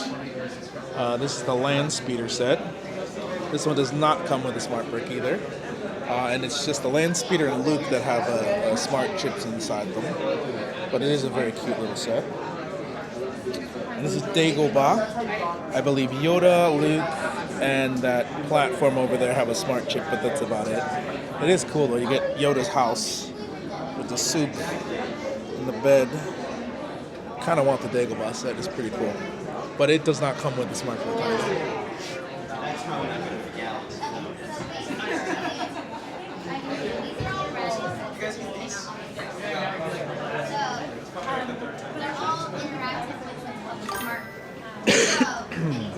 Excuse me, guys. I seem to have lost connection to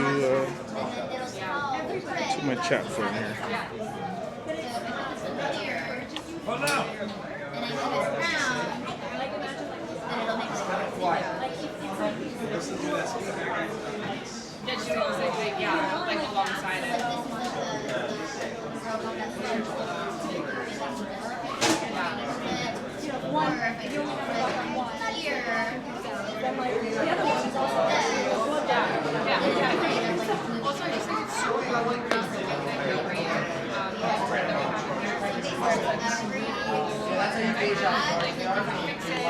It actually says so on the box at the LEGO store.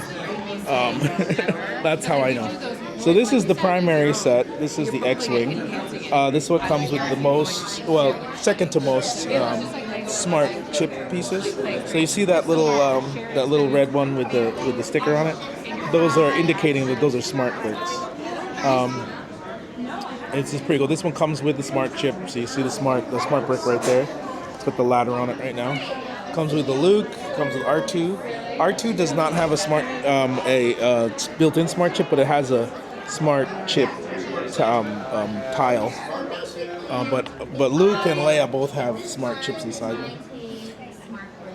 And then this is the throne room set. So it comes with the little ship, which is kind of cool, which also has its own smart chip. And as you saw, I don't know if you could hear it well, but as you saw, you can duel, and they each have lightsaber sound battle chips on there for the smart brick. And they got Emperor Palpatine. I believe each of these smart figures also have smart chip tags inside them, as does the gun. So this one has the most. This one has the most smart stuff in it. Here is the Chicken Walker, the ATST. It comes with an Ewok and a Land Speeder. Those are cool. Does not come with a smart brick, so you need a smart brick from the other set. And this is Mos Eisley, a den of villains and yeah. And you got Guado over there, and you got the Stormtrooper riding the lizard, and you got the band. So they I guess they play some kind of music. It's kind of cool.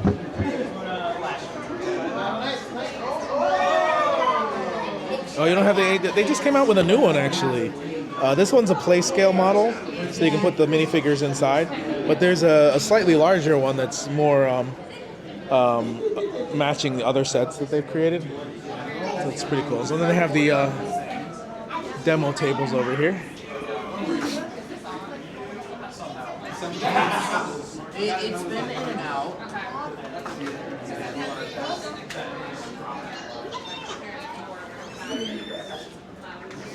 Oh, I just realized I have the mic on the camera right now. But I actually did that on purpose so that you guys could hear the smart brick when we get a chance to play with it. Oh, they have all the sets on the tables. That's cool. Oh, I do like the red guard. Are they smart brick? Oh, they're not smart brick, so they don't make any special noises. It's mainly just the main characters are smart bricks. And then Greedo, wherever he is. He's our one supporting character. That has the thing. Got a smart minifigure. Yoda is, right? Yoda absolutely is. Any of the ones, they'll have the little marker this on the back, and also the legs don't come off. Oh, I didn't know that. On smart minifigures. Oh, I did not realize that. Yeah, because all of the wiring's connected somehow. I just bought the X-Wing and the Millennium Falcon yesterday, and I only got as far as building the little This guy. I just got as far as building that, and I was messing with the smart brick on that one. It's pretty cool. It's cute. I yeah. like the little. It's got the refueling, so it has the ability. So the little blue Lego piece on there, when you put it against the smart brick and it's on there, it makes the refueling noise, which is really cool. That's cool. I was wondering why these things are like odd colors. Like they have a green. And the green one, it sounds like it's repairing something. That's really cool. Which is kind of cool. But I haven't finished building the X-Wing or anything else. So. That X-Wing is one of the coolest ones. I mean, I think that's the starter set. You know, the Falcon. I kind of wish the Falcon came with the smart brick, but that's why I bought the. But I was like, you get the X-Wing, and you get the Falcon. You have all the main characters, you have all minus Yoda and Darth Vader. But and I was like, no, I'll get the TIE Fighter eventually. But this set is really cool. This really Emperor set, yeah. And it comes with this as well. An A-wing. Well, they just released the new ATST, so and then they got the one from this set, which might be good to have, but you need to get the smart brick to utilize it properly. But we have it back there. We just don't have any out. But no, one of my viewers is saying that they want an ATST. Oh yeah. And I was like, the old ATST set's way too expensive right now. But well, that's the cool thing about any of these. If you have a smart brick, you technically could take the smart tag off of any set and put it onto an old one. Oh, and use it with the old one too. Oh, that's true. It becomes compatible. Very cool. What's with the microphone? Oh, just the mouth it's noise? So we have mine's a little weak, theirs are a bit stronger, but it's because the bricks are so quiet. Yeah, quiet, yeah. You put them next to this, it'll come out. But I heard there's an app that makes them louder? Yeah, there's an app, you can turn the volume up or down. Is it a separate app from the building app? Is it its own like smart brick app? It's its own smart brick app. Oh, I need to download that one. And then any like future updates, once new sets or anything come out, they'll alert you on there. On the app. And it'll be able to upgrade the brick. Oh, very, very cool. Yeah. All right, I think these kids are having a lot of fun. I think I'll move on to another table. To the motion, to the tiles, and also to the figures. So, one thing I like to do is I like to have them have a little conversation. If you just leave them there, they just chit-chat with each other.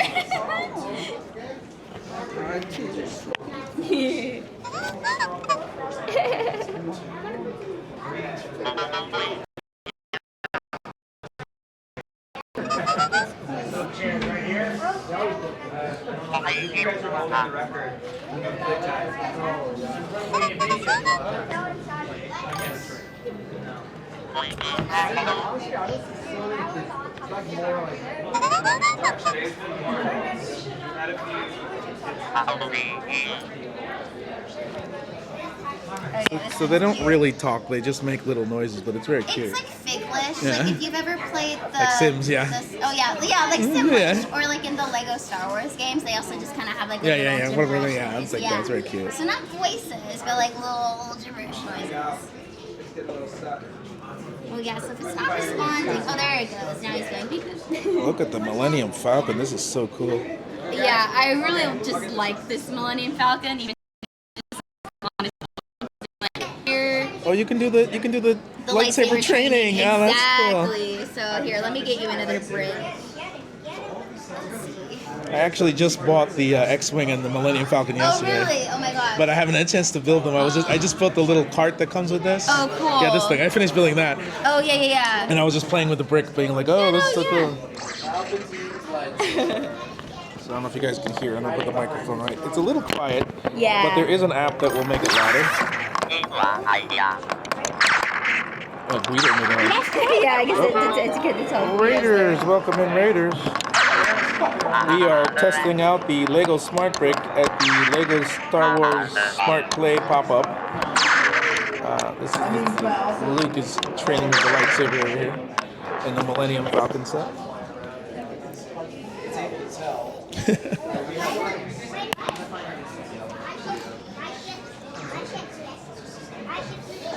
You got one pair. Separated me. Sava Bombi. I do not know you, Sava Bombi, but thank you so much for that raid. Hello, everybody. Welcome in. I am Chef Maki. I do Asian content, toy content, crane machines, food content. We just came from a chocolate show, but there is also this LEGO Smart Brick pop-up happening in the Flatiron area. So we're checking out, we just saw a little demo of the dark side. We might go back around and see the light side version of this as well. It was a little demonstration, it was very fun. Oh, yes. Well, thank you for the raid, much appreciated. Everybody coming in with that raid. Yeah, welcome in.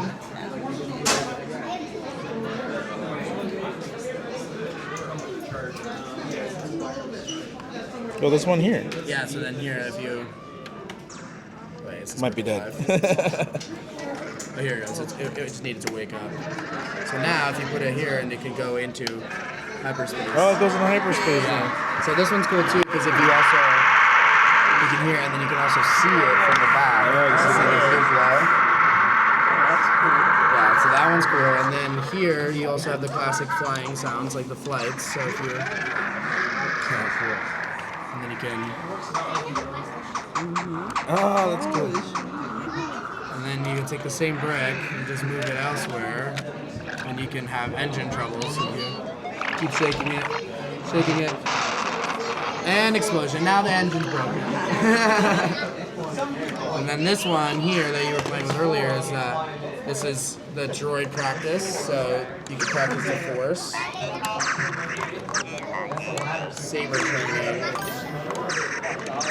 And so, yeah, so like it can respond to, the Millennium Falcon can respond to the TIE Fighter if you put a brick into here. And then we can put it here into the Millennium Falcon. And it'll flash red when it's been struck. So it's like a little laser tag. Yeah, exactly. So instead of like being like, oh, I got you. No, I didn't. Well, actually, I saw it flash red. So now you can finally actually have proof.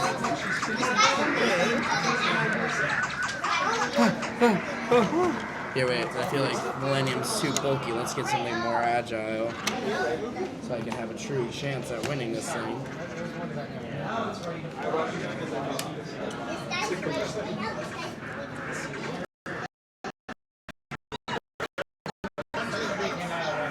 Oh yeah, see, like that just flashed red. And so like that's the cool part is that hey, you can battle against each other, go for it. And then there's also ones like the Cantina here where we can have some karaoke music. So if you wanna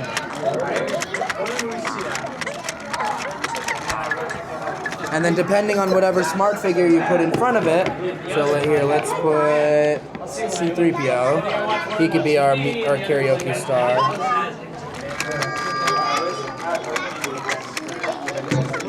I don't hear anything.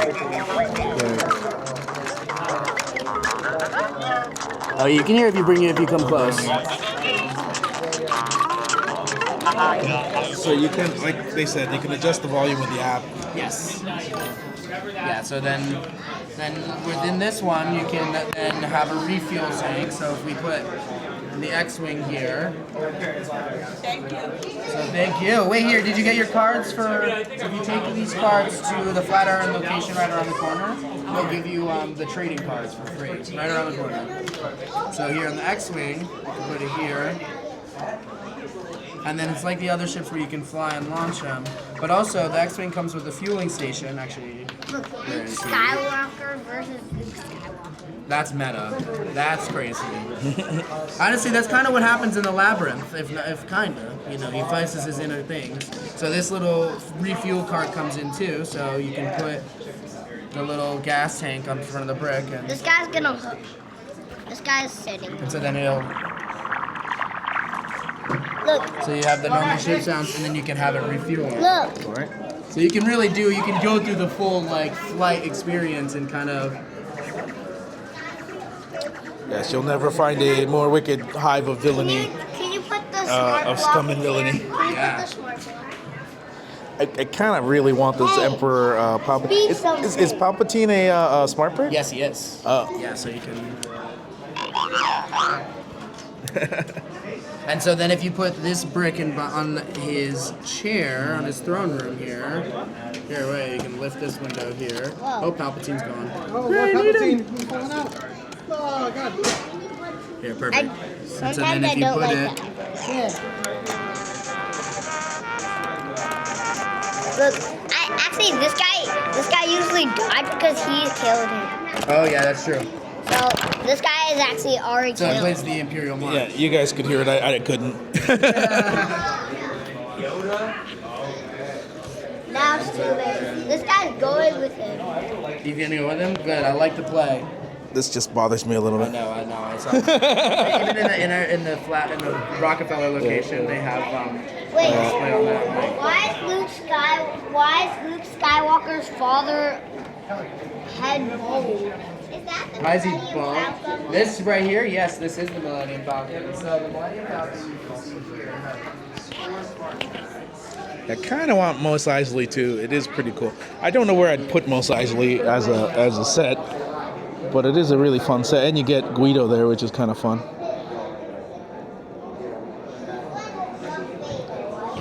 But I would hope that they sell the smart brick alone at some point, just so you can like buy like Mos Eisley and the other sets without having to worry about getting the other set with the smart brick in it. But I kind of get it. Well, we are at 16% on my camera battery, but we've pretty much seen everything there is to see here. So I'm going to swap out batteries real quick, send you guys to BRB, and then we'll get back online. Actually, let's check the line. Oh, I forgot my card. Can I get the... Yeah. Thank you so much. Almost forgot why I came in here. Can I get back? I have to go out and come back around if I want to? The exit is that way. But if I want to go back on the line, because I only saw one side.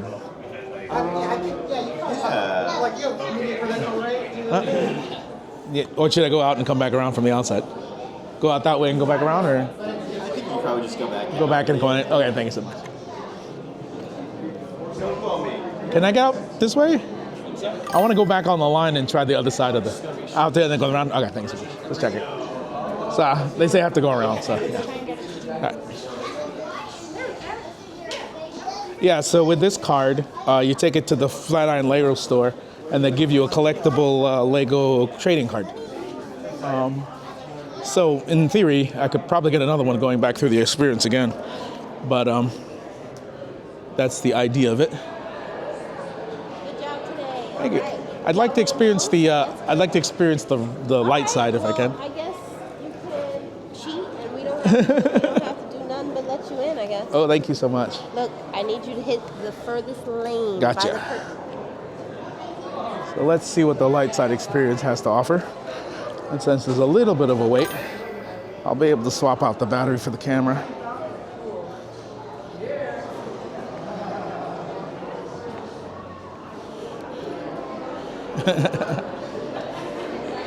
Okay, hold on a second, guys. While we're waiting, I'm going to swap out the battery. And then before we leave, we'll take a little photo with C-3PO over there. All right, be right back.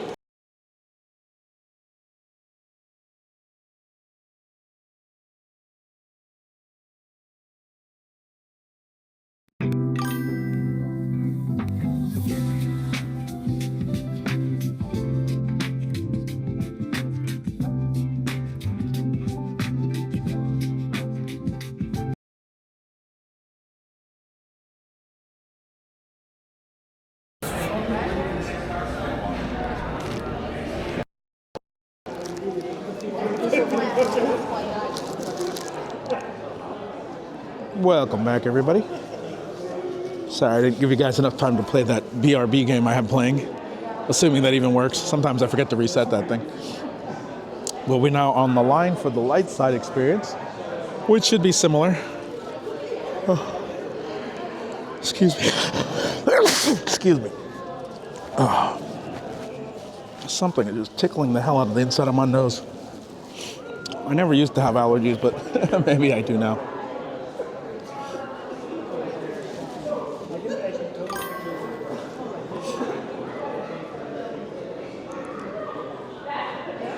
Use the force. Yes, use the force.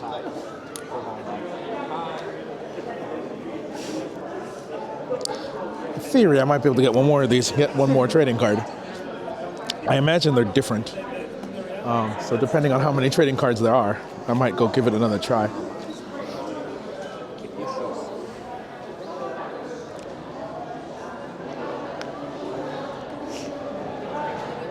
I do own 1, 2, 3, 4, 5, 6 lightsabers.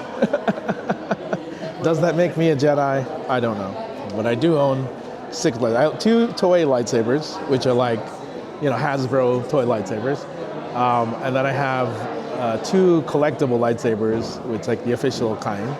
And then I have one build your own lightsaber from Disneyland. And then I have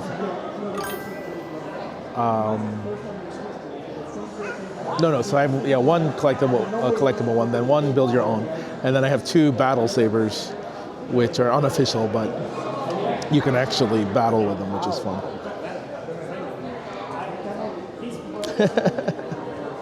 I'm middle ground. I'm when I built my lightsaber at Disneyland, it was I chose the Old Republic. I chose Old Republic as my badge, which, they got yellow lightsabers.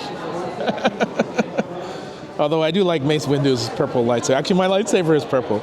I got purple. I got the purple crystal, so my lightsaber is purple because I thought it would be cool.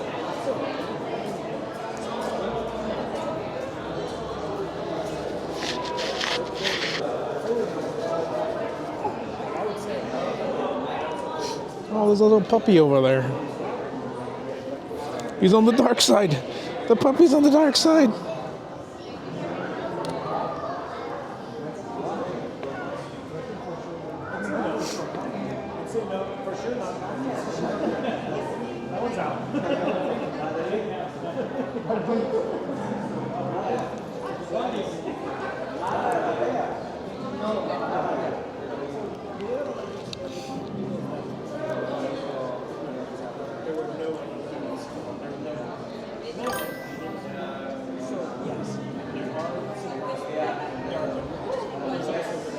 Dark Vader. That's a good one.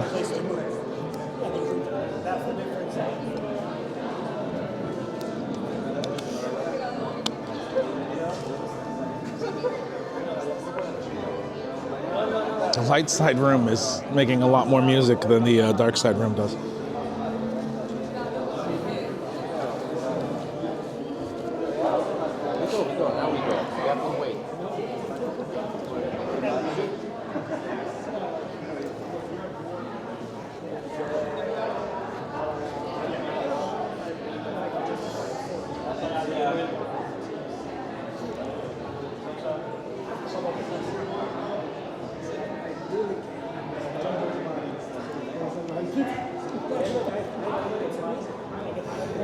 So those of you who came in with the raid, if you're sticking around, appreciate you.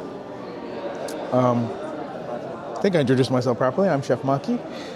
We are at the Smart Brick Smart Play Star Wars pop-up experience right now.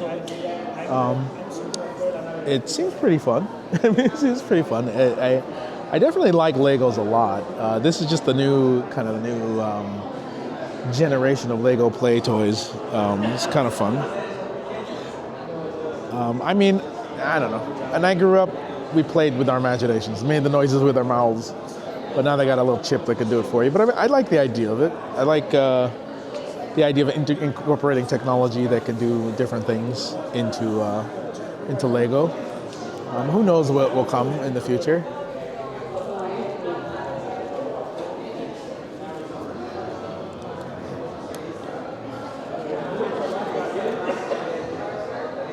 There's C-3PO over there in the distance.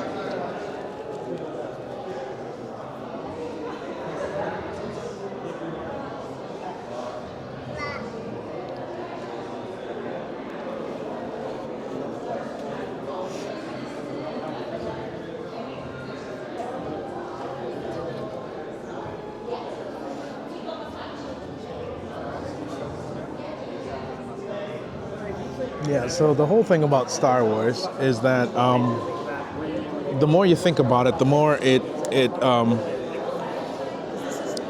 the more it's kind of a questionable thing, right? Like, yeah, the Empire was very fascist and controlled most of the galaxy with an iron fist, but on the other end of it,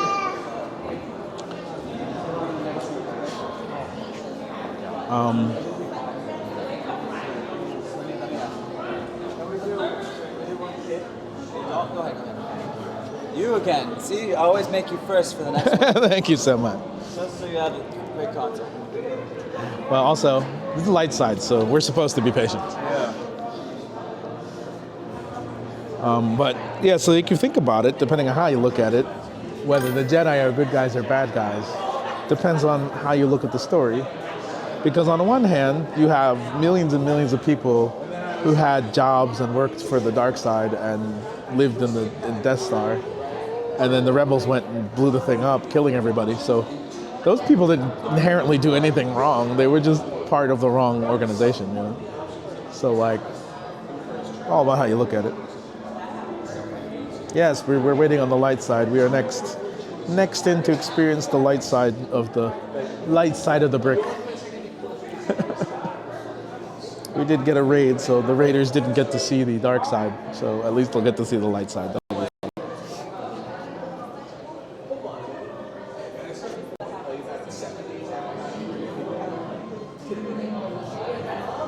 There is a sensory notice, flashing lights and the like. I figure if you're watching Twitch, that's always something to be concerned about.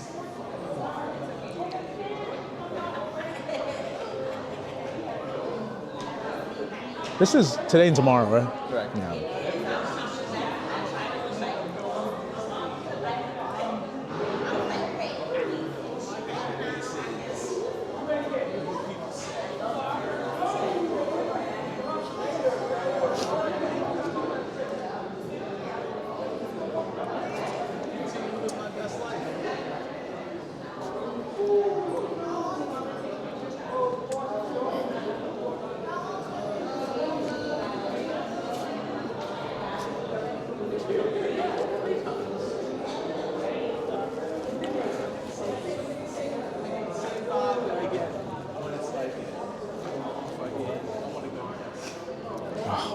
Allergies are acting up.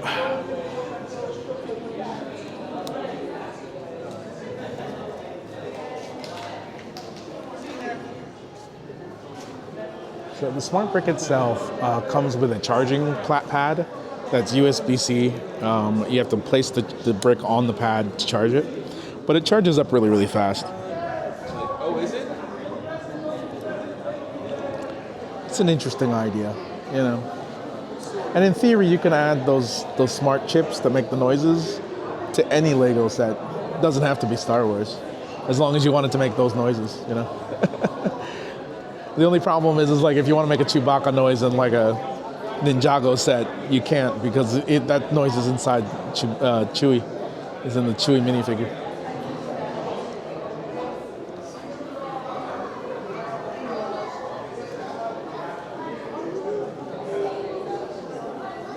This light is making me think my hair is weird. Maybe it is.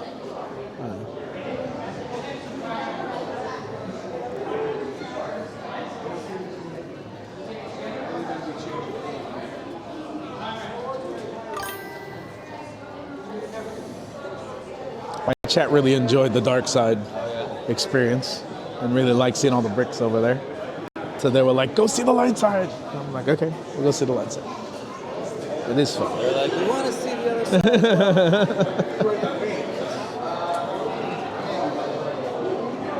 Is one longer than the other, or are they both around the same time? I believe it's around the same. Around the same.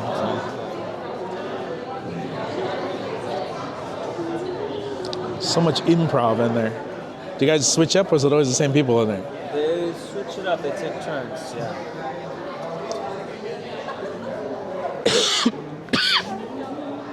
Are you local? I live here. Yeah. I always wonder how you get jobs like this. There's tons of different jobs. It's New York. Yeah. No, I mean, like, there's so many pop-ups, but I'm like, I always find out about the pop-ups, but after they start, and I'm like, but then there was always people working there. I was like, where are these listings for, like, hey, you want to be part of a cool Star Wars Lego thing? Like, I never see it, so I was just like, I don't know. But I'm like, I'm not an actor or anything. It's probably like was it backstage or something like that? But I don't know. Sometimes they post it. Yeah. So I was just like, I'm probably just not looking in the right place, but I'm just like, this is cool. Well, you do the content, so. I mean, you do a different part. Different side, the other end of it. I like creating content. So I don't do enough of it. I should need to, though. I'm giving people the view who aren't in New York to get to experience the New York view. So, Hey guys. What's your name? Local BA over here in New York, actor, singer, podcaster. Oh, nice. My name is Rafi. Rafi. What the local A local actor, New York based. No, what's your username, like Insta? Instagram, Rafi, RAFI _Fuentes. F as in Frank, UENTES. Podcast, Cookie Jar Show on Instagram if you want to check us out. And we have a show once a week, and I'm an NYC based actor, singer, and podcaster. Very cool. Thank you so much. Yep, is that right? Yes, thank you. Appreciate it. Tell your friends, tell your doctor, tell your dentist, tell everyone. This guy's great, by the way. He's doing amazing. You should look up April Anonymous. April Anonymous? Also a fellow actor, performer in the city. Okay. But they're the ones who got me started doing this streaming stuff, and they do streaming. Right now they're at Hawley down at the South Street Seaport with the color putty. I met this other person, NYC mom. Oh. Super mom something. She had a kid, her daughter, and they go to the pop-ups and stuff, yeah. Yeah, I think I follow her. They go to a lot of the kid pop-up stuff. So family. There's a couple of stuff I can't go to because I don't have any kids, so I'm just like, I always got to look. I was like, is this okay for like grown-ups?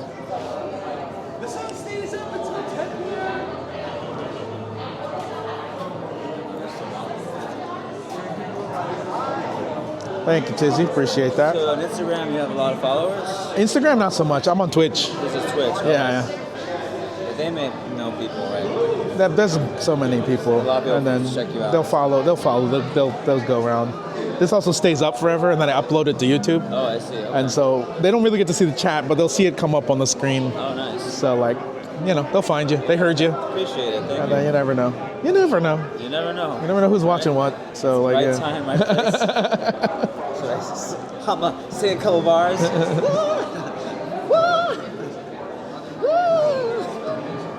Is there audio too? They hear? Yeah. I have a mic right here. Yeah. But it picks up a lot. I can kind of see what it's doing up there. So that's pretty good. Yeah. Cause I'm not a performer, but there's always a little part of you that wants to be a performer. But I'm like, nah. I did like a couple commercials when I was a little kid. Yeah. But like, that was just kind of cute when I was a little kid. So they were just like. Did one. It's gonna be for the World Cup. Oh, nice. With Affleck. Oh, nice. So Very look cool. out for that, everyone. Remember this face. You'll see it on a commercial. Not this face.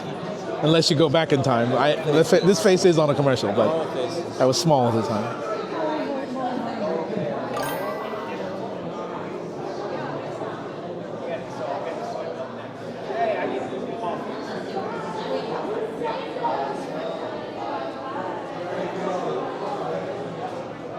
I hear them saying their goodbyes in there. Can you hear them too or no? I can't hear them. They talk to me in text, so I can see what they say. Yeah. They can play noises if they want to. That's Twitch, right? That's Twitch, yeah. I play noises. They can play noises and stuff, yeah. But it's noises I've selected, so they can only have a slick list of things they can do. I probably need to add more, but man, they still embarrass me sometimes. I have like a old. Live long and prosper. It's wrong. That's the wrong franchise. That's the wrong franchise. I have 17 people watching right now. Most you've ever had. The most I've ever had is about 100 people at one time.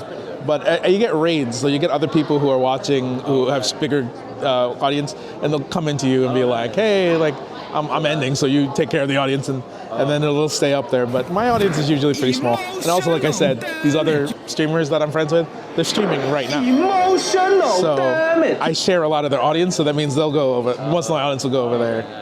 Like it just jumped up. We're at 23 now, so it went from 17 to 23, and that's usually because people are jumping back and forth between the different streamers. So it's like, yeah, that happens. Thank you for those sound alerts. Get it out of your system. Don't do it when we're inside.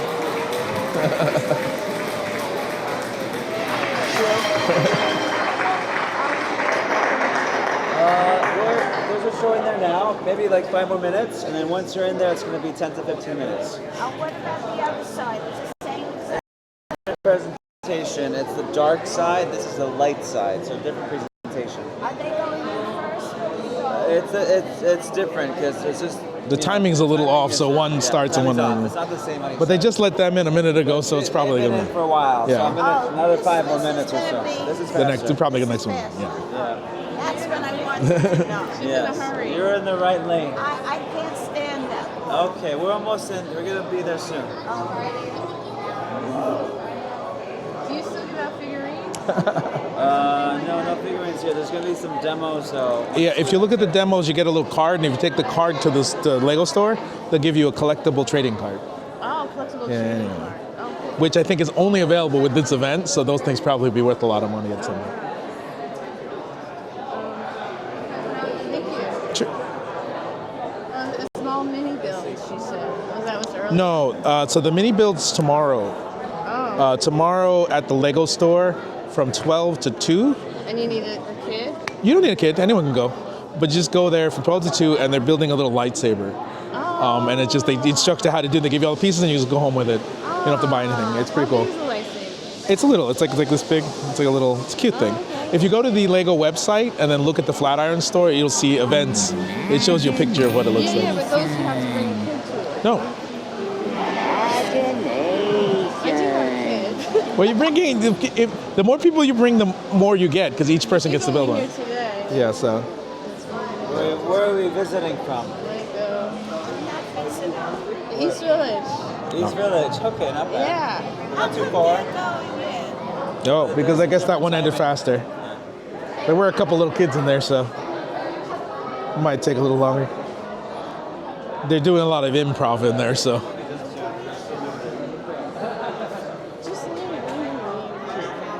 Did you get to choose your position, or did you want to be? We requested certain ones, but I think tomorrow we'll switch it up. But they just sort of assigned them.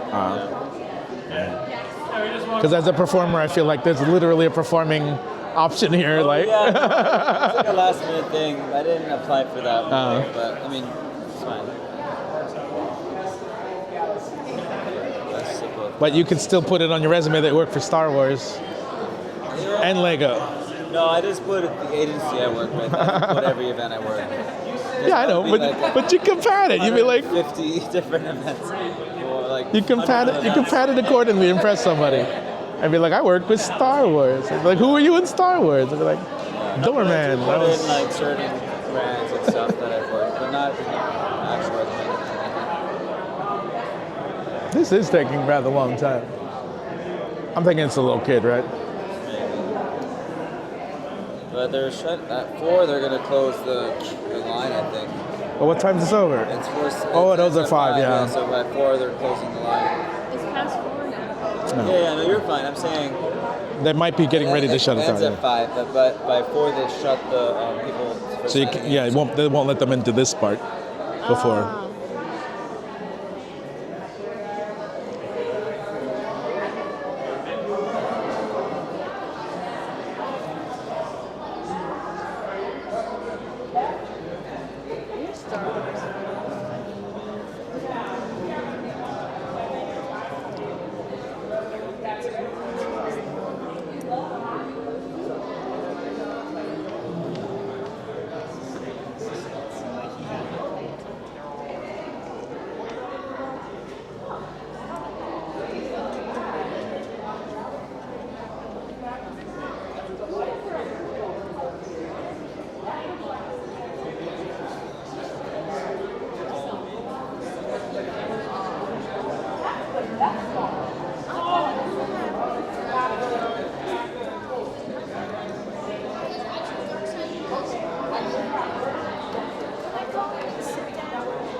There's no chairs. A few more minutes. It'll be a fun experience. It's Saturday, something different. They sell this bag with a little stool in it. I was gonna buy it for my dad because he has the same issue where he can't stand too long. But he was like, no. Then he just chooses not to go places. And I'm just like, okay. I've seen those little ones you fold. Too. Yeah. Well, they have one. It's a folding chair that goes like in the bottom of your bag, and I'm like, that's pretty cool. So it's on the bottom of your bag until you just open it, and then you sit, and your bag ends up on the bottom of the chair. Yeah. That's funny, like Yeah. a backpack. Yeah, it's like it's a, yeah. You just sit down. Yeah. So I was like, that's cute. Because I have like a little camping stool that goes like around Yeah, your yeah. shoulder. They carry that around and open it up, but they they attach to the bags, so Yeah, that's so you it's just part of the. lean Just back and so you have the bag, so it's nice. What do you think? It's funny, but he didn't want it. He was just like, he's like, I don't need it, because he has this mentality he doesn't need it. But it's like, we know you get tired, you need a chair, and it's like, eh. So at this point, he just goes with my sister with the car and then sits in the car. But it's like, so we always like think, well, it would be fun, and he's like, nah. Like the beach and stuff is always tricky. And we're like, okay, we'll bring a chair. We'll bring one of those beach chairs. We're fine. But it's like things like this he won't go to, and so he misses out with the niece and nephew, the grandkids and stuff. So he misses them. But I'm like, what are you gonna do? And I'm like, I just gotta be sure I don't end up like that. I gotta be okay to be like, I want help. It's okay. Yeah, bring a chair. Bring me a chair. Yeah. The other thing I was thinking about, there's a place in Times Square called Tomorrow, and they have a robotic leg thing. So like it helps you walk, and it like takes away all the pressure from your knees and stuff. And then they have one you can lock it, and it becomes it looks so weird, but I get it because you're not supporting your weight with your own legs. It's locking on the outside of the thing, so you're basically squatting, but it turns that connection into a chair. So, but it just looks like you're really weirdly standing. But it's like, all your weight is on the device, so like you're sitting, but there's no chair, so it's just kind of like really weird. But I'm like, okay, that's cool technology, it's pretty neat. But I'm also just like, but I could also see people like, what the hell are you doing? Like, how are you even sitting like that? Like, and it's just like, it's like literally if you sat down with an invisible chair. And I was just like, that's so wild. We're like, okay. And they let me put on the walking one, and I was like, oh, I can see it. Like it really like eases up on their knees and takes away a lot of the pressure, and it makes it easier to walk on it. But the thing is, it was over my clothes and stuff, and I was like, no, this thing really needs to be tight on your body. And so it was kind of like, it was like jerking me around, and I'm like, I see what it's supposed to do, but it's not meant to be worn over your street clothes like this. It's meant to be like inside, close to you. So I was just like, think before you get dressed. Right. So I'm like, yeah. I think it's empty in there. She's gonna let us know. Just swap it out.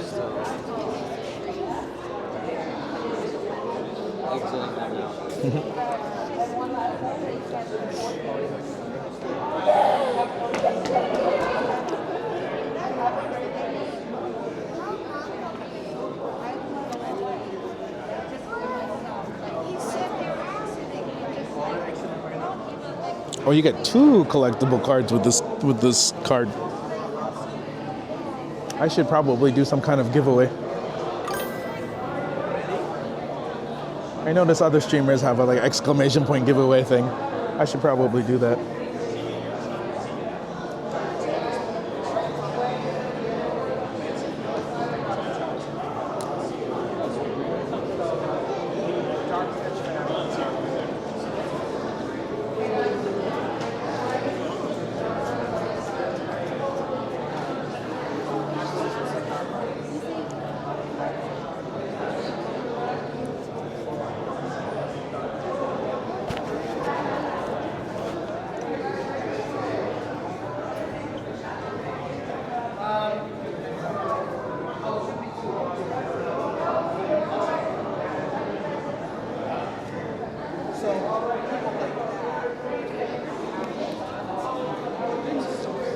Such a tease. So close. Come on. Well, we are trying to get to a galaxy far, far away, so it might take a little while.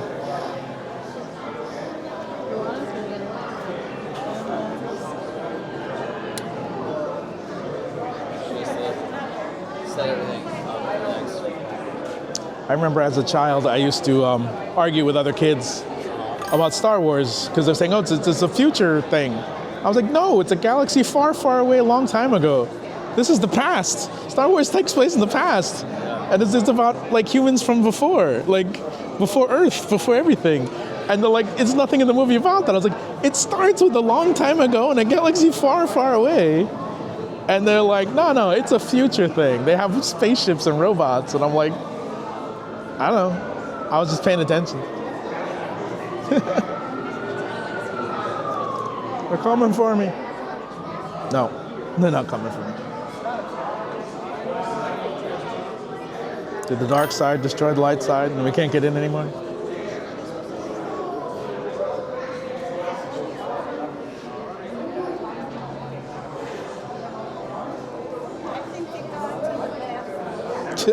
Possibly. Took a bathroom break? Maybe. That's the other question. Are there toilets in the galaxy far, far away? We never see them. There must be. There's actually weird lore on the internet about the Jedi. No, it wasn't. The Harry Potters. I was thinking Harry Potter. Hello, my friends. Oh, here we go. Hello. Please take your positions inside the transport as we prepare the vessel for takeoff. Players, you'll be on the dots in the front. Observers, you can stand in back of them. Thank you. Actually, would you guys like to be players? You guys can be players. Players will be in the front. So there's 4. You go in the front. I'm not gonna play. She's just standing in the back. You go. You play. All right. Are you gonna play as well? Just one more. Well, he's counting as one, but he doesn't want to play. You're an observer. Okay. So there's a space for one more. Do you want to go? No. Because no one else will. All right. So, looks like you're the brand new recruits. You're a better looking bunch than I expected. Ready like our odds. The mission just came in, and I think you're going to be the perfect crew for the job. So, ever since SmartPay came to the LEGO Star Wars Galaxy, there's just been these rumblings of a new phenomenon that no one's ever seen or heard of before. All right, they say that whenever you play, the galaxy plays back. All right, so I'm just hearing rumors of things like talking and lights and sounds, and we need to learn the truth. All right, so this could really turn the tides for us. Your mission is going to see exactly how the galaxy is playing back. Can I count on you? Yes. Yeah. Can I count on you too? You sure? Sure. Yeah. Okay, great. I love to hear that. Let's get moving then. So let's make the jump to hyperspace. Next stop, Tatooine.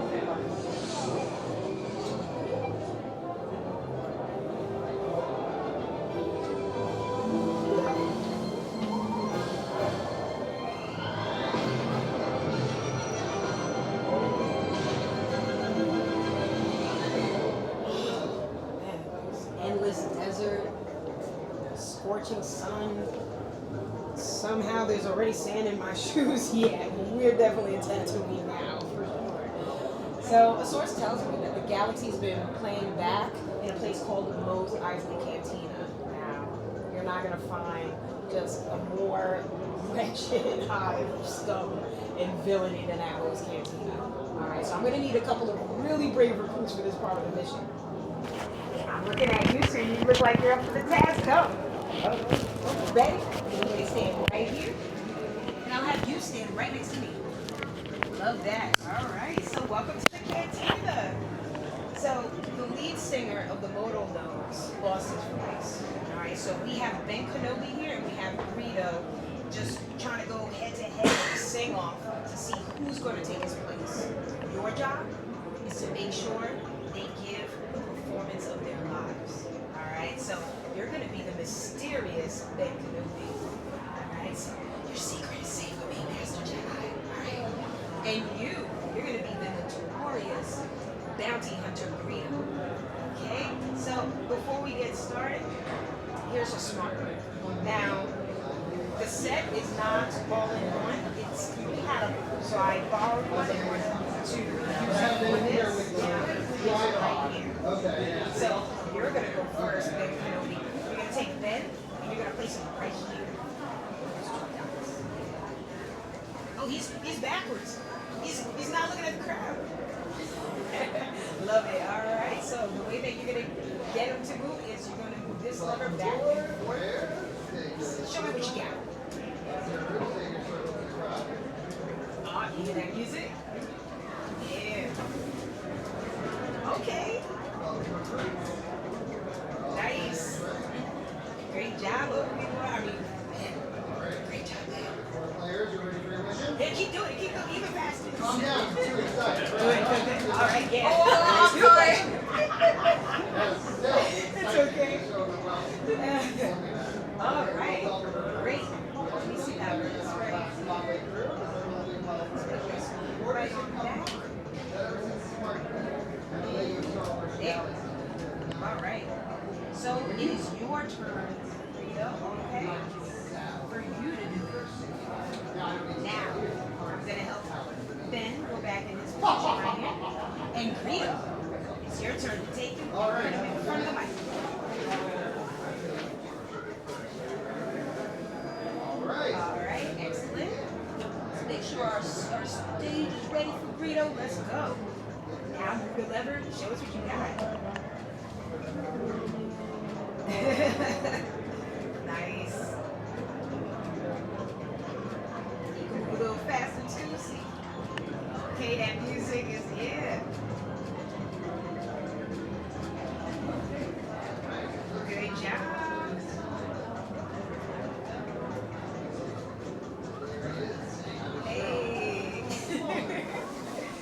Nice work.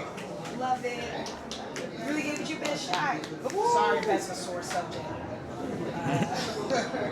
All right, so it's a little hard to tell. I feel like it was time, to be honest.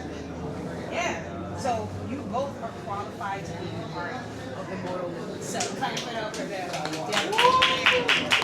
free to get back to your positions and make sure you don't get any sand in the transporter. I don't like sand. It's rough. It gets everywhere. Right? All right. So do you feel like you've gathered some intel on how the Galaxy is playing back from when they were on stage? Yes. I like to hear that.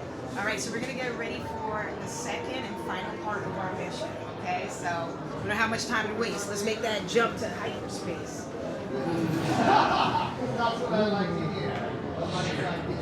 All right. Looks like we've arrived. I think we got a horse somehow. Looks like we made it nice and small movement. That's not a small movement. That's a space station. That's the Death Star. I don't have a good feeling about this at all. Okay, so I just got word that now that we've stumbled upon this, that basically the rebels are going to need our help. Alright, so they have big plans for the Death Star, but they're going to need us to do a test mission now. Alright, and this is going to require some serious piloting. So I'm going to need 2 recruits that will be able to think fast and fly even faster. Look at that. You're going to come? Alright, what about you? Who's brave enough? You fly fast? No, you fly. You fly? Alright, come on. Both of you come on and join me. Alright. So you could stand right here and you right here. Love that. I like your outfit there, pilot. So, attention, pilots. We are now in a mission here to test the battle capabilities of these 2 starships. Okay?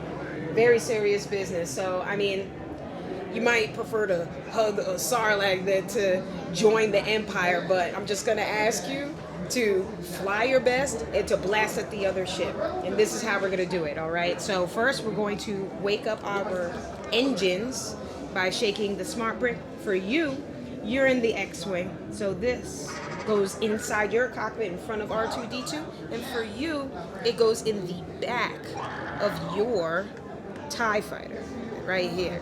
All right. So the way that you'll shoot your laser cannons is you get to push this right here, and for you it's the lever that you'll be pulling back. All right, so let's see what these babies could do. Let's get to flying and start blasting at each other. Oh, I'm supposed to pick it up? Yeah, pick it up. Let's go. Yeah.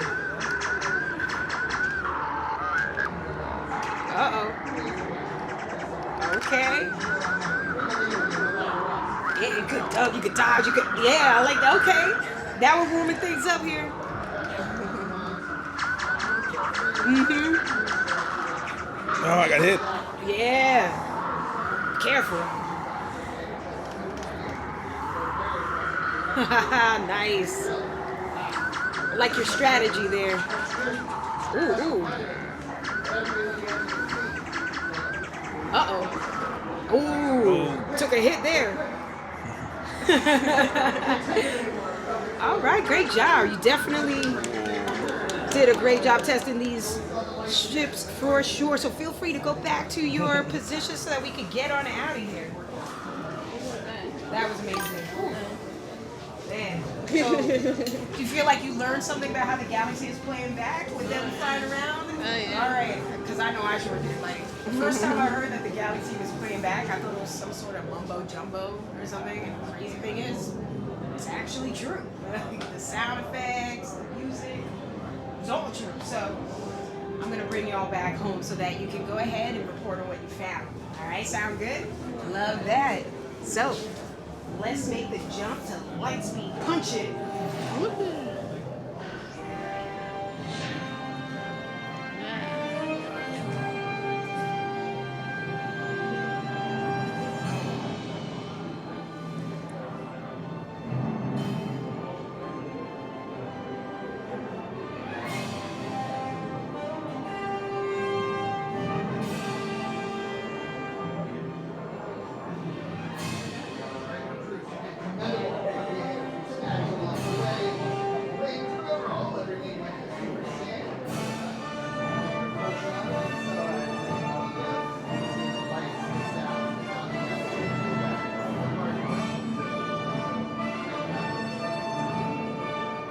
Exactly! That's what we like to hear.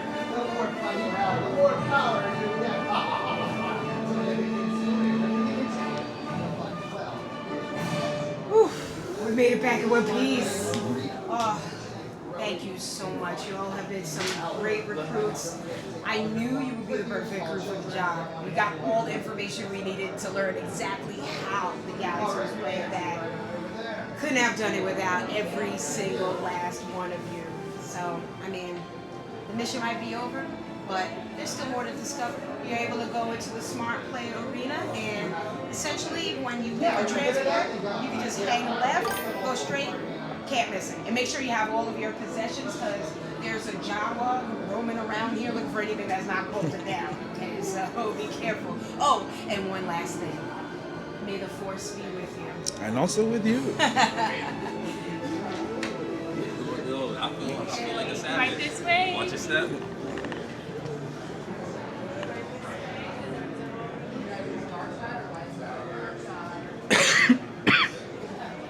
Two Vader starfighters? Potentially. And these are the sets. This is the TIE Fighter set. For those who didn't see it before. The Millennium Falcon set. Oh, I forgot you can't hear me. The Millennium Falcon set and the TIE Fighter set just now. The Land Speeder. The Dagobah set.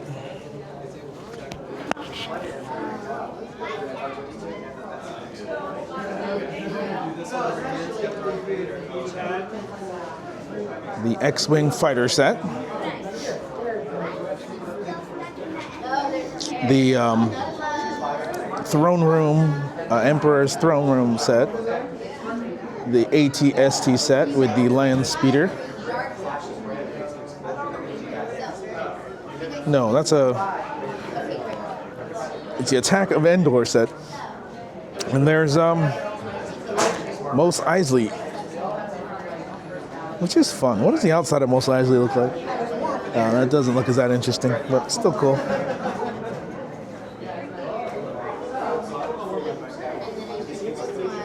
And so they have, of course, play area over here.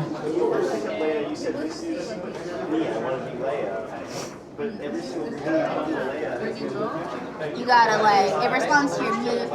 So if you rotate it, if you shoot, go at each other, then it'll make, you got it. Oh, and that's the center plate, so you can actually close it up. Brick will light up. Oh, that's cool. Yeah. Thank you. Yeah. What are these things? This Oh, this is the cantina, and so this is like a little bar. So here, I'll show you. So we can have Obi-Wan, maybe he's working the bar. I can put some fruit in here, and then if I take the smart brick, shake it to wake it. Yes, they are at the LEGO store. So we are right by the LEGO Flatiron store. They're for sale already. So let's say something about collector cards. Oh yeah, so if you guys would like, we have some vouchers. If you go to the Flatiron store afterwards, they have some collector cards that they're giving out for you. And this one's like a little smoothie machine because at the cantina, it's like a little restaurant in Star Wars. It'll respond to this. Oh, this is one of them. Yes, this is where this guy is. And then this one will also make music. It'll do the cantina music.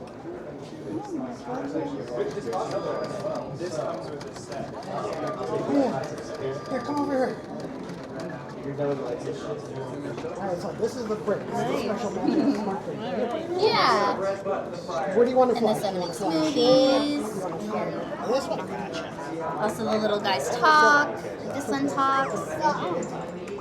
Oh, that's nice. Alright. And they'll talk to each other. Turn it upside down. So you can move Yeah.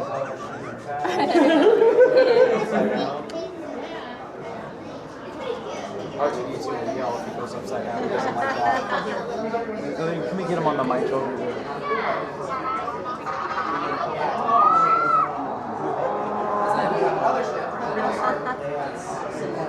Some other cool stuff. The cool thing is we can do with this guy over here, this is a little support truck for the X-Wing. After a hard battle, he needs to do some repairs so we can refuel it. As well as give it some well-needed repairs. So it recognizes the green. I hope you guys enjoyed that.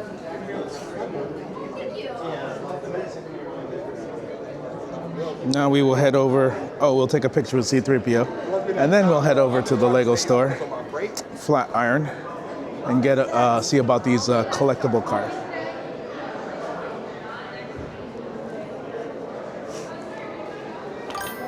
No, I already have one.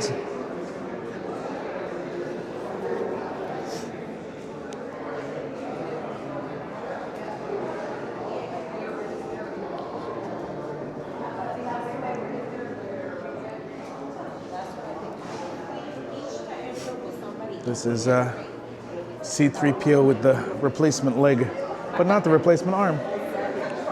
Human-cyborg relations.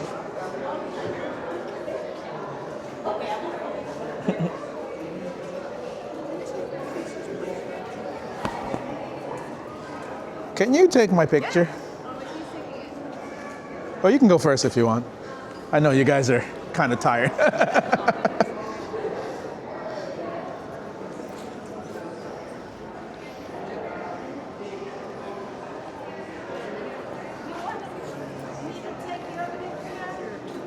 You guys should do a double. Really want a double?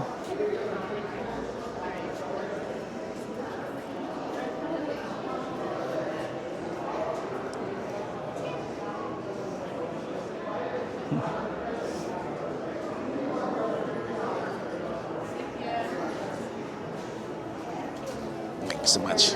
Thank you for.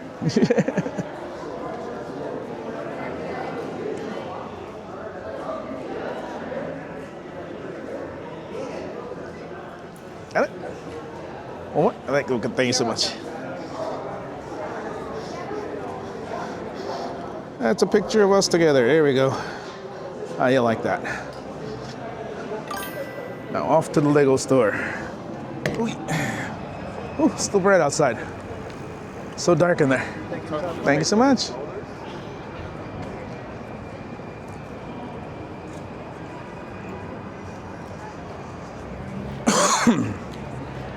Excuse me.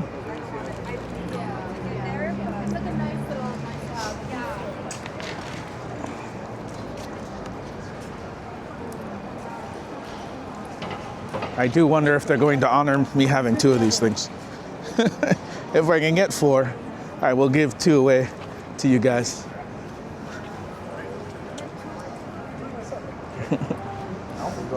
Sorry. Yeah.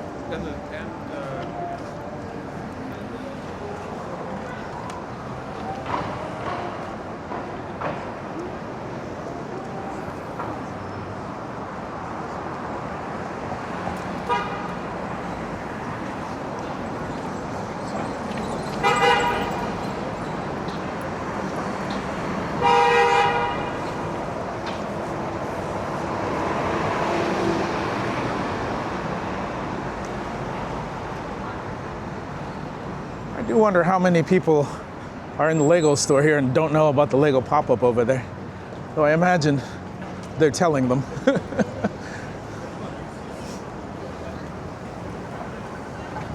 Back to the Flatiron Building.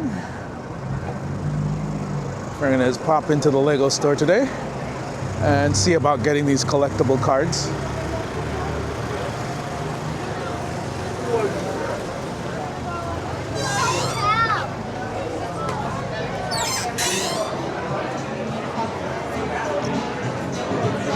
We have the Pokemon sets out. Look at the Eevee. Eevee's so cute. And I got the most expensive set with the Blastoise, Charizard, and the Venusaur. $650 a set. Crazy.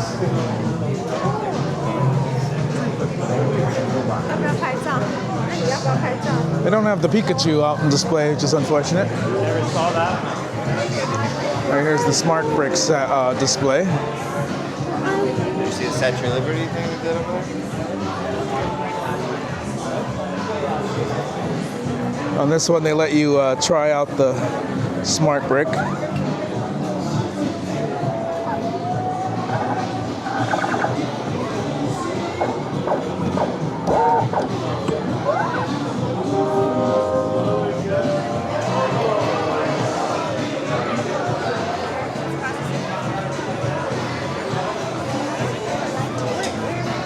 Ah, I see the line for the collector cards. So here's the One Piece ship.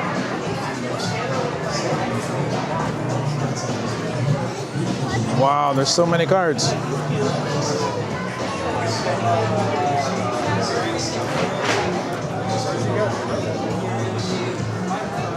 Oh, it's not exactly the same. Do you have Darkness?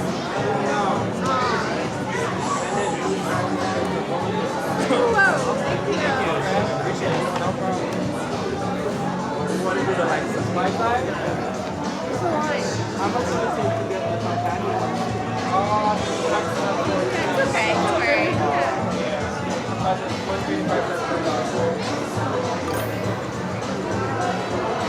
Oh, they got the new orange cat. That's cool. Did you guys see the light side?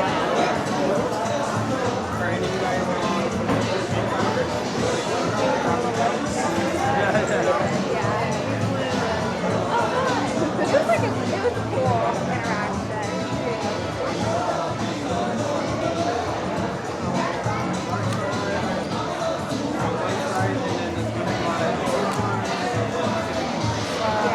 Yeah, they're definitely much more elaborate. That's for sure. Yeah. You're welcome. So, I'm assuming you got 3 vouchers and you want each of the set? Or do you want something? Well, that's part of the lesson, right? Self-control. If you leave your wallet at home and just give yourself enough for gas money and what the necessities, then you can only do the free pop-up and go home. You can't do anything else. No, I cannot.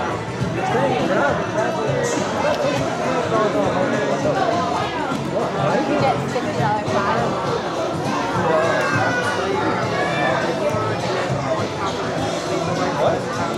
What did you say? Not worth it. Oh, I thought you said is it not worth it? Oh, why are you purple?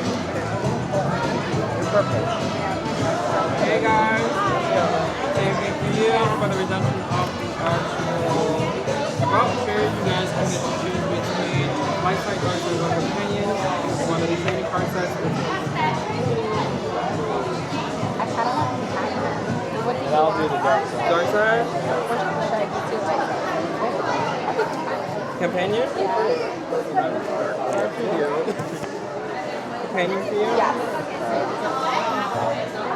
Alright, that's companion for you, but then don't go anywhere. Then both of you will each add in this for everybody. Thank you. Which is a Skywalker. Awesome. Thank you so much. And two loops. Which one would you like? Can I get light side and companion? Companion?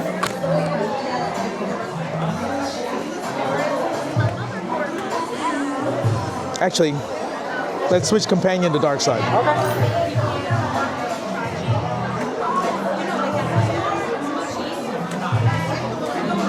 Dark side. And then light side. And Nice. then you specialize. Nice. Thank you so much.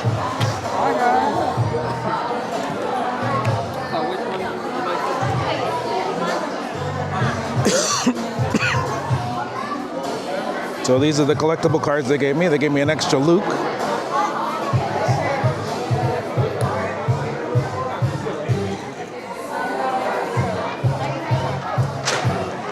Interesting they went Ben instead of Han Solo. And in the back is just a QR code about the smart bricks.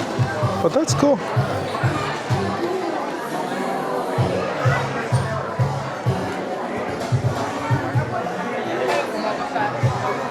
So we will be back at this LEGO store tomorrow morning, well, afternoon, because they have a free brick build. And so I will be here doing that. And then, oh, there's Gizmo. And the new orange cat. And then I will be, I mean, I could go back to the pop-up, but I am missing the companion cards. If I got all the full set, that would be kind of cool. Ooh, look at Sauron's head there. Oh, look at the otters. The little otter with the baby otter is very cute. Eevee. Pikachu. Very cute. Sorry. Wow, this shop is crazy busy today. Let me go this way and get out. Sorry. Let me get out of here. Sorry. Ooh, I really want this set. This is the Enterprise Next Generation. Oh, they got the new Monsters Inc. brickheads.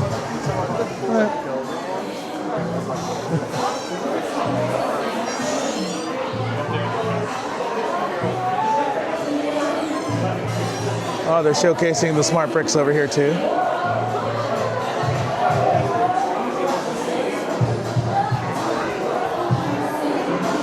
Not gonna lie, I kind of want this Eevee.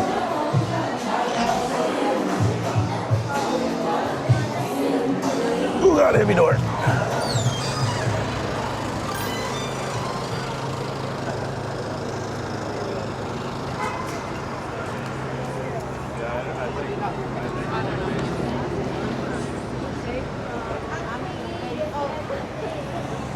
All right.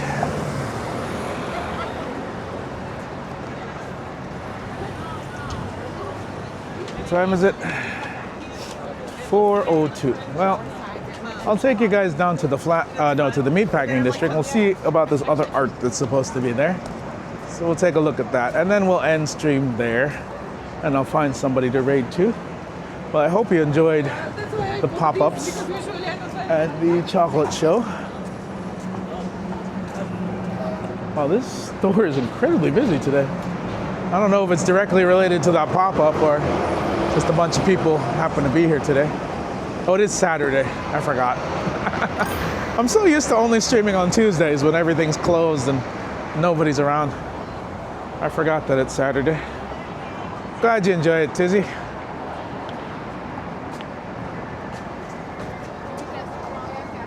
Yeah, so tomorrow I'll be back at that LEGO store to do the free build. at the very least just to get the instructions, but I should be able to get there in time to actually build the thing. Originally my plan was to do that and then come here afterwards and then take the train to Brooklyn, where the Hinamatsuri festival is happening at the Japan Village. But I think I'll just do the Lego build and then take the train over to Brooklyn. So that's unfortunate because it will be like a 30-minute train ride with no signal. So basically BRB screen for 30 minutes after the Lego build, but that's the only way I can get down there, so I'll do that.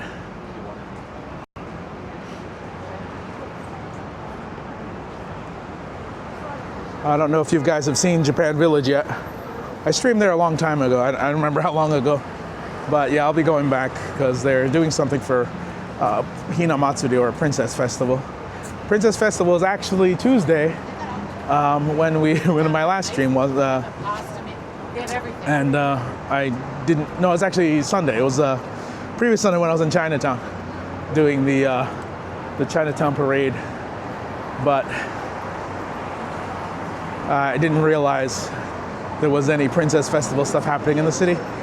So I missed the one at the Japan Society, which would have been the more traditional one. But we'll check out the one tomorrow at Japan Village, which is, I don't know what it is, but I imagine they have the little stand and the princess dolls and all that. So we'll go check it out. But Japan Village is also just cool.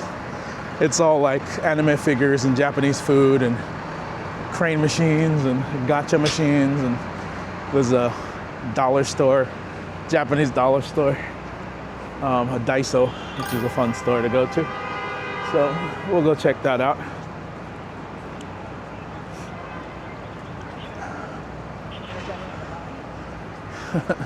There's always so much stuff happening on the weekends in the city that my normal Tuesday stream always becomes a little bit like, what am I gonna do? There's nothing happening on this day.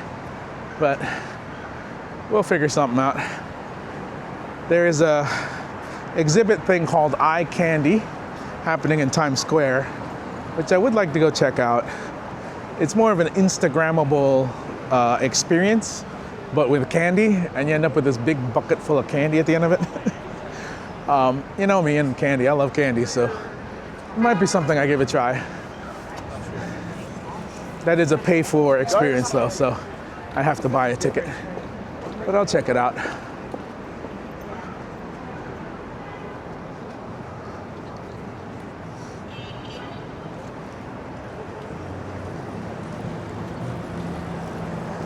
It's actually very new. I haven't seen this before, where they cut into the entryway here and put in the map.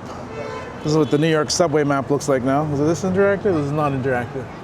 It does have a camera on it though. Interesting.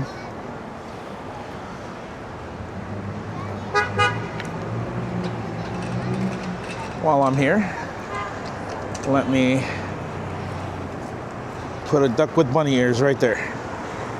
Duck with bunny ears.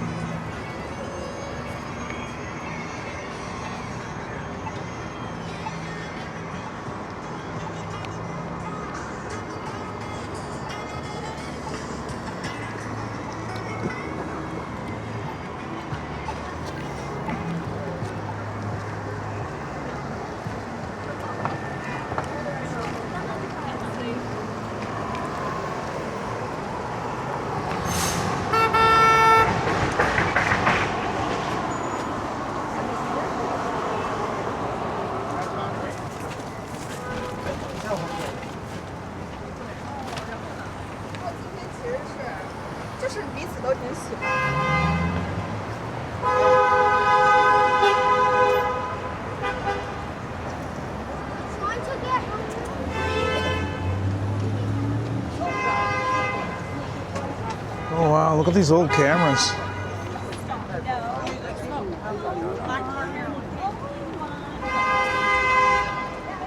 Wow, look at this one. Uses an old bulb.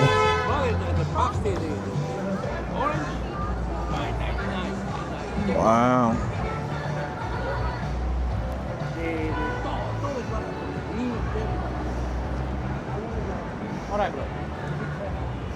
Look at the little radio flyer. That's cute. And they got old coins too. That's cool. I don't need any of that stuff, but it's cool.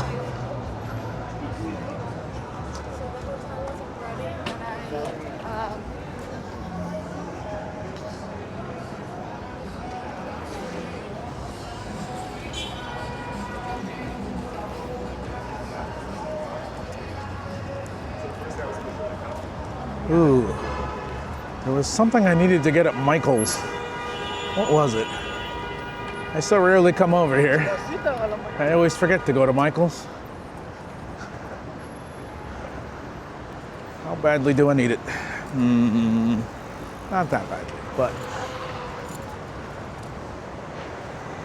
you know what?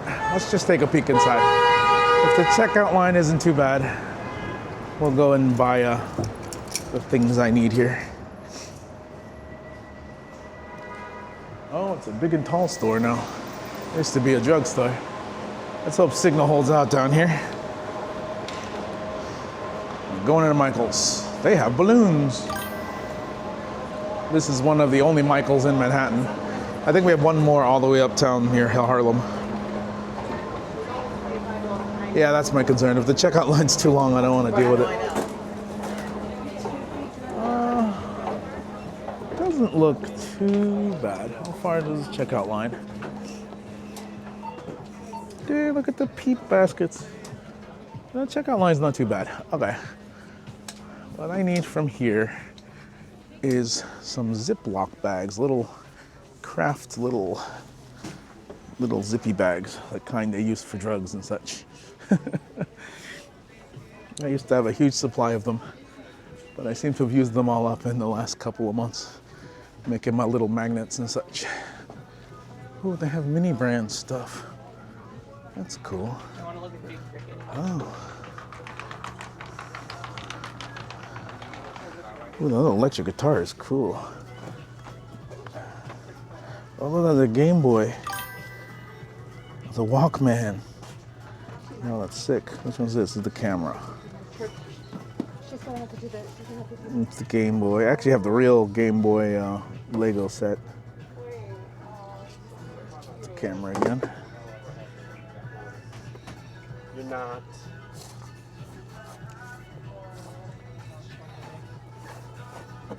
Not the cameras. Well, there's the guitar.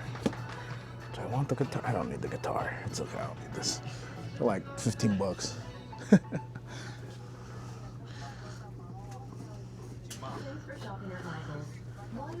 I mean, the guitar is cool. Walkman's cool too.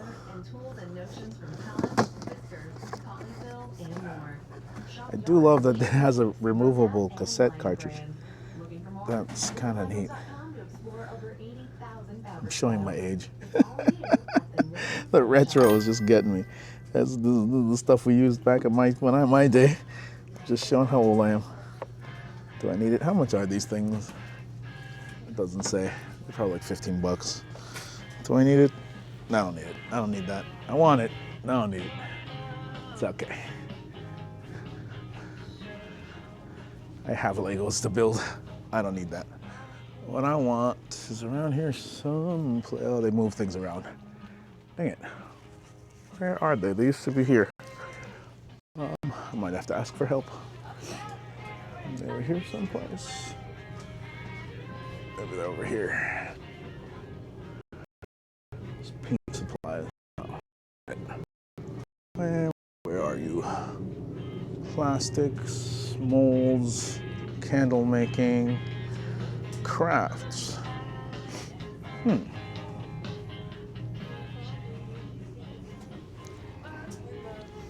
They got magnets. My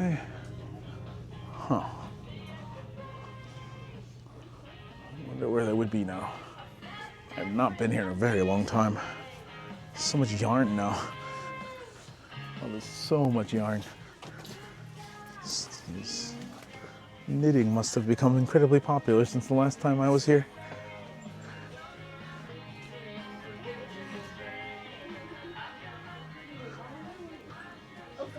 Excuse me, where would I find the little zip bags? Zip bags? I think we got those by the seasonal collection. Seasonal collection. Where's that over there? We also may have some right here as well too. Yeah, right here. They're colorful ones. No. Like the little Ziploc bags, like the What little. about those? No, like the disposable kind. Do you have what a picture of it? So I know what you're talking Like the kind drugs come in, the little zippy. I use them for like little things, and I store. I used to have them over there, and I don't know where about. they're. Yeah, they moved everything, Yeah. so things are not in the same Yeah, I know, place. If I can think of where they moved them to, I think it would be like in the drop, like how it is right over Over here, there? these little Okay. drop up, but maybe on that side. That kind of makes sense. That kind of a product. So yeah. All right. Thank you so much. You're welcome.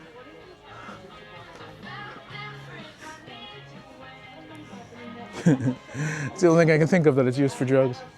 I'm not using it for drugs, but what else are those little zip bags used for? Must be around here someplace. Maybe it's in there. That would make sense.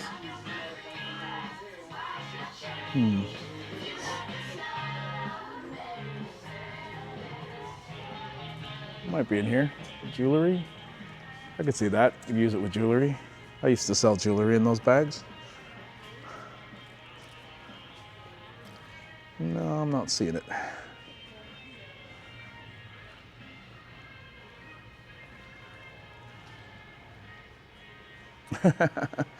Is that a thing now? I still have some of those in my basement.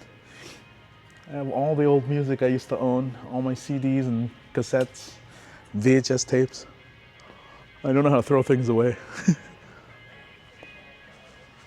Oh, no, those are like proper, like almost. I feel like it would be here, but these are like proper ones. Oop. This is close. These are way too fancy though for what I need. That's closer to what I need. I could do this. That might work. They must have more of these. They had like cheaper ones. These are like they're very jewelry-esque. I just know the cheap ones. I don't care. But now that I have something I can show, maybe they could help me.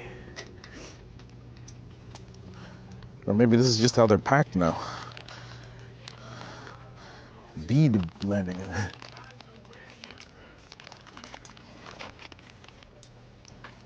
I feel like that lady doesn't know much.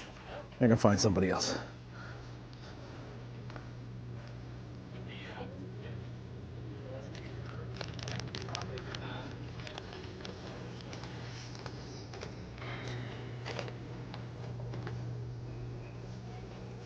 Excuse me. Do you know where I could find more bags like this? Like the little... In 115. Oh, in there? Okay.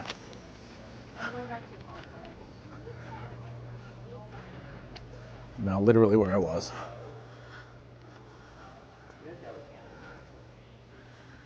Now, 115. Here. No. No, he's sending me back to where I was. That's not where I need to be. That's not what I'm looking for. All right, I guess these will work. They'll work for what I need them for.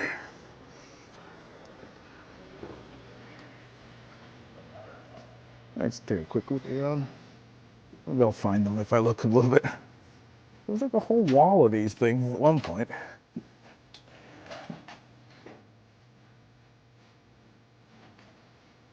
Bunnies. Tumblers. Easter stuff. A lot of Easter stuff.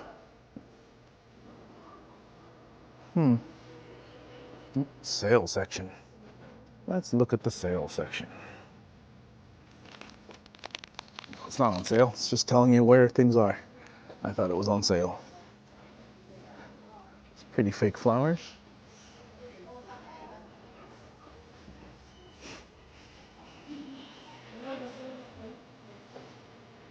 You can step down to any of the self. Okay, thank you.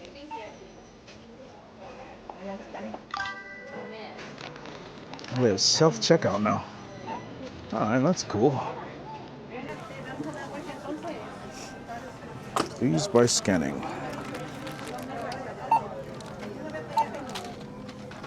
Finish and play. Yeah, go ahead, round up.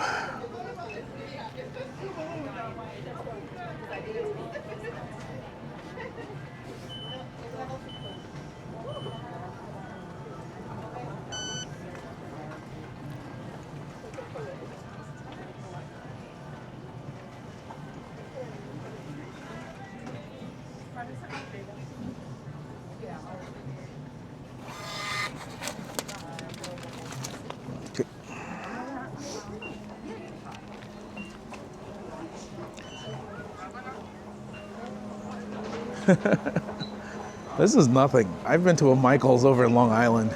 It's 3 floors. This is just a big basement.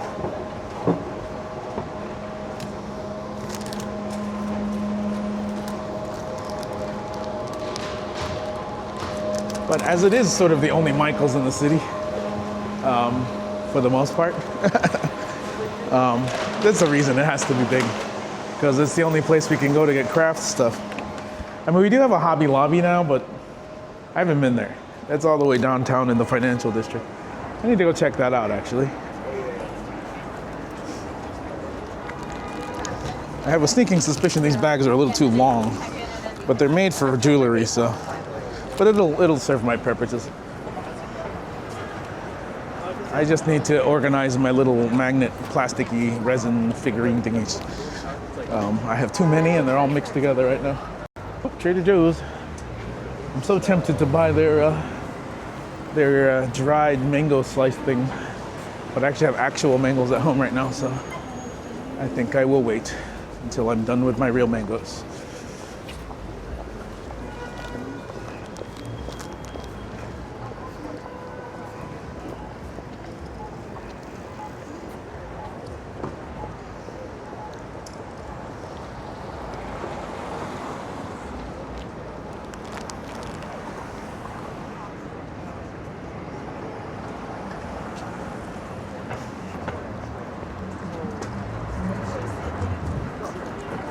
So Tizzy, what is it about a cassette player that makes you want one?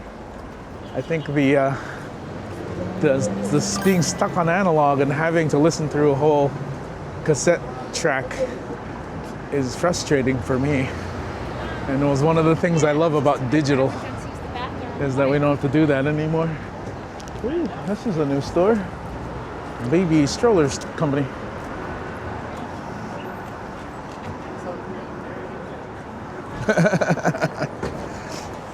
You just like the nostalgia of it? Is that what it is? I see. Right across the street here is the Limelight. This is one of the first churches in New York City to become available for commercial and private use in the 80s, 70s, 80s, 60s, 70s? No, I think 70s and 80s. It was turned into a nightclub. It was very famous. A lot of bands and drug culture stuff happened there. It then became a gym, an exercise gym. And then right now there's a pizza place there. I believe it's still in business, I'm not sure, called the Limelight, that highlights the history of the building. It is currently for sale, I think. So if you ever wanted to live in a church, there's your chance.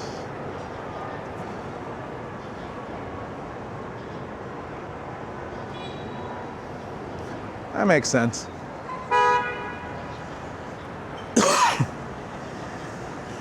I have this huge DVD collection of movies, all my favorite movies from back in the day. And while it's not in 4K or anything, I always hung on to it just in case the apocalypse comes.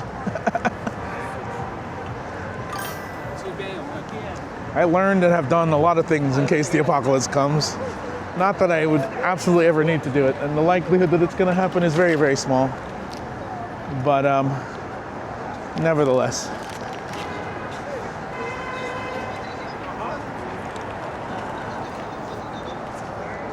Trying to put my little bags away. Can't open my little bag. Moments like this, I wish this coat had inside pockets, but it does not.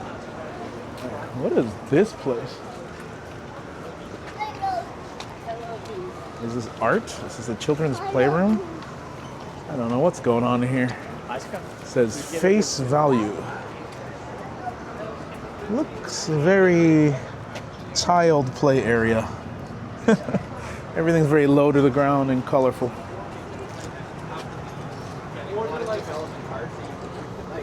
Oop, my chat phone's about to die. Who's got a battery? There's a battery. All right.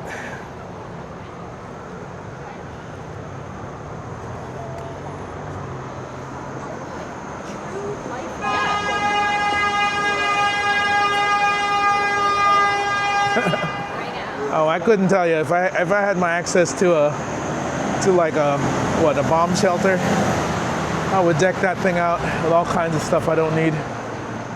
But for the most part, my basement is kind of like that. I have a lot of stuff I don't need in there. Oh, this is MoMath. Oh, MoMath moves.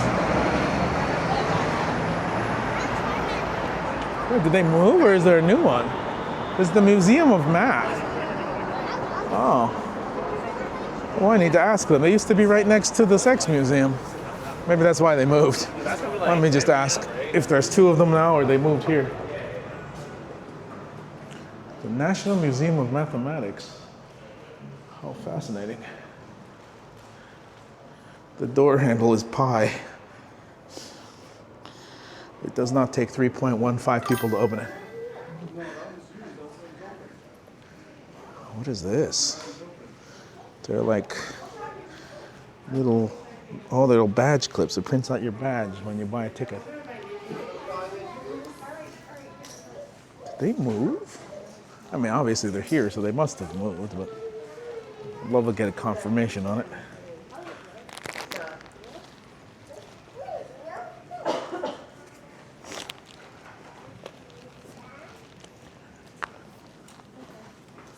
Let's do it.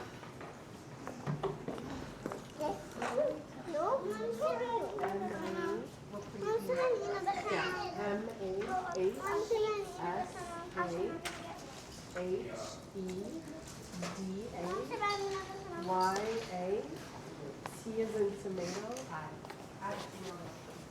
Excuse me, work here? No.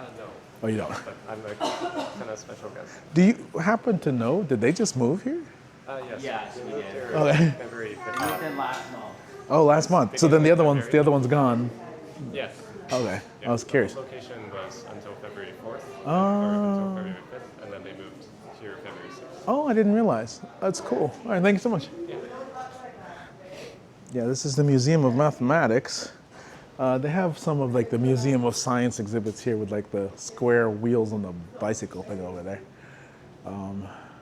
There's a lot of science overlap here, but I haven't actually been inside. It looks cool though. Maybe I'll come one rainy day, check out the Museum of Math. It is meant more for children, but might be cool. I don't dislike math. I'm just not good at it.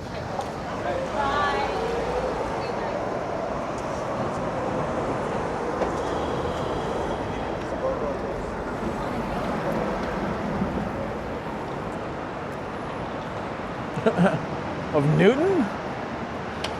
Well, I mean, it's not a museum of Newton, it's a museum of math. I'm sure his image is inside somewhere, along with Einstein and the rest of the math nerds. I'm sure.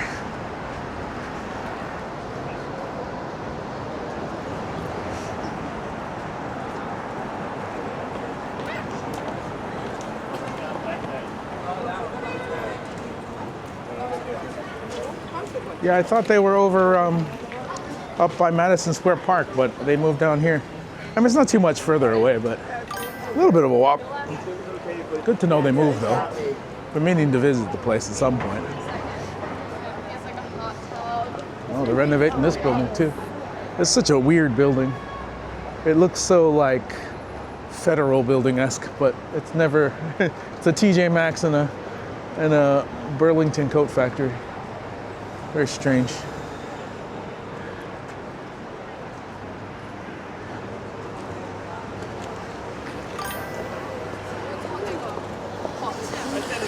that. She wants that. We're all going.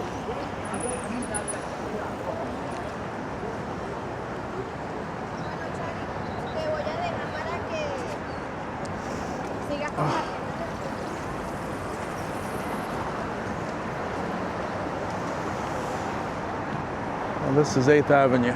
6th Avenue? Oh, this is 6th Avenue. The 8th Avenue is the boring avenue. This is 6th Avenue. It's got some stuff. Five Below is a dangerous store for me. Hard for me to go in there and not buy something. Ooh, coming soon. 5 Iron Golf. A golf place indoors? Oh, weird. Oh, probably mini golf. That would make sense. Here's guac time. Is it guac time already?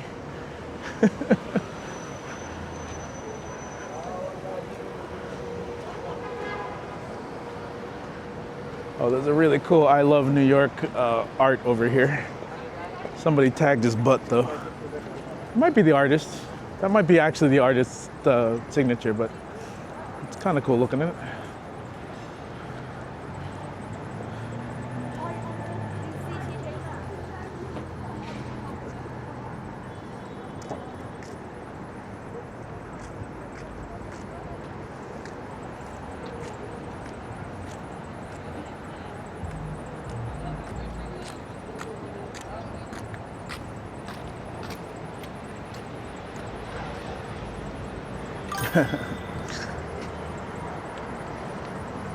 I'm actually a little annoyed with the fact that in the Doctor Who universe, they never resolved the fact that they accidentally caused Isaac Newton in that universe to called gravity mavity, and they never set it back to normal. So even to the new season, theoretically, when anyone says gravity, they'll say mavity because they screwed it up. They landed in a tree that dropped the apple on Newton's head, and they were like, "Oh my God, you're Isaac Newton! You invented gravity!" But he misheard them, and he says, "Mavity, yeah, mavity. That sounds great." Ooh. Japanese tapas bar and restaurant. Ooh. Pork bun, crispy rice. Oh, this place looks good. I should try it sometime. Ooh, short rib ramen. Yeah, now I want ramen. I'm not going in there right now. I got food at home. Ooh, giant glasses.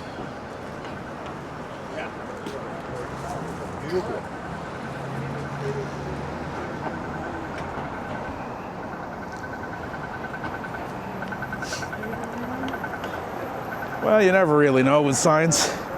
Someone may discover something totally new which disrupts our general understanding of everything, but then fits together with it in some way so that it still works, but there's more to it than that.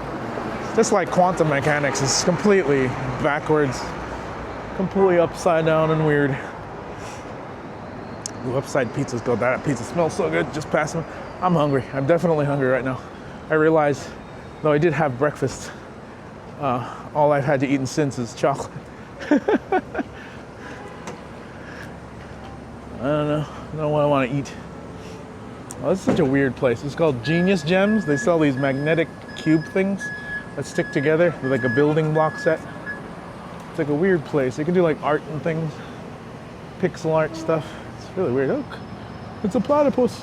Buried a platypus.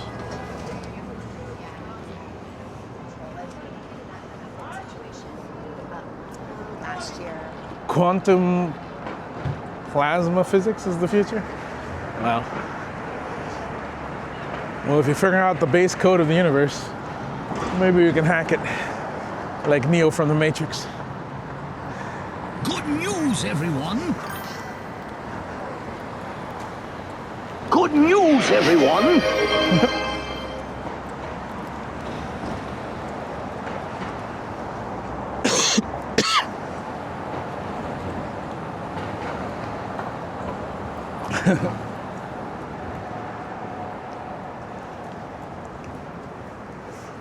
Good news, everyone. Every time I hear that, I think of the episode where they went underwater to Atlantis. No, Atlanta. It was Atlanta, Georgia. That's right. The sunken city of Atlanta, Georgia. And then they had like special breathing pills. No, pressure pills. They were pressure pills. And they're like, I can't swallow this giant pill. And he's like, good news, it's a suppository. Oh, this is Oasis. It's actually a really nice little bakery. They make good croissants and such. Really fancy looking though, isn't it? A trade person.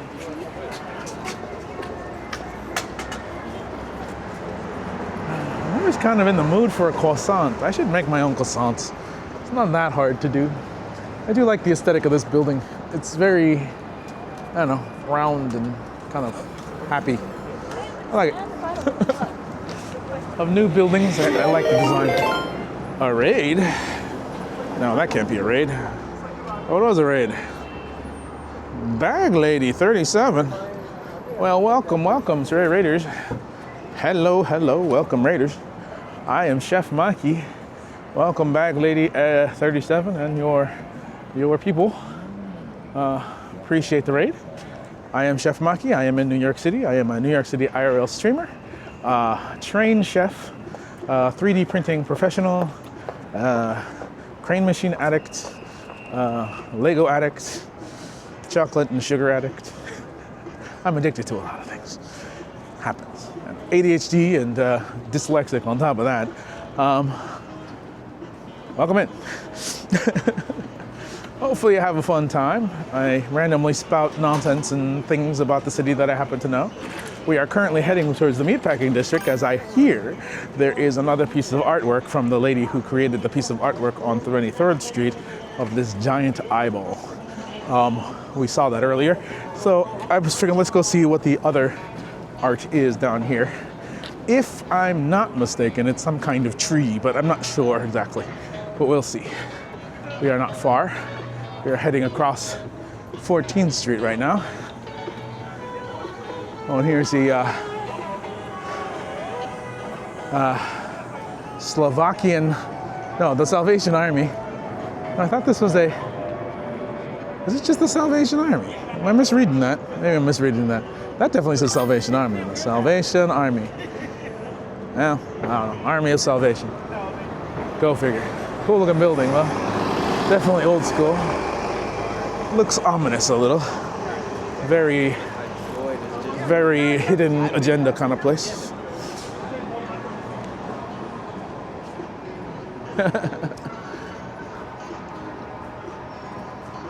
See, like here's a big new building. I don't like it. It's okay. It's very square, very bingo. Actually, it looks a lot like bingo. B-I-N-G-O. No, there's an extra space. That's a missed opportunity. They could have just cut one off, made it a bingo square. Play bingo on there. Oh, this is Modern Breads and Bagels. Their bagels are okay. Not my favorite. Not my top 5. But they're okay. I like this art. This art is kind of cool. Got a lot of graffiti around here. A lot of interesting art on the walls.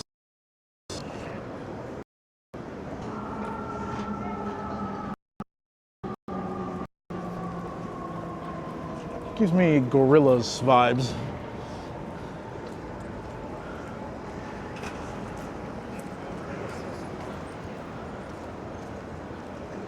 I always question about these frame companies. These have to be some kind of like money laundering thing. I can't imagine enough people. Let's Chama Bakery. It's a tiny little bakery. I'm kind of curious. Are they open? They don't look open. What kind of things do they have? They have bread and cookies. Kind of want to, oh, they are open. Let's check them out. What kind of bakery is this? So, what are you guys famous for? Or what is your specialty? I was just passing by and I was like, is it what? Oh, interesting. Georgian. Oh, very cool. What are these things? Those are mushrooms. So they're like little baked. They bake what? The flour? Yeah, it's like a mushroom stuffed in cheese in the dough. In a little. Oh, cool. Black? Those are desserts. That's with sugar, raisins, sugar, butter, and flour, and Easter with walnuts and sugar. Berry cake. What are these cigar things? That's with walnuts and sugar. Walnuts and sugar? What's your most popular item? Cheese bread. Cheese bread. Like savory items and kind of like a cravings. Can I get a cheese bread then?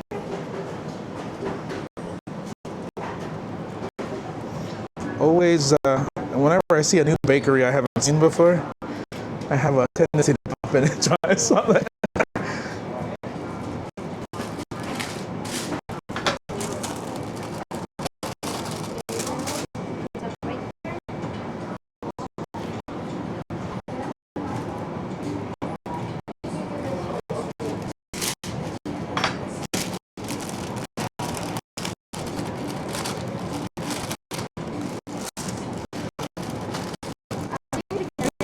No, I'm okay.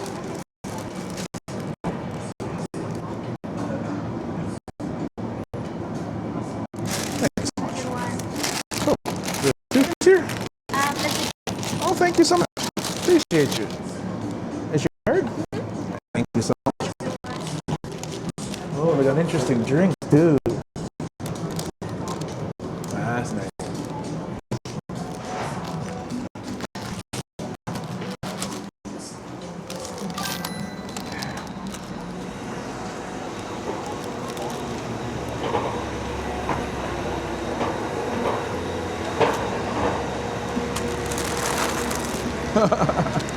Did we F? Are we back? I was inside a little shop that could have done a thing. Let's see what's happening.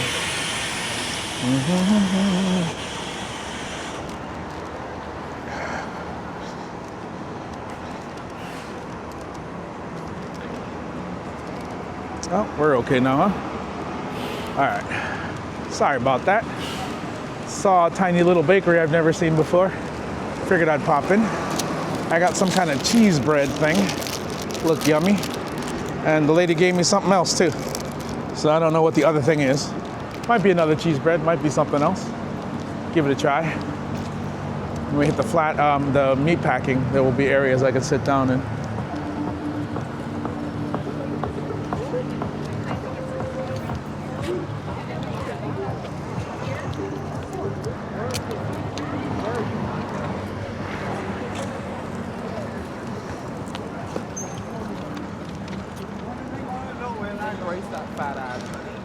I do like her hat, that's cool.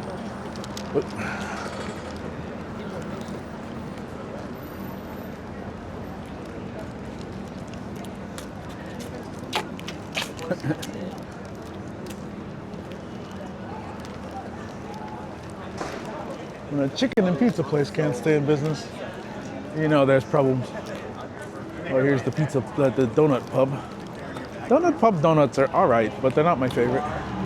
They're kind of Dunkin' Donut adjacent. A little bit better than a Dunkin' Donut, but not quite as good as a Krispy Kreme. Or a mochi donut. Mochi donuts are far superior donuts. I would put mochi donuts and Krispy Kreme donuts right next to each other. Is that Haagen-Dazs that's coming soon? Odd place to put a Haagen-Dazs. gave you that I tie-dye.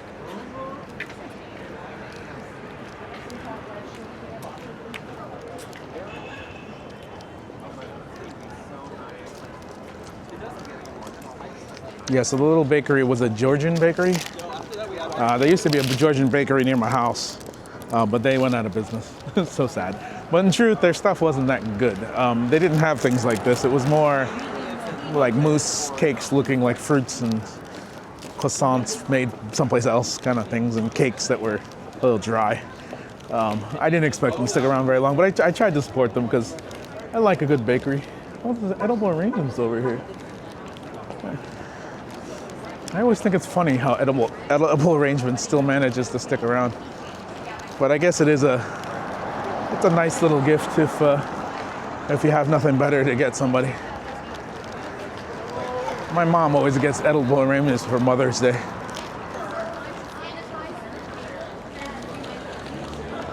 Oh, look at this old building.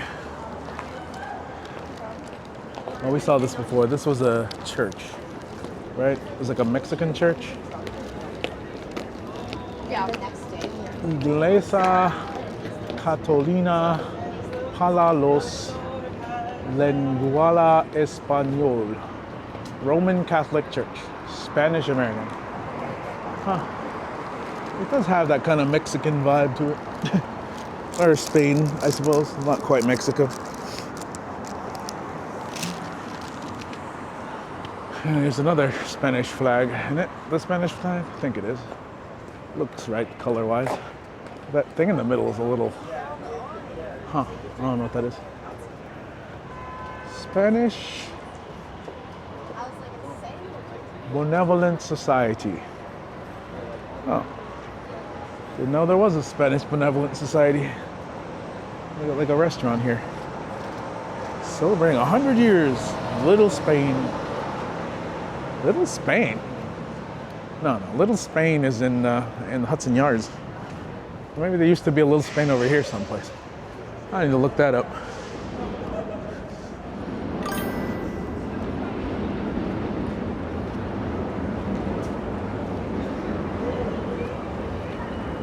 Literally the most fanciest looking weed dispensary I've ever seen.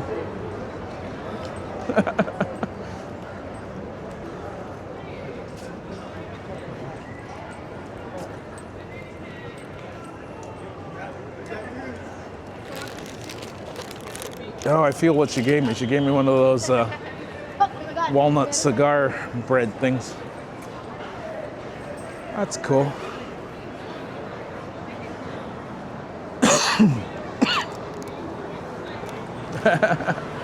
Well, New York is, if nothing else, New York is cool.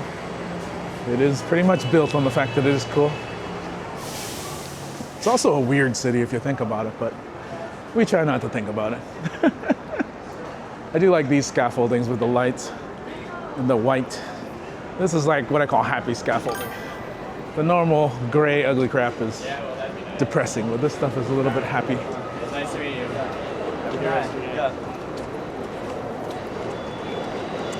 There's the headquarters for Google in New Manhattan.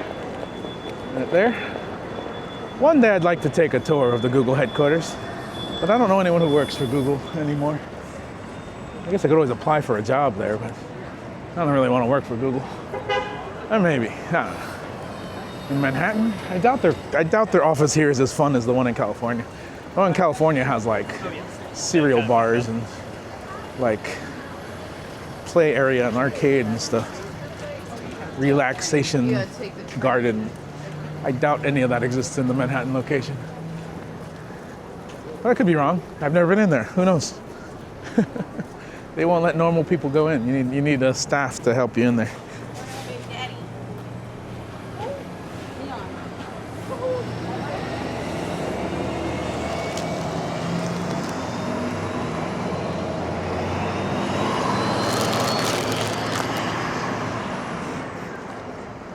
Whew, it's a much further walk than I realized. Oh.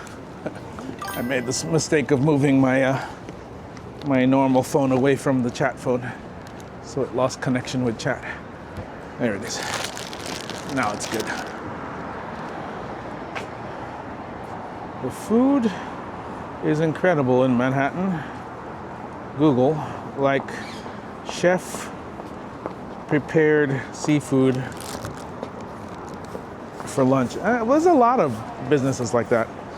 I knew personally a couple of like Michelin star chef people who worked for a couple offices in the city. And I was like, you just make lunch for offices? And they said, yeah, they pay me a lot. And I'm like, damn, how do you get that job? And they go, it's great. You make like a couple of snacks in the morning and a main lunch, and that's it. You don't make dinner. So it's literally one meal a day and you get paid a lot of money. And I was just like, that's a really cool job, but you have to be a really like already established chef to get that job. So, ooh, I think I see the new art. Is it a tree? Can't really tell what the hell it is.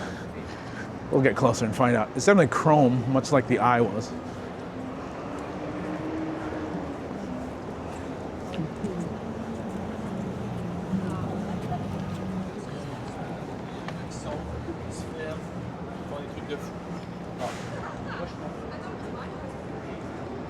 It makes sense. If you can keep your employees in the office, it ends up giving you more of a value for your money. There used to be, oh, this is new. Whole Chinese cuisine. How Chinese cuisine. Looks kind of yummy. Pickup, 20% off. Featured in the New York Times. I'll have to give that a try. This area is always a little bit weird. It's like growing, but at the same time, there's a lot of empty shops. Like this one here. And it looks like one's coming in over there. So it's strange. It's a strange neighborhood. It used to be full of a lot of bougie shops, but a lot of them left. Economy's not doing great, you know? And then some of them stay. So I imagine more will come. I mean, you have an Apple store right there, so like this is turning into something. I imagine this will be something expensive. Be a good restaurant spot though. Oh, it is a treat. All right. Cross this way. His brakes need oiling.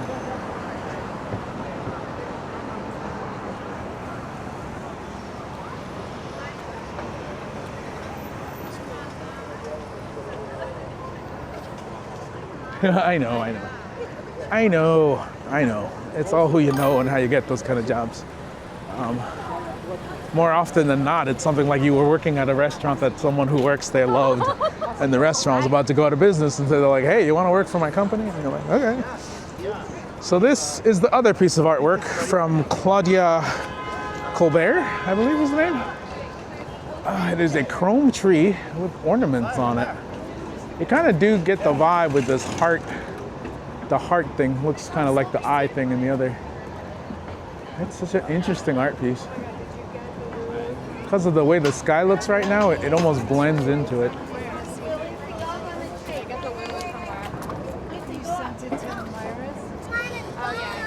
But I think the whole point of it is the contrast of how the rest of the buildings look compared to it. How it doesn't quite fit into what the city is. I swear I see giant fingerprints on this thing. Was this something really tiny that they just somehow blew up and then built digitally? This is wild. And this thing's two-dimensional? No, they're three-dimensional. They're like hollow on one side. Okay, I see. That hollowness is confusing me.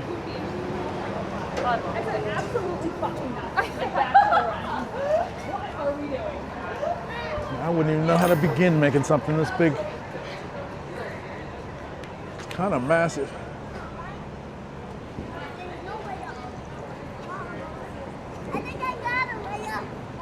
It's possible, right? But am I wrong, or do you see fingerprints? Because I totally see fingerprints. I see big giant fingerprints. They could also just be carving to imitate the wood grain. Which it's funny to think that wood grain and fingerprints kind of look similar to each other. We're all just trees, that's the secret. It's the secret, Captain, we're all trees. What a very strange art piece. And again, not a single anything written anywhere, no QR code explaining it. Can we find the signature? The other one had a signature. Let's see. Buddy, once it goes green, once it goes green, we gotta go. Believe it. Buddy, once it goes green, we gotta go. I see no signature on this one. Maybe it's higher up. I don't see it.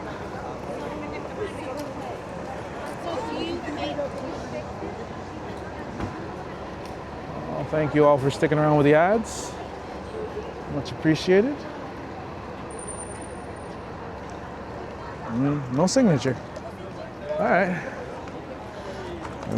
Is it metal? I mean, probably. Yeah, it's metal. It's full on a metal piece. That's wild.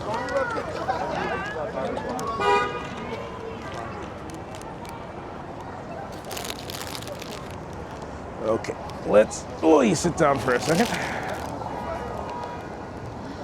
And I will wait out these ads. We'll put you guys down for a second.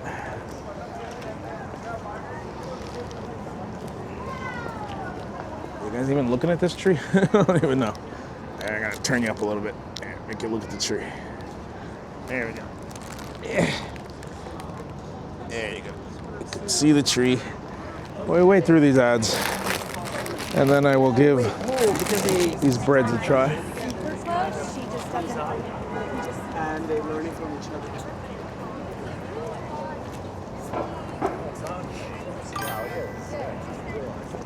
It's a repetitive thing. It's like home here, pay your own money, and I don't have to. Claudette Colbert, something like that. Or Claudia Colbert, something Colbert. Ah.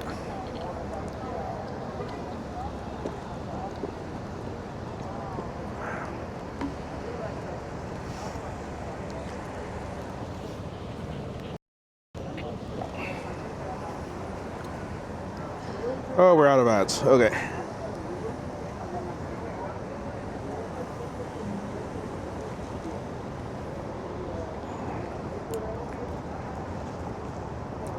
So let's take a look at what they gave me. Well, this is the cheese bread from the Georgian bakery. Looks really nice. Oh, it's the wrong side. Yeah.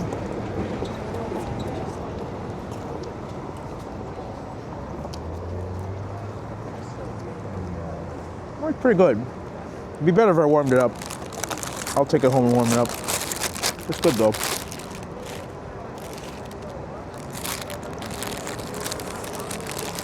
And this is the free gift they gave me, which is a black walnut, basically cigar.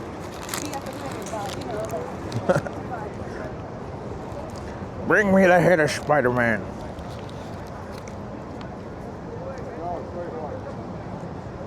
Ooh, got a little chocolate in the middle. It's got walnuts. That's really good. That doesn't need to be heated up. That's pretty good.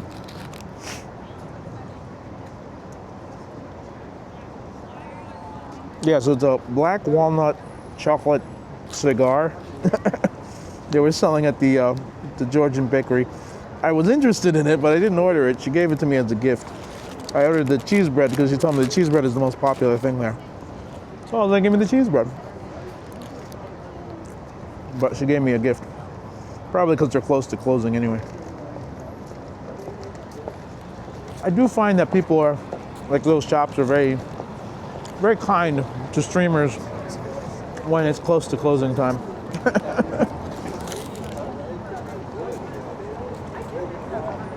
I mean, it makes sense. It's like free advertising, right? My kind of cigar. You don't have to light it. It's got chocolate and nuts in it. It's a little bit soggy if I try to hold it with my teeth. All right, I'll finish that later.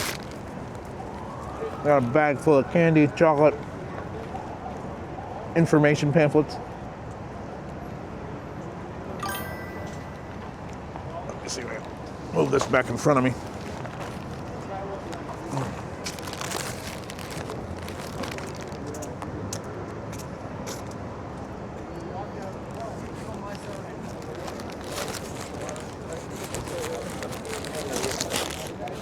So we're currently in the meatpacking district.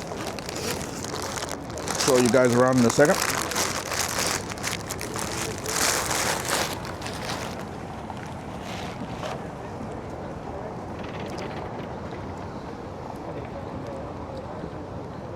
One more look at the art.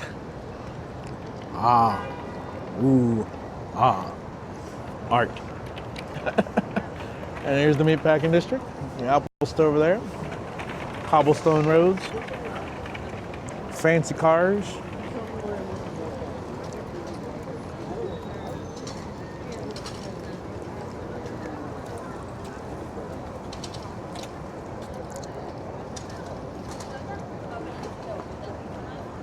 The pastries made me very thirsty. They're a little dry. Not bad, a little dry though. If I remember correctly, at the other Georgian bakery I went to that used to be near my house, I had the same reaction. This stuff looks nice and it tastes good, but it dries out your mouth a little bit. It's a little dry. Must be something about Georgian food. Dry. Hey, no problem. Glad you got to see it. I just heard they did that. I mean, literally, they just dropped these things like a couple of days ago.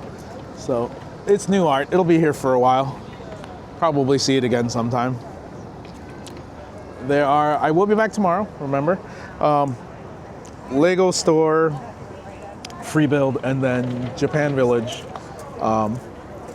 Princess Festival, something. I don't exactly know what the Japan Village is doing, but either way I can show you guys Japan Village, which is a really fun place. So come check that out. That'll be around noonish my time.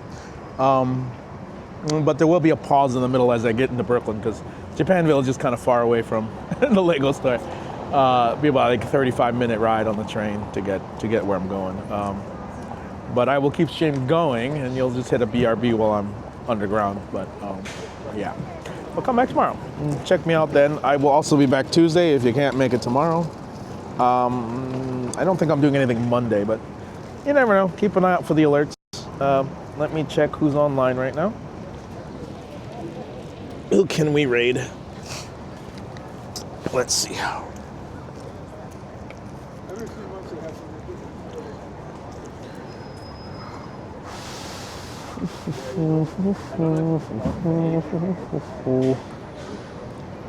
Well, Mushroom's on. Oh, and he's outside too. Mushroom is the creator of the little computer in my backpack. I have the beta version. He's making new ones that are much cooler now, called Mush Boxes. Oh, thank you so much for that follow. Oh, Timu and Beppu's on. Are they on or is that a BRB screen?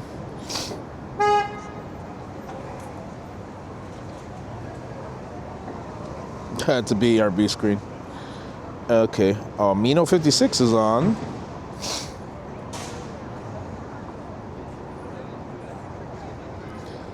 Oh, I'm on. Hey, it's me. I see, I just realized I'm looking at who's live and not who I follow. Let's see who I follow, who's on.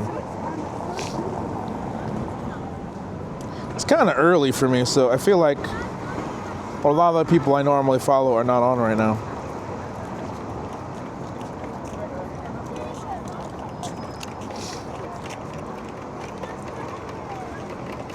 Well, Bliss is on. You know what? I haven't rated Bliss yet. I don't think. Maybe we have, but anyway, I'll send you over to Bliss. Bliss is a IRL streamer in California. A really chill dude.